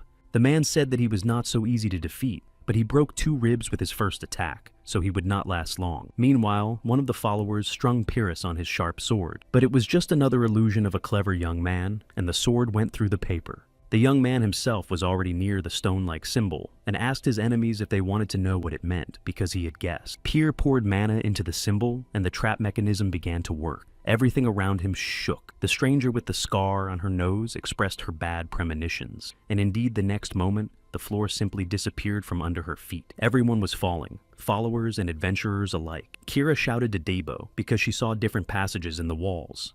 The girl reached out and took the miner's hand, and with her other hand, grabbed the guy's coat. Then the young man tried to hold on tight and tried to catch his halberd on the wall. The metal weapon creaked, sparking from friction with the stones, but eventually stopped falling. Manhwa was the next to go. She swung around and jumped into one of the aisles and dragged the others with her. After they escaped, the door suddenly slammed shut and the floor itself closed. The adventurers found themselves in a place that looked like a maze. And since there were many forks in the road, there was a possibility that it was connected to other places. Kira said there were several entrances in the rock, so they probably all led here. If they were lucky, they might run into Al. But Manhwa was more realistic and realized that the chances of running into the followers of Raza were greater. They were walking and not looking at their feet. Suddenly, someone pulled the trigger. The bars suddenly appeared and blocked the way. Debo and Manhwa stayed at the closed entrance, and Kira went a little further on the other side of the iron barrier. The blonde woman immediately started breaking the bars and calling him names, accusing him of all sin. But the young man had a bigger problem than Kira's indignation, because he and the red-headed pirate could have been crushed by the walls that began to close. In a panic, the girl tried to cut the bars with her sword, but she failed. Debo also tried to pry open the grate with his halberd, but it was protected by some kind of barrier. Manhwa was not far behind and just wanted to shoot the obstacle that prevented their rescue. She used an explosive bullet, and it seemed like the metal was going to melt or bend under the pressure. But after the attack subsided, there was not a single scratch on the bars. They only glowed a light blue color. While everyone was spending their time on the grid, the walls of the maze almost narrowed. On the other side of the bars, Kira was shaking with anger at herself for her own helplessness. Suddenly, Debo put his hand on both walls and shouted and said that they would not die that easily. Manhwa asked the girl to do something because she was not yet ready to meet Leah. Kira knew she had to do something, but she didn't know what. The guy was smiling with a creepy smile that was completely inappropriate in this situation and regretted that everything had gone wrong. He still hadn't forgotten how, the last time a girl almost died, instead of him. He could not live with such a burden. The young man promised that he would save her next time. Kira was shocked that he still hadn't let go of the situation. Now he gave up and let her take on the role of the cool one more time and asked the girl to save him. This cheered the girl up a bit. She called Debo crazy for joking at such a time. She gripped her sword tighter and began to think that if the bars were protected by some kind of aura, the mechanism was mana-based. The girl realized that there must be a source of mana nearby and asked them to hold on a little longer until she found it. Hurrying to find the hidden mechanism, she shouted to Debo that he should not dare to die until he had repaid her for the last time. Meanwhile, Elle ran away from the followers with Pete. On the way, the Relic Seeker complained that their enemies were clearly not normal. In the course of their escape, the boys eventually drove themselves into a dead end and had nowhere else to run. Pete complained that this place was not normal, that his illusions did not help him protect himself from his pursuers, and he asked for a timeout. Suddenly, the palm tree, which had been hiding for a while the young man distracted everyone, jumped out and hit many people with a fiery arrow. The guy even laughed a little. Ralph emphasized that he had warned him that Al should not be underestimated. Beiju believed that they would end up dead even if the boys managed to escape. Suddenly, an arrow flew out from behind the column, flexing behind the girl. There was a fiery explosion. She barely had time to react and teleport. The man only laughed, saying that she wanted to die and not pay him. One of the masked followers wanted to throw a blade at Pete. Of course the guy used one of his talismans, but the unknown person reinforced the attack with an explosion. The young man was on the verge of death, and at the last moment, Palm pulled him out from under the blast wave. But as soon as the boy was safe, he threw him on the floor because it was time to fight off the enemy. Elle was already quite tired and wounded, but there was no time to rest because the followers were advancing. He was surrounded by masked men from everywhere, but he fought them off with fire. In the end, all those who dared to oppose him were killed, and the young man himself was breathing heavily from exhaustion after the fight. Those who hadn't attacked me yet stood at a distance, but I was already trembling with fear, looking at the guy as a monster. Meanwhile, Kira finally found the room where all the machinery was and stood to catch her breath after a forced run. The girl assumed that the crystal she saw was the source of mana. Even if it was a saw, there was no time to look for other options. Looking around a little better, she realized that this source was feeding mana to the entire building. Walking a little further, She saw a well with a device in it that was sure to power all the mana. By destroying it, she could save her friend. But Kira was not alone in the room. A girl with a scar on her nose took her by surprise and attacked. She laughed out loud, glad that she was lucky, because by destroying the girl, she would also destroy 2 of her friends. Besides, she thought Kira was the weakest of them all, so this was another good luck for a stranger. She called the attacker a parasite and asked her to leave because she did not have time to deal with her. The girl with the scar said that she could not just leave and that she had a name, and then offered to talk with a smile. Kira did not have time to listen to the follower because she was in a hurry to save her friend. Then her opponent called her stubborn and started attacking her with something similar to a grenade launcher, but instead of bullets, there were swords. Kira fought back, but there were too many weapons. She noticed that some of it was an illusion. However, this did not help her much because she could not distinguish between them anyway. One of the swords even managed to attack the girl from behind, but she noticed and deflected it. The weapon easily changed its trajectory, making life difficult for Kira. This skill was dangerous. The girl assumed it was telekinesis because Elle had a very similar skill. Suddenly, a long samurai sword flew at her, seemingly piercing through her, but in fact, it flew along the body. The girl held it under her armpit to understand how it worked, and she succeeded because she noticed that her opponent was not using telekinesis, but invisible threads. Then the girl decided that she could take the weapon away by pulling the strings. But her opponent only pretended to be caught mocking Kira, who was expecting a reaction of confusion. However, the stranger did not throw the weapon out of her hands, but followed her and stabbed the girl again. She spun a whirlwind of her weapon and attacked the poor girl. She called the girl weak and suggested that she run away before it was too late. Playing on her sense of responsibility, she asked Kira that her pride would not allow her to run away. The follower with the scar knew everything about the knight, even her last name, Fraudmain. The girl's family had status, and the footage hinted that she had been raised to be spoiled, which is why she was sent to such a dangerous place. Kira answered through clenched teeth that the girl knew nothing about her, but she just laughed and asked her not to be angry because she would get wrinkles. In the Maple world, only those who were lucky enough to be born into the right families could achieve anything. The follower believed that it was not fair when all the benefits of the world are given simply by birthright. She looked into Kira's eyes with a cold stare and called her an empty space. At that moment, the girl remembered her childhood and how she was scolded for her noble birth. Kasim would always look at her with anger in his eyes and call her an upstart with insults, trying to show her her place. The follower continued to hurl insults about the girl being in a good squad where everyone was talented except for one person. She said that the girl had neither the experience of Ralph, nor the skill of Minera, nor the talent of Debo, nor the mystery of Palm. In the end, she called her pathetic, but Kira surprised her by saying that she didn't care. She began to shed her gear and admit that she was weak and unable to meet her teacher's expectations. Even relatives and comrades in arms did not benefit from it. Then she tore off her fur clothes and said that this did not mean that the follower was stronger than her. She again called on the enemy to attack because she did not have time for mere chatter. The girl with the scar got all hot and bothered, and again calling Kira a lowlife, began to show her her place. The next moment, the girl was hit from all sides by the red weapons of her follower. However, this time, Kira seemed to awaken an incredible power in herself and attacked her opponent with blue crystals. They turned into ice flows, and when the swords touched them, they stopped, stuck in the ice clots. And these icy fragments were also tearing the girl's threads. She had never seen such a skill. This made her angry, so she called the girl's attack a cheap trick and reminded her that she was not capable of anything else. The follower resorted to one of her strongest strokes of 100 pernicious blades. At that moment, Kira remembered her childhood, standing in front of the chief of the knights and expressing her assumption that she was accepted there only because of her family's status.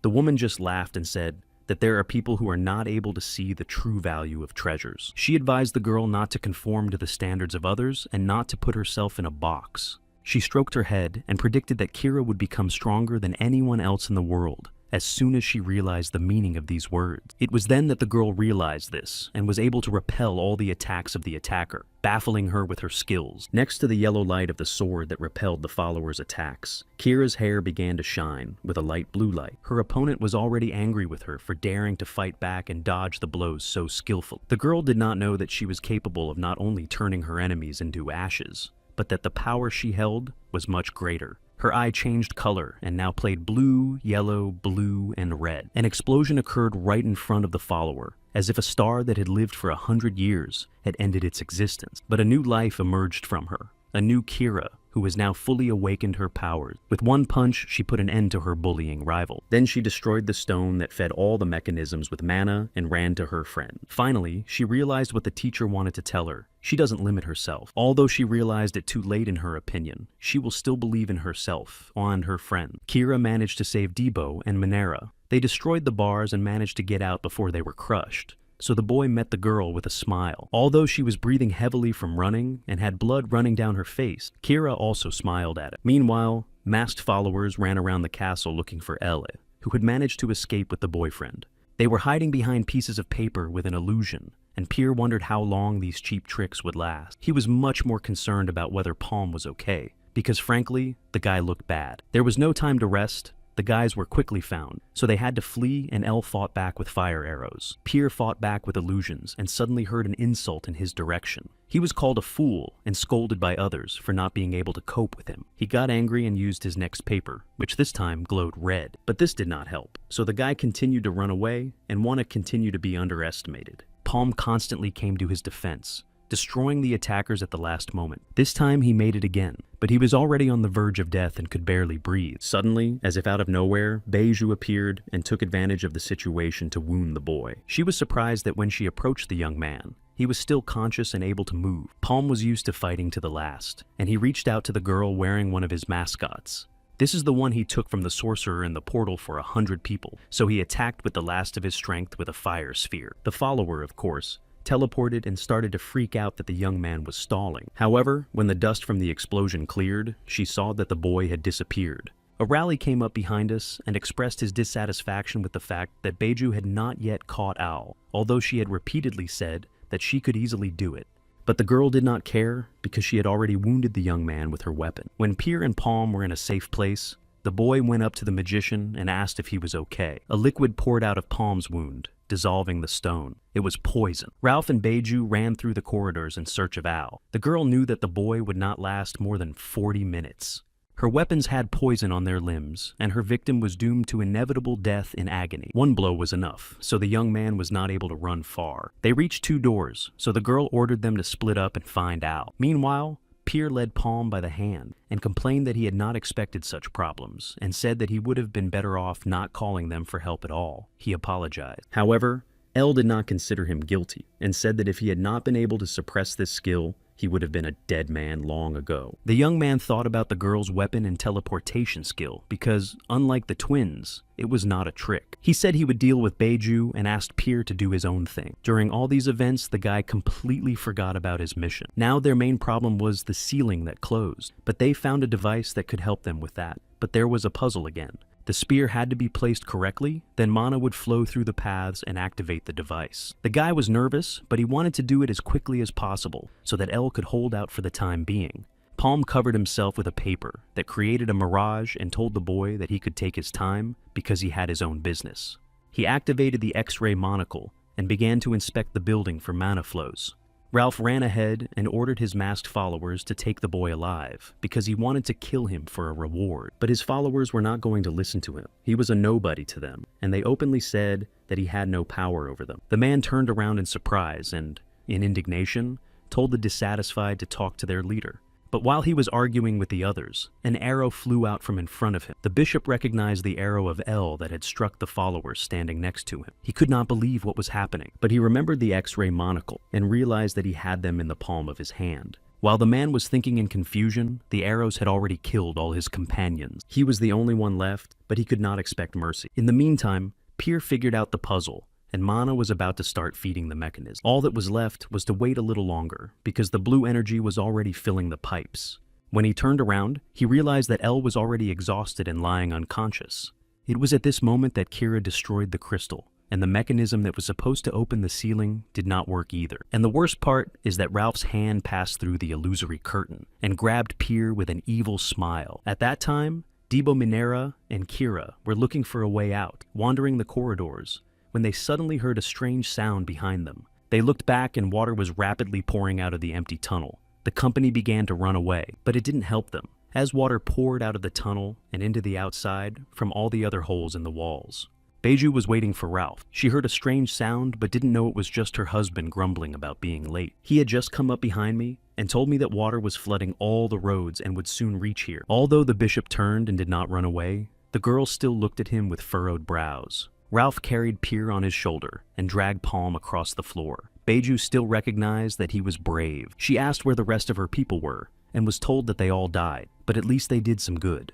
The bishop emphasized that he had done his job, so he was waiting for the second part of the money, and only then was he going to hand over L. While counting the money, the girl asked if the guy was alive. The man insured himself against being told that there was no deal if he did his job to the end. Beiju threw the money at the man's feet and said that although he had a shitty character, that was why she trusted him. Having received his 100 million, Ralph threw the girl the boys completely satisfied with the deal. The girl took out her weapon and slowly approached Al. In her opinion, for someone who had caused so many problems for Canius, the young man's end was too boring. Her eyes shone wildly. She wanted to do it for the Dark Wizard, but then, on second thought, she decided it would be for her master Ivok. With a frantic laugh, she stabbed the boy to death. But as soon as her knife touched the body, the illusion dissipated, and instead of an ale, it was one of her followers. The very next moment, Ralph was flying to Beiju with a surprise and a fist. She teleported, but she had already regretted trusting such a person 300 times. They didn't let the girl think because L's arrow flew at her. She started to run away, but the guy's weapon followed her. The follower only thought that the man was with Palm. She was furious, but her poison had already spread through the boy's body, so she just had to wait and make sure he was dead. Beiju even thanked Al a little bit for giving himself away with his attacks and making her job easier. But the guy didn't let the girl relax and used the illusion of the pirate to attack, hiding his true position. Each time he increased the firepower of his arrow, and Ralph even asked him to be a little more restrained, because he was getting burned too. The pier covering Al was already a bit tired from using his skills and constantly moving around. But the follower was still intact, even though the situation made her angry, and she decided to act seriously. As she emerged from the smoke, Beiju asked Ralph why he did it, knowing that the man would do anything for money. The bishop began to explain with a smile. He loved money, of course, but if the followers won, the world would end. Then all the money he had earned so hard would have become just a piece of paper, and he was not satisfied. Ralph's deal with the girl was only part of his and Al's plan. He knew that Kania, who had been driven into a dead end, would want to hire an assassin, and as soon as they set their eyes on the bishop, everything was foreseen. The girl recalled the case of the first attack on Palm and assumed that it was to confuse her. The man laughed, saying that in the whole Maple world there is no better healer than him, so he dealt with this scratch in a matter of seconds. He kept bragging that if he had really hit Ella, it would have been much harder. Pier just watched in silence, shocked by what was happening. Still, Ralph owed the girl for making him 100 million richer. Beiju angrily waved her poisonous weapon and promised that her husband would regret it. Meanwhile, Kira, in her metal armor, was sinking a little bit. Debo swam to her and grabbed her and pulled her up. The girl opened her eyes, and they were able to come out and breathe in some air. Minera was also gasping for air and asking her friends what was going on. The guy looked around and concluded that the situation was so-so. The water poured out of all the cracks, and within half an hour they were flooded.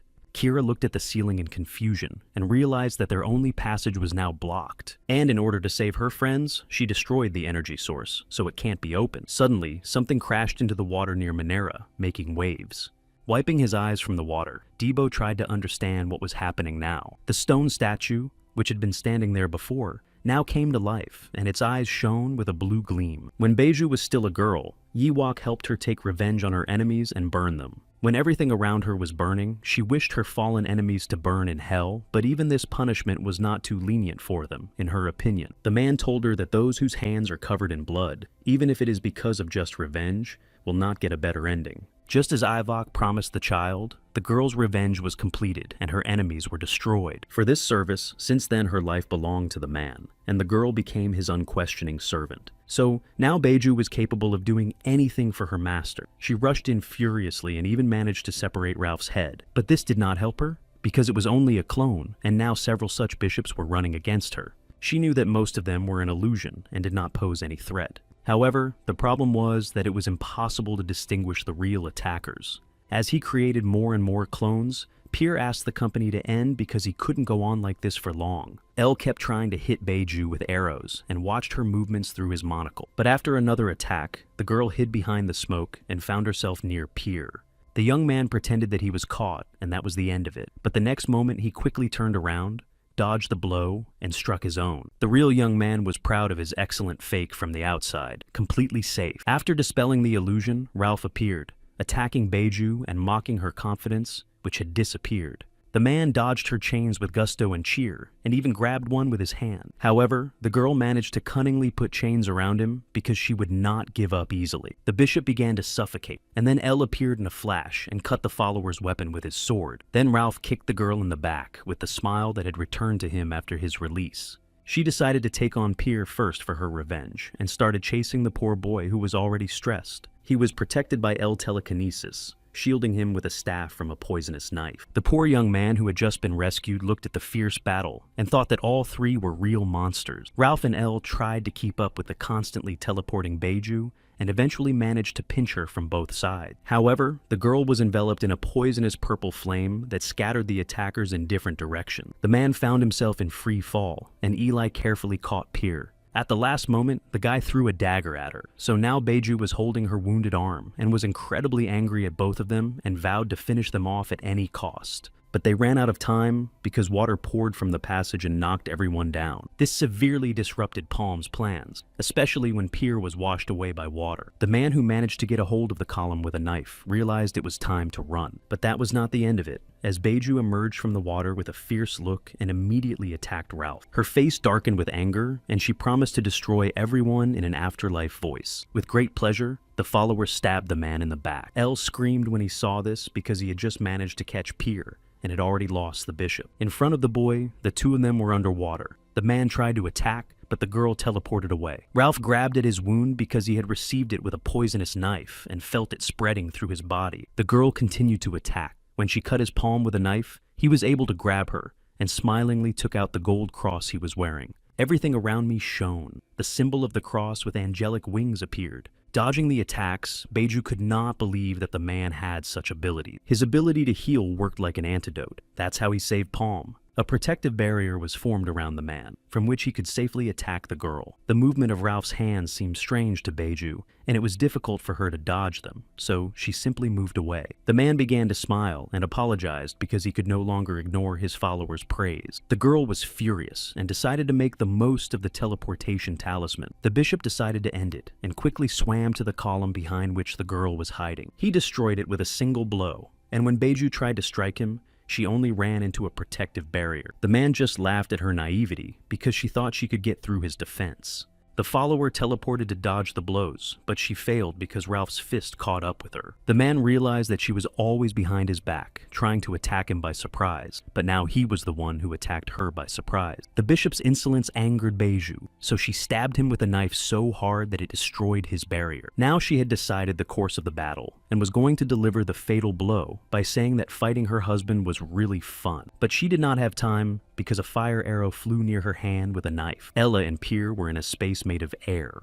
which was preserved by telekinesis. A split-second distraction was enough for the man to strike her unexpectedly. The attack was so strong that Beiju flew out of the water and crashed into the wall with a roar, leaving a mark there. The teleportation amulet on her chest snapped. At this rate, she would no longer be able to follow Evok's orders. Despite the fact that she no longer had any cover, she still wanted to finish the job. So she rushed right at Palm, who was already drawing his fire arrow. She knifed her way through the fire and flew forward, unmolested. As she burned, she thought only that she could not let them get out alive, even if she had to sacrifice herself. Beiju furiously flew through the flames, took her knife in her teeth, and decided that she would destroy everyone for evil. But when she went through the first hell and saw Al's face, he said with a heavy sigh that he had one more arrow left. She could not survive this attack. The last thing she saw before she died was the light smile of her master Ivok. In the agony of death, her brain recreated a man who was stretching out his hand to her and praising her. She flew to him with a smile and tears in her eyes, begging him to forgive her. These were the last seconds of her life. All that remained of Beiju was a weapon cut by the battle. Meanwhile,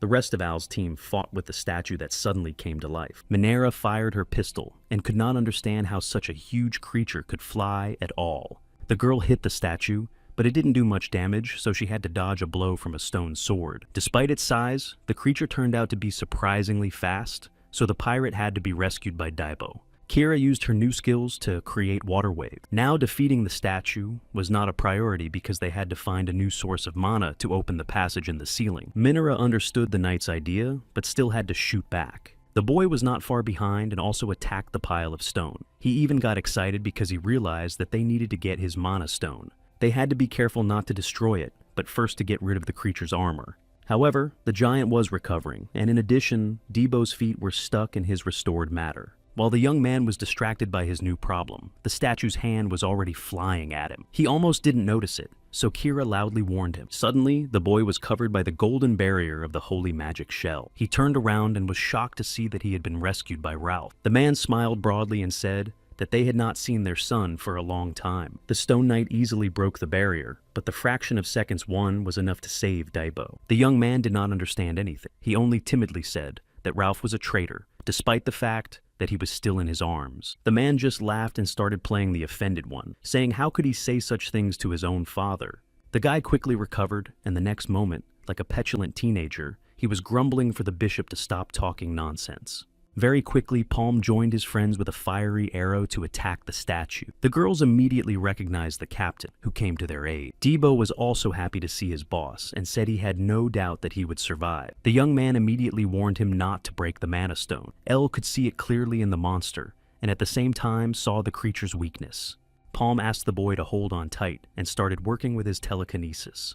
He moved Debo's halberd while the young man shouted that he would break at this rate. Unlike the boy, the girls were more intelligent and immediately realized Palm's plan. They covered him with their attacks while he stared at them in disbelief. The girls unanimously called him a jerk and told him to go ahead. When Debo realized that this time he was the main character, he gripped his halberd tighter and began to attack. He struck the weak point and broke through the stone body and saw a stone of mana inside. As soon as the guy got inside, the hole immediately healed. Ralph, who was outside, smiled broadly and asked the statue how his son tasted. Swinging his brass knuckles, he hit him directly in the chest, demanding that he spit out his child. The man made a significant dent in the stone body of the stout creature. Therefore, the next moment, Debo was able to get out of it with ease, holding a mana stone. After the statue was left without power, it collapsed and went underwater. Things did not immediately improve for the comrades, but the water started arriving much faster. Debo calmed everyone down because he believed in his boss, who was coming back soon. El dove underwater to set up the mechanism. He had less than 3 minutes and sincerely hoped he would make it. Thanks to Pier, the mechanism was already set up. All that was left was to open the mana. There was no time to think, and the young man looked through his monocle to find the shortest path. Meanwhile, his comrades were almost underwater, and the man ordered everyone to prepare to hold their breath. On the count of 3, everyone took in a lungful of air and plunged into the water. Meanwhile, Palm realized that he would not be in time, because the shortest route to the place would take him at least 5 minutes. So, he had no choice but to take a shortcut to the straightaway. He held his breath, and focused his telekinesis on his punch because he only had one chance. The boy managed to break through 3 layers of the brick wall with the fireball. El didn't even have time to swim to the well, so he just threw a mana stone into it. Mana instantly shed the extra shell and activated the entire mechanism of this dungeon. In front of El's friends, the ceiling slowly began to open, and light began to shine from it. Finally, everyone was able to breathe in the air and began to crawl out of the water and onto solid ground. Everyone got on land a little bit at a time, and Debo started complaining about how bored he was with this place. Minera noticed another statue similar to the one they had fought and asked if it too would come to life. Pierre, who had spent a lot of time here, said he had no idea about these things. Suddenly, Debo noticed that his boss was still gone and began to worry. Palm swam as fast as he could and managed to get out of the tunnel. He could already see the light beyond the ceiling opening, but he couldn't hold on to the last of the air. Being so close to victory, he began to lose consciousness. His eyes began to darken, and the young man went down. But his comrades did not abandon him, and Minera jumped into the water to save him. The girl swam over to Al and breathed a breath of fresh air into him. Suddenly, Palmo heard a familiar voice gently scolding him for taking everything on himself as usual. He opened his eyes and saw 4 people in front of him, and looking around, he realized that the place was familiar. He was sitting on the grass in the shade of the trees, and his friends from his past life were standing in front of him and offering him a rest.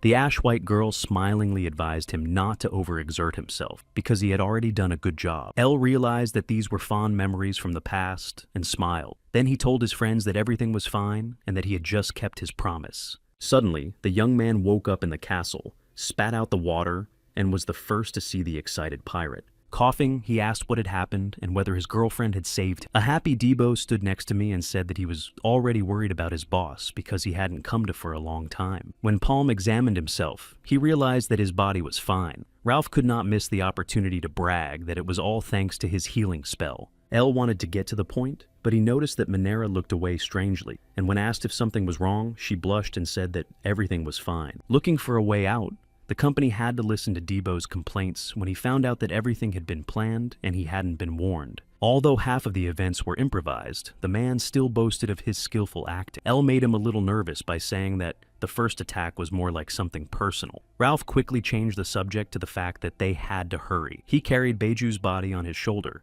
and asked why Al needed it. The fact was that it was time to fulfill the promise he had made to Gayport. Suddenly, Pierce screamed and ran down the corridor. Debo only had time to ask him what happened. The young man finally found what he was looking for. One of the objects of the legendary heroes was standing in one of the rooms. The company surrounded the object and began to examine it in detail, marveling at its simplicity as a heroic weapon. Some even began to doubt whether it was an original artifact, because it didn't look like one. But he was sure the object looked exactly as the legends described. It was the key to the Phantom's vault. The Phantom was the greatest thief of the Maple World. Before the regression, Ella had heard that there were many valuable items in his vault, and that this necklace was the key to it. The young man carefully took the necklace and began to thank his comrades for coming to his aid. Suddenly, a pebble fell on his head, and then everything around him began to collapse. This development was quite predictable in this castle. That is why, during her escape, Kira was scolding Pyrrhus for grabbing an object without thinking. The young man pointed to the tower they needed to reach because there was an exit from the gate. But now they were being troubled by skeletons that the company had already forgotten about while fighting with followers. Ralph decided to take over the work with the castle monsters, as he also wanted a little bit of battle glory. With his angelic source skill, he destroyed all the skeletons at once. They simply dissolved in the light of the machine. His comrades began to resent the fact that he had not used this technique before. Ralph, as usual, turned it into a money issue because he needed to spend too much mana. A knight on a skeleton horse with a huge sword in his hands appeared behind his undead soldiers. He mercilessly waved his weapon. Pierre panicked and asked the bishop to use the technique again. But the man could only do that once, so now he advised me to just run away. The Dark Knight continued his pursuit of the unfortunate adventurers. Everyone was so focused on running away from all sorts of creatures that they completely forgot that the castle was collapsing and didn't notice the chasm ahead. Ralph took them all in as his children, and Pierre used the last talisman to create a platform on which they could hold on because they were falling straight into the water. It didn't help much because the creature could swim, so it didn't hesitate to dive to get to the company. Elle immediately shouted to Kira, but the girl knew exactly what to do. Using her new ability, she tried to freeze the knight. This would have delayed him for a while. He began to growl, and then Manera decided to strike the fatal blow for him. While everyone was trying to hold on to the back of the company, there was a huge explosion. They continued to move on Pierre's platform, but there was a wall ahead that they had no time to fly around, so Palm destroyed it. We had to be very careful, because if the tower collapsed, everything would be over. Finally, the group saw the portal. We couldn't stop, and everyone had to jump into the gate at the young man's command. As soon as he gave this command, everyone jumped into the portal with all their strength. Meanwhile,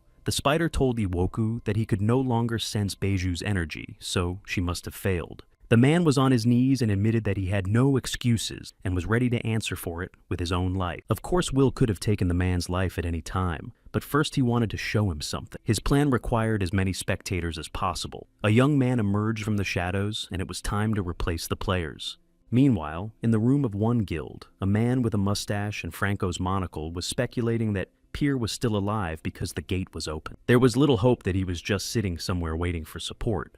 They didn't send the full team, so they could have gathered a couple more of the best. The man who stood looking out the window was either nervous or angry when he said the name Jack. In the Crusaders' hideout, Cheryl was discussing Jack Rich with an unknown man. He was the son of the richest man in the Maple World. His team was filled with all sorts of items and bodyguards, which was not a level that could be handled in an orange-class gate. The girl did not believe that it was the work of Kania, because you have to be reckless to get involved in the affairs of a leading guild. The whole thing was very suspicious, so she suggested contacting Goldrich. Suddenly, Cheryl heard a familiar voice coming from the open door and grumbling. He told someone that they knew nothing, and he would not let it go. It was Pierre who asked Al why he refused to give him the ring. Palm explained that he wasn't doing it on a whim, he just couldn't do it.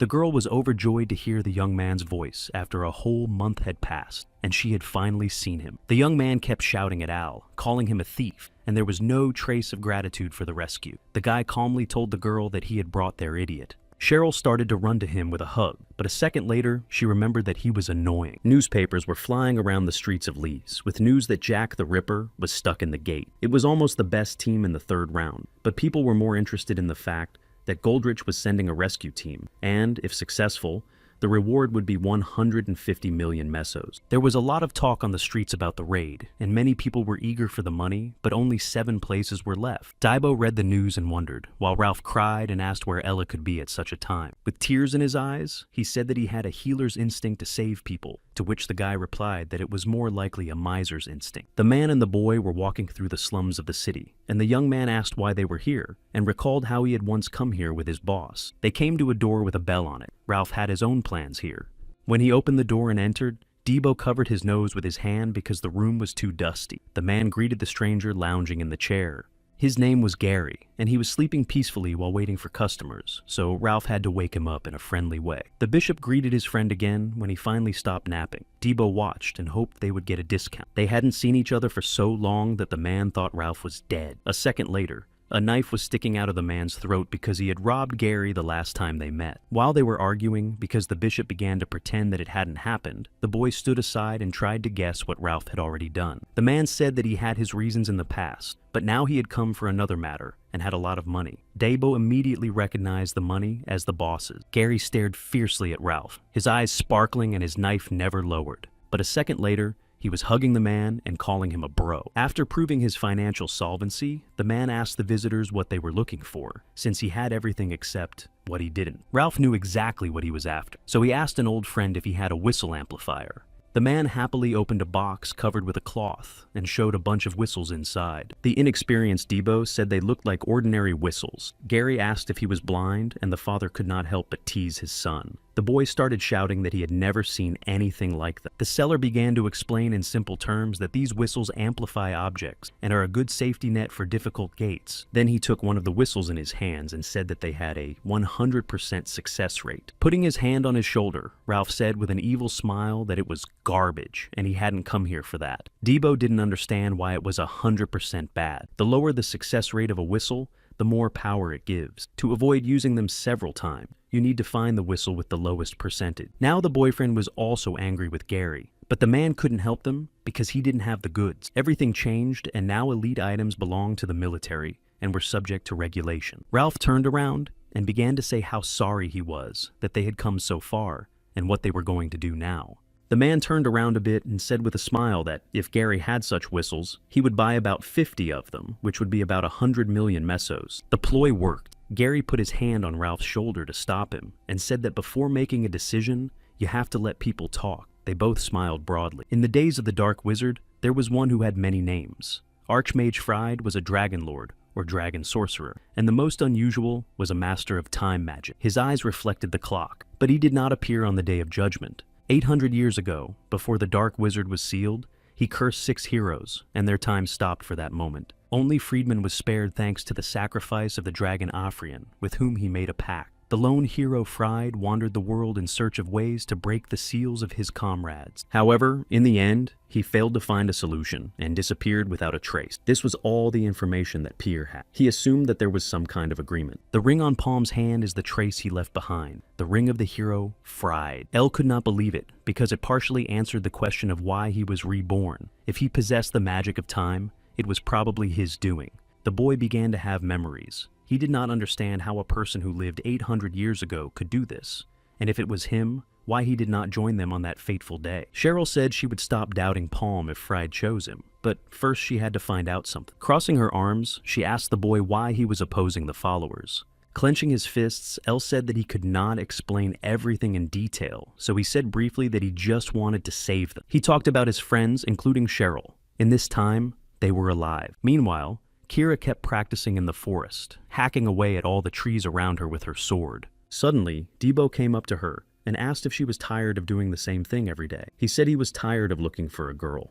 She replied that she had just gone to her master to discuss something. Then she asked the young man what was wrong. Debo was a little nervous, but he said he had a proposal for the girl. She asked what kind of proposal. Then the guy looked away, scratched the back of his head, even blushed a little, and asked if Kira wanted to go out with him. The next day, the young man was waiting for the girl on the pier. He looked at his watch and wondered if he was early or if the girl was late. Suddenly, he heard Kira's voice apologizing for being late and asking how long he had been waiting for her. The young man turned around and started to say that he had just arrived, but then he just froze and blushed. The girl explained that Manhwa did not want to let her go and forced her to change her clothes, even though this style was not for her. Kira was dressed in a dress and had her hair down, which made her a little nervous, and after Debo froze, she asked if she looked strange. The young man pulled himself together and said that everything was fine, so they decided to move on. But someone was watching the couple with the money, pulling off a whole operation to make their date a success. Manhwa, L, and even Ralph were watching their friend, grumbling because he thought that Debo's personal life was no concern of his. The girl growled at him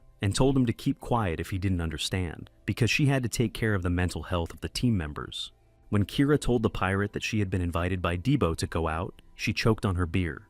She asked the girl once again if they were talking about a mutual acquaintance. This week is the young man's sister's birthday, so he asked her to help him find a gift. Manhwa, who was already very interested in the brewing romance, said that this was just an excuse. Then Kira said that she herself was not good at choosing gifts and asked her friend to go with them. The girl began to argue about why she should go with them, and the blonde woman repeated as if impenetrable that she did not know how to choose gifts. Even without expecting the girl to be able to successfully prepare for the date, Manhwa dragged her to get dressed up. The pair came to the weapons shop, and Debo picked up a knuckle that looked quite practical. He thought that Dinev would be able to defend himself with it. Kira pointed to the sword on the back of the head, which is perfect for beginners. They considered many offers and liked everything, and my brother even considered taking everything. After they bought something, the girl sighed with relief and said it was easier than she expected because she had never done anything like this before. The guy looked at her in surprise. Kira joined the knightly order at an early age, so she spent all her free time training and never walked around the city without a weapon. The couple noticed a counter with explosives and curiously decided to look in. The ambushed miner could no longer stand the stupidity of the two. This action was watched not only by friends, but also by security guards from Gapor, who could not wait until they finally realized that they were on a date. It was obvious to everyone that these two liked each other, but there was zero progress. The pirate sighed and said that one of them did not even realize his own feelings, so it would take forever. Suddenly, someone agreed with her words and said that this was why the boy was called a Dornic. It was Dinev, who appeared as if from nowhere, because she was also watching her brother. Ralph nervously asked how the girl had found them. He didn't understand how it was that she was able to listen in without making any noise. Dinev said that she had asked for the gift and added that she hoped her brother would not return home today. Manhwa thought it was too much, but Debo and Kira really looked great together. Ralph sighed and remembered his youth and his beloved, with whom he was the same. The pirate did not even let him start his story, and said that she was not interested in his path. Finally, Palm spoke up and said it was a waste of time. The girl was a little offended and wanted to say that he was never interested in such things. However, he interrupted her and said that it was just the way things were, but that he had experience. Manhwa asked him to tell her more, and Ralph was offended by this discrimination. Elle said it was in the past, especially since she was no longer alive, but on reflection, he suggested that she might be alive now. In general, he said it was not important, but the girl was still demanding to know how important it was. Meanwhile, Dinev saw that something was happening, and Ralph almost cried from the feeling of loneliness. When night fell, the boy and the girl were saying goodbye. Debo thanked Kira for her help. She smiled and was glad she could help. The girl turned around and said she was leaving. The guy didn't want her to go, but he didn't dare, so he just said that they would see each other tomorrow at practice. Satisfied with the time spent, Kira smiled and told the young man to let her know if he needed help with anything else. The boy returned home and was surprised to see his friends in the house, who seemed very gloomy. Everyone except Al was cold as usual. The castle where Fried kept his treasure was in real chaos. An unknown magician was making his way to the treasure by killing a bunch of people. He was a gray-haired man, with a long beard and a mark on his forehead that all his followers wore. Having destroyed everyone on his way, he got to the stone of the hero Fried, which was endowed with the power of time. He wanted to fulfill his witchcraft plans with the power of time. However, when he touched the stones, he did not feel any power from them. He simply destroyed it with one hand, furious that someone had already turned back the clock. At the threshold of the Goldrich Trade Union building, all those wishing to apply for admission were told that the results would be ready in half an hour and asked to wait in their seats. An argument had already started among the applicants. A girl with red hair was telling the others to give up because the difference in skills was obvious. Of course, this was an insult to any adventurer, so they almost started a fight. Listening to all this, Franco twirled his mustache and analyzed the winners of the third round. The man had only one chance, so he had to choose wisely. Suddenly, in the distance, he saw a guy dragging something behind him. Coming a little closer, they recognized Palm. The owner of the Goldrich Trade Union, Mr. Goldrich, was the richest man in the Maple world. It was said that his wealth was equal to that of an entire country. In his building, there was a garden with a fountain in which a man was staying. Elle came to him. The rich man immediately looked at the young man sternly, for some reason thinking that the boy thought they were ridiculous. Elle bowed politely and introduced himself, and wanted to tell the purpose of the visit, but Goldrich interrupted him. He believed he knew the purpose of the visit and assumed that the young man had come because he wanted to take part in a rescue mission. However, he advised the young man to leave while he still had the opportunity. Palm did not back down, and said that he did not come as a representative of Gayport. Then he was interrupted again, saying that in this case they would not listen at all. Then the young man decided not to talk, but to show and threw a huge box he had brought with him to the floor. This angered the man even more, and he told me directly that he was not in the mood and ordered me to get out. The guy apologized for seeming rude, but first he asked for permission to show me something. Little by little, he began to open the coffin in which Beiju's body lay. Franco was scared and asked what the representative of Kanya was doing here and whether Elle even realized what he was doing. The man asked if Gayport was going to start a big battle. Palm confirmed his assumption and said that Goldrich was also involved. The man began to get nervous. Sweat poured down his face, and he did not understand what the young man was saying. But a voice came from behind the door, promising to explain everything and saying that, after all, this also applies to the Goldrich Trade Union. Some time ago, Kira brought Elle to her leader and told her everything. The man asked his student if she was sure. She could not believe that the followers still existed. But they didn't just exist. They penetrated all corners of the Maple world, even to the Knights of Cygnus. Although the man did not really believe Al, now everything that had seemed strange before made sense. He spoke frankly about it. That is why Palm brought Kiri with him, because her judgment was trusted. When asked what he wanted, he said that in 3 days he would destroy Kanya. The captain of the Knights, Mikal, went with the young man to Goldrich. He convinced him that this was no longer a usual conflict between unions, but a battle against followers.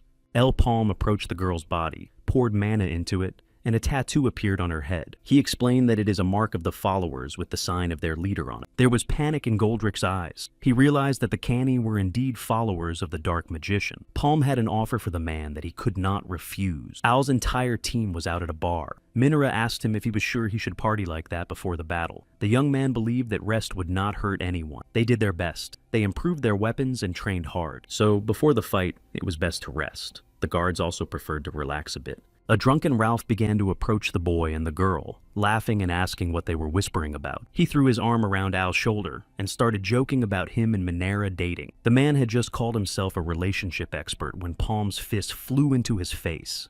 The drunkard fell to the ground, and the boy still kept his fist clenched and warned the bishop not to come closer. Ralph was offended and said that he couldn't even make a joke anymore. He just wanted to defuse the situation. Holding his nose, the man said that he actually had a question about why they were joining the search for Jack Rich, if it was an obvious Kanya trap. Minera didn't really understand it either, and thought it was better to join Kanya's raid. Elle wanted to look for something. A couple of days ago, he heard a rumor that Jack had a map leading to Fried's inheritance. Of course, these were just rumors, but the fact that the followers took action proves that they are true. Since it is believed that Fried left something important, it was impossible to let this card fall into the hands of a follower. Of course, they don't have it yet. The guy hoped that everything would go according to plan. In some rooms, a red skull burning in the fire was telling an unknown man in a robe about Palm. A guy in his 20s who had been a slave for 3 years, 2 months ago, suddenly awakened the circle in just 2 days, reached the second, and a few weeks later, the third. Given his potential, there was a possibility of further development. The unknown man listening to the skull's story believed in Al and counted on it. A blonde young man with a ponytail was not allowed to enter the portal. He confusedly asked Royce who had promised him protection. The man just scratched the back of his head, looking away guiltily because he could do nothing, because the management had abruptly decided to cancel the selection. He was complaining that he was tired and had to lead the group when the guy asked about the money he had paid, and the man immediately shut him up because it was not very legal. Al's team was already hurrying to the portal. Franco walked in front of them and ordered everyone to stand back. The The guards immediately obeyed the order, and Royce began to ask who the people were that Mr. had brought. The man briefly replied that it happened and asked others to treat the situation with understanding. But everyone else began to grumble because they hadn't even seen them at the selection and thought they were arrogant. To further irritate the outraged people, Manhwa stuck out her tongue at them. Entering the portal, Debo began to mutter that everything was a ball and that there were dungeons and old columns as usual. Looking around Minor, I realized that I was missing Ralph and Kira. The man tried to put his hand through the portal, but it didn't work. The gate was full, but they were promised that 6 more would be able to enter. Franco didn't understand either, because they had posted guards on purpose. It was obvious that it was a trap, and Al's team was trapped in the portal with an incomplete team. The first to enter the portal were a young man and an old woman who were shackled. The boy had white eyes and called the woman Mrs. Mudria, and asked how they would find the others. The angry Mudria asked him not to call her by her first name, and the young man agreed, calling her by her first name. She assumed that the boy was bored if he was fooling around, and said that if everything went according to plan, they would see them at the secondary gate. In the meantime, he could warm up in a fight with a huge monster that looked like a minotaur in armor. The creature was drooling from its mouth, and its eyes were furious. But the woman thought it was not a strong enough opponent. She decided to deal with him herself. The guy only asked her not to overdo it. Wisdom was flattered that the young man was concerned about her, but it was unnecessary. The monster had already scattered to attack them. The woman decided to show the boy something interesting from her own skills. She swung the sphere to which she was handcuffed and destroyed the Minotaur with one blow. Mudria thought she had impressed the young man. He replied that it was the first time he had ever seen her weapon in action. This was only a part of her skills, and she saved the rest for later to make it more interesting. Manhwa was a little nervous because she realized that the rats from Kanya had already gotten into the portal. El appreciated the plan. He hadn't expected it, but things were going to be interesting. Debo noticed that it was quiet and their enemies were not going to attack. That was the problem. Palm scanned the first level, and there were no signs of life, neither followers nor monsters. He tried to understand what had happened here and what their enemies were up to. Meanwhile, the Knights of Cygnus, led by Kazim, were marching to the Canius trade union. The receptionist was surprised to see them and asked if they had an appointment. The guy smiled politely and then showed me a detached hand with a mark of followers on it. While the girl was standing and did not realize what was happening behind her back, 2 young men were killed.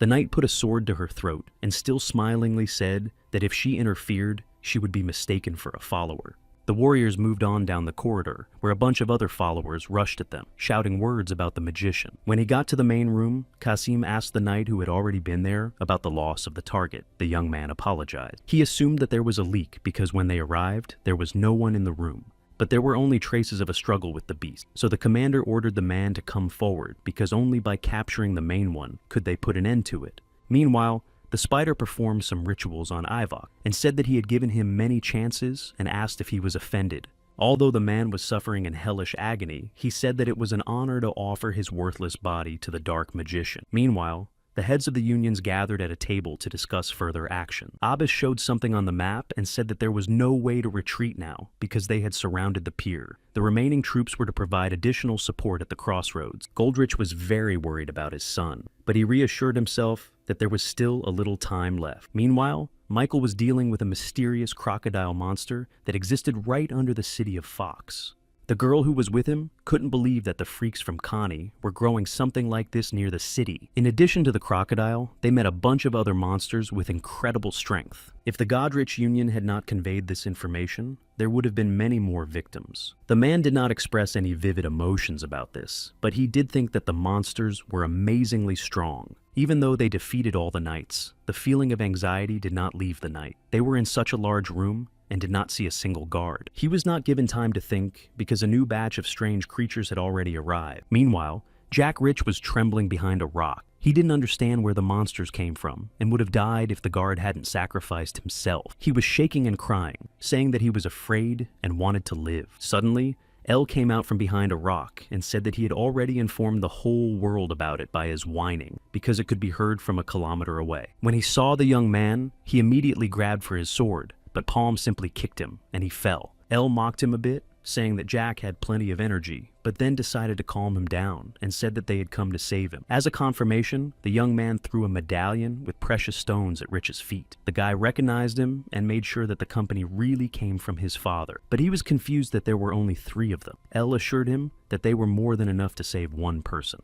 Greedily grabbing his father's belongings, Jack cursed and said that 3 people could not handle it. Palm sensed that the young man was hiding something, but when he looked through the monocle, he saw nothing suspicious, so he assumed that he was just imagining things. The guy assessed their work as easy if they had already found the person they were looking for, but suddenly they were attacked by a bunch of masked followers. An unknown man with blue claws was running ahead. The company managed to react to the attack in time, but Debo began to scold the attackers for almost getting hurt because of them. The ashen-haired boy sitting on one of the columns, kicking his legs carefree, was interested in this remark. El looked at him through his monocle and saw an insane amount of mana flowing through him, even dispersing around him. He jumped to the ground and said that the company didn't look scared at all, so they were probably experienced. His face looked serious, and he said that he would see if Will's fears were justified. Meanwhile, the spider began to transform into a magician, and explosions began to occur throughout the city. A red vortex formed around Michael, gaining momentum and creating a fierce wind. His men were worried about him, but he shouted at them to stay away because it was a trap, and a second later, he disappeared into the red air. He teleported to an unknown place where an unknown person was hiding in the dark. He came out of there as a Dark Michael, hinting that this look would be more familiar to him. Meanwhile, the heads of the unions were panicking as 3 teams were completely destroyed, and even the head of the Knights disappeared. They did not understand what was happening. They were in serious trouble because they received confirmation that supporters had joined the followers. Goldrich thought that they were still 1 step ahead, which could only mean that there was a rat among them. Abbas shouted on the radio to inform the 1st through 6th squads about the change of plans. In the courtyard, a young guard approached the tent with the heads of the unions, but he only managed to ask the unknown person who he was and was killed at the same moment. When asked what was going on there, Franco said that there were not many of them, but there was enough noise. When a masked follower entered the tent, the man said not to worry because it would soon be over. Rakan, Goldrich, and Abbas instantly realized that they were facing a traitor, but it was too late. In the city itself, real hell was happening. Everyone was fighting against the followers.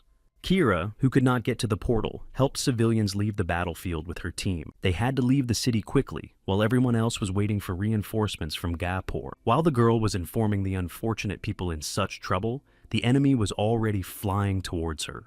Ralph successfully repelled him, not missing the opportunity to tease the girl and say that he thought she had improved her skills. But the knight did not listen to him, because she was boiling with rage because the poor child had been forced to attack her. The man dryly replied that this is what fanatics look like, consumed by blind faith. He said that when they tried to recruit him, they promised to do anything if he helped them break the seal of the Dark Wizard, even if it meant turning back time. Kira even started to think that turning back the clock sounded good, but Ralph called her a fool for believing in such nonsense. He was sure that there was no world in which everything would be so easy. If their mage was so great, how they could have sealed it at all was a complete joke. However, the followers were skillful at exploiting human weaknesses, because it's hard to find a person who doesn't want to go back in time and change everything for the better. In the tent with the heads of the unions, Goldrich asked his worker Frank why he had done this.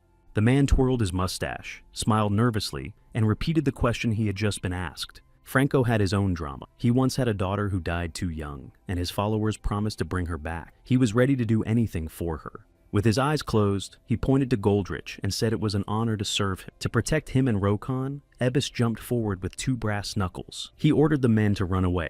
They obeyed him, and Rokan finally apologized to the man. Franco growled at his followers for doing nothing, and ordered them to pursue the fugitives. But Ebbis was not going to let them, and struck a powerful blow. In one attack, he put all the masked people down and said that they underestimated him, smoking a cigar. Meanwhile, in the portal, El ran into Will's subordinate, but immediately declared that he was not afraid of him. Suddenly, a woman's voice came from the other side, apologizing for not being clear enough. When she emerged from the shadows, everyone in masks bowed before her, and she introduced herself as the martyr Mudria. This scared Al seriously. The Martyrs are a secret group of 100 people whose identity is shrouded in secrecy. The young man did not understand why they were here, and lately he had made so much noise that he had attracted the attention of some very dangerous people. As always, Debo was eager to fight and did not like empty talk from his enemies. The woman noticed the young man's eagerness and asked him if he had noticed that there were no monsters on this level. She did not wait for an answer and decided to show her skills. Debo assumed that these were some kind of illusions around the Wise One. However, in a moment, the Tavramazis who had previously inhabited this level appeared. There were an incredible number of them. Minera could not understand why they obeyed a woman.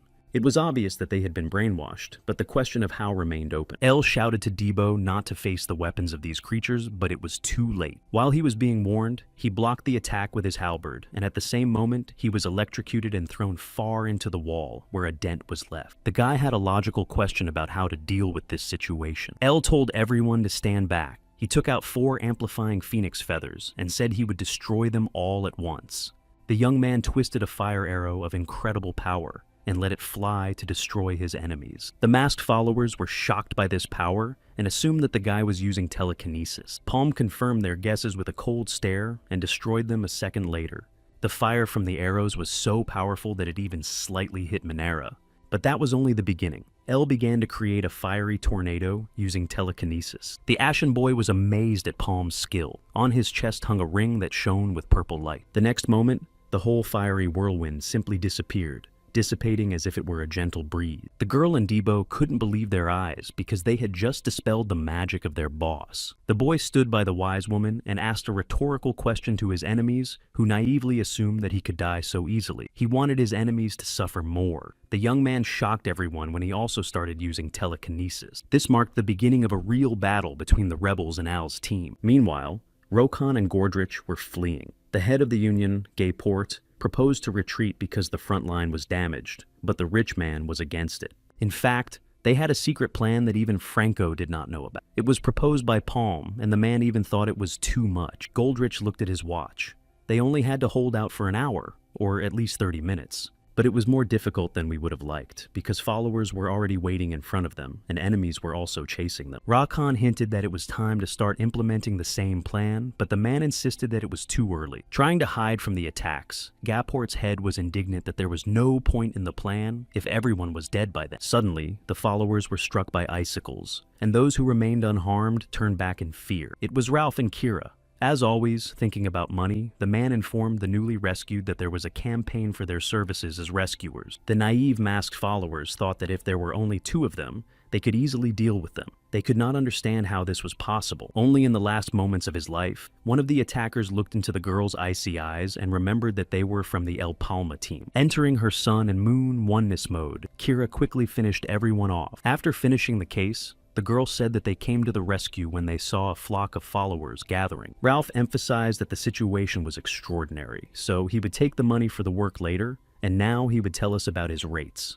Suddenly, his speech was interrupted by an explosion behind him that nearly knocked them off their feet. Someone was looking at the company through a hole in the destroyed building and sadly noticed that there was someone else left. But when he got a better look, he said that they were just henchmen. Kira immediately became more serious, but Ralph began to joke that it was not every day that you see 3 heads of unions in one place, saying that it must be a holiday. An angry Ivo came out to them and said he was sorry because he wanted to tear Al to pieces personally. Meanwhile, incredible things were happening in the portal. Palm began to get nervous because he had never seen or heard of anyone so skilled at telekinesis that he could stop its technique. The unknown young man was a little disappointed because he had heard rumors that the ale was strong, but here it seemed rather weak. So he assumed that El wanted to trap him because he did not believe that he was that weak. Through the dust that the young man was creating by throwing stones at the company, Palm looked through his monocular and struck a fiery blow. The best option in this situation was to run away. So Minera picked up Jack, and they made a narrow escape. Wisdom ordered everyone to immediately run after the company and not let them escape. Debo laughed as they skillfully ran away,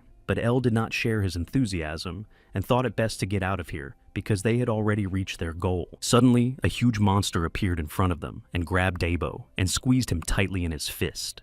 He interfered with the platform on which they were moving quickly, and Manhwa flew down. The irritated Ale had to save his friends and prepared 3 arrows at the same time, but they were easily broken by a single telekinesis blow. The blonde young man found himself near Palm. He said he had found the answer and asked the boy if he was afraid of it. As soon as she landed and looked around, the next moment she was attacked and pinned to the column. Mudria shouted to her subordinates to keep moving and deal with everyone quickly. The pirate had already been bothered by these followers, but she had to fight them off because 3 of them were flying at her. Debo was attacked by a creature that looked like a minotaur and tried to beat the life out of him. Meanwhile, in Lice, Evok was destroying all the buildings around him with a long whip. Ralph didn't know what to do and just ran away from the weapon, but the man easily caught him by the arm and sent an electric pulse. He looked at his victim with frantic eyes and asked him to hold on a little longer, for soon he would let him rest in the afterlife. He began to pull the bishop to him, while the latter cursed him with all possible words. Kira stood up for him, ordering him to leave Ralph alone because he was a healer. The girl cut the whip and freed the poor man from the agony of pain. Evok was furious and began to surround the girl with various stones with strange symbols on them. But the knight gathered all her strength, shone with a blue star, and destroyed the boulders that surrounded her. Suddenly, her buff, which symbolized her power of the sun and moon, shattered like glass. While Kira was trying to figure out what had happened to her buff, Evok flew toward her, aiming for her sword. Meanwhile, Rakan once again yelled at Gold for refusing to launch another plan, even though the situation was already more than critical. The man panicked but kept his confident line that it was too early, but they would get to him soon. Someone approached them after hearing about their plan and asked to share it with them. When Evok attacked the girl, Ralph managed to defend her, but was injured himself. While she was thanking the man, he asked her if Kira could move. Evok didn't give them time to rest, and stood with his sword saying that the healer was not a good man if he was not able to help, and said that they were finished. The man gathered a purple sphere that was steadily approaching the knight and the bishop, but when she had no hope, at the last moment she was interrupted by the blue power of the unknown. He appeared behind Evok and smilingly said goodbye to him. He managed to joke that they don't talk like that at the first meeting and struck the man with a fatal blow. Chairman Kanya had half of his body destroyed, and the unknown person apologized because he wanted to end his life without pain. The last words Evok threw at the unknown person, before he stopped breathing, were insults that he was an imperial puppy. The unidentified man began to ask the girl and the man who they were, but in a moment he recognized them, and Kira also recognized her friend Kasim. He was the eldest of the Cygnus Knights. Rakan was incredibly happy to see him. The young man promised to protect all those who belonged to trade unions, and did not want to miss a moment to mock Kira and say that she could no longer fight. However, the girl interrupted him, and said she would fight too. The master ordered her to join Kaim if something happened. She straightened up, looked him in the eye, and said she was going with him. The young man looked at Kira with anger, and wanted to say that he did not need someone like her. However, he was abruptly interrupted by Evok's voice, who said that now was not the time to worry about her insignificance because he would destroy them all. Everyone immediately turned around because they could not understand how the man could survive such an injury, and he just laughed and said that he would send everyone to hell. Kasim rushed to the follower to finish him off, but he said it was too late. Awak gave his body to the Dark Wizard and asked Will for permission to do certain things. The young man's punch did not help. Everything around him suddenly exploded into red. When the dust settled, Ralph could not believe his eyes. There was a huge, scary spider monster standing in front of them. Meanwhile, a fierce fight was going on in the portal, and El did not even have time to catch his breath. Masked followers attacked him one after another without rest. The blonde boy did not give Palm's arrows a chance to hit the target. Eventually, he got tired of chasing the young man, who was always running away, and simply began to wall him up with telekinesis. He asked him not to move for a second and suddenly said that he was not going to take his life, but only wanted to talk. He always had a ring around his neck, and he began to calmly approach the young man and offer to talk like gentlemen. The fact that El could not cope with the unknown hurt him, because he was known as the strongest master of telekinesis. He wasn't going to just lose. And before agreeing to talk, he managed to free himself from the stone. It flew in different directions, and the blonde man deflected it effortlessly, sighing heavily and asking if Palm was tired of trying in vain. The young man was not going to give up and tried to attack him with firing. The follower got tired of enduring this and simply destroyed the attack without much effort. His telekinesis power came from a ring on a rope. He again reminded Al that his attempts were futile. A blond young man came over and put his hand on Palm's shoulder, saying that he hadn't thought he would be so surprised. And then he suggested that it might be because he did not exist in the future he knew.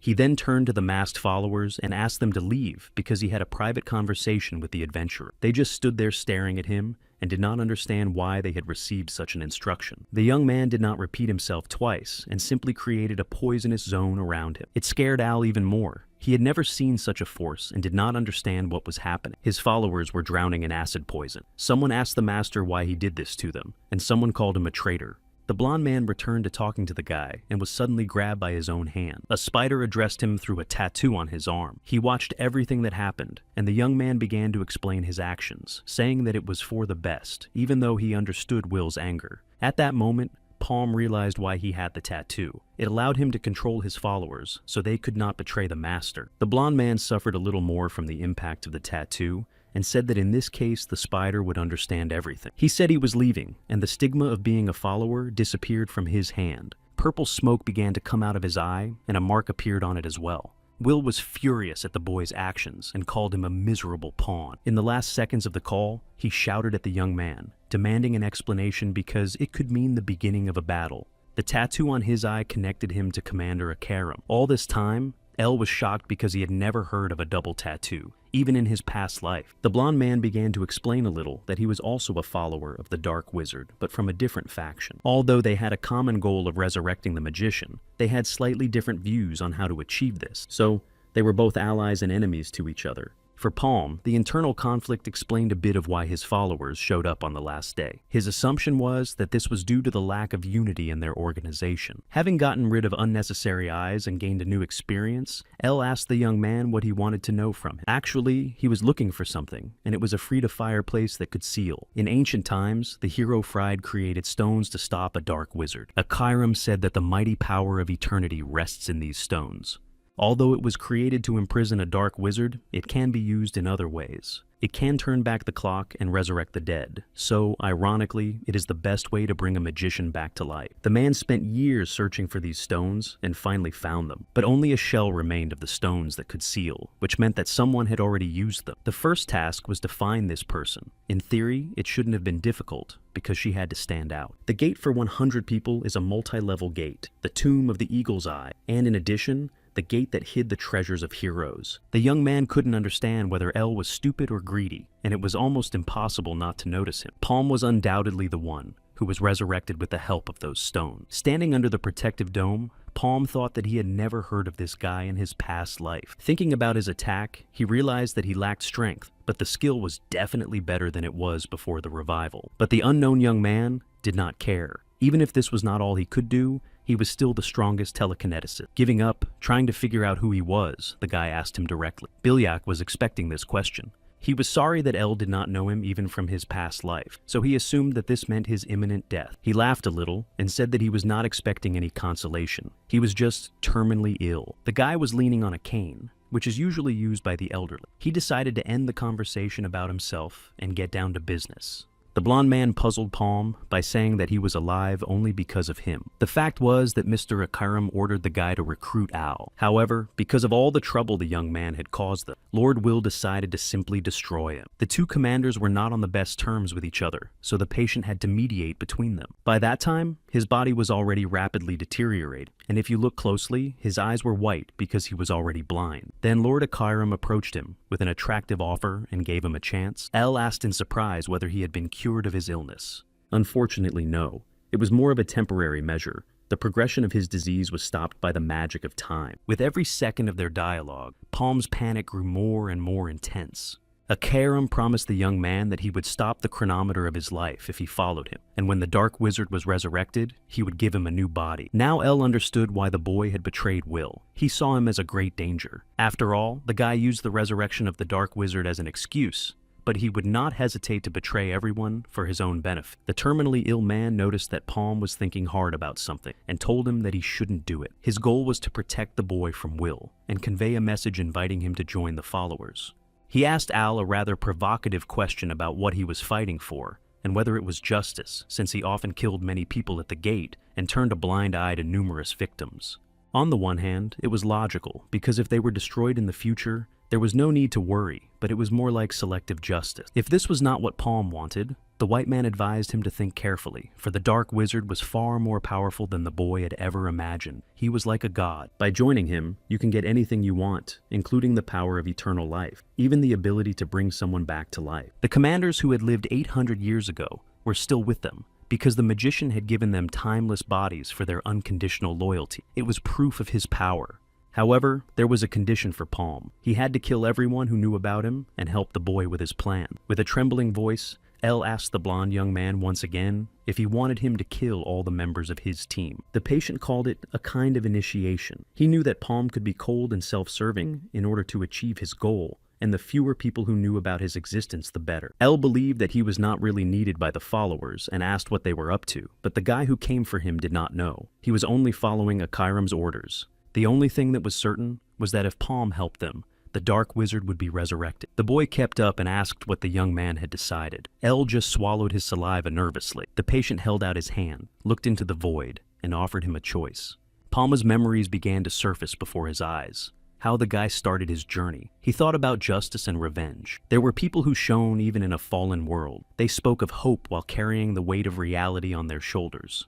These people were so valuable to him that they were even more valuable than life itself. But he saw them die with his own eyes. He held their hands in the last moments of their lives. Philip Jaden and the blonde lover who gave her life for him to save him from a monster. Al met a terrible end. He was left alone, having lost everything. But this time, it was different. He assembled a new and strong team. They were skilled, but not particularly attached, and could be replaced at any time. Those who will be sacrificed in the future instead of Palm's friends.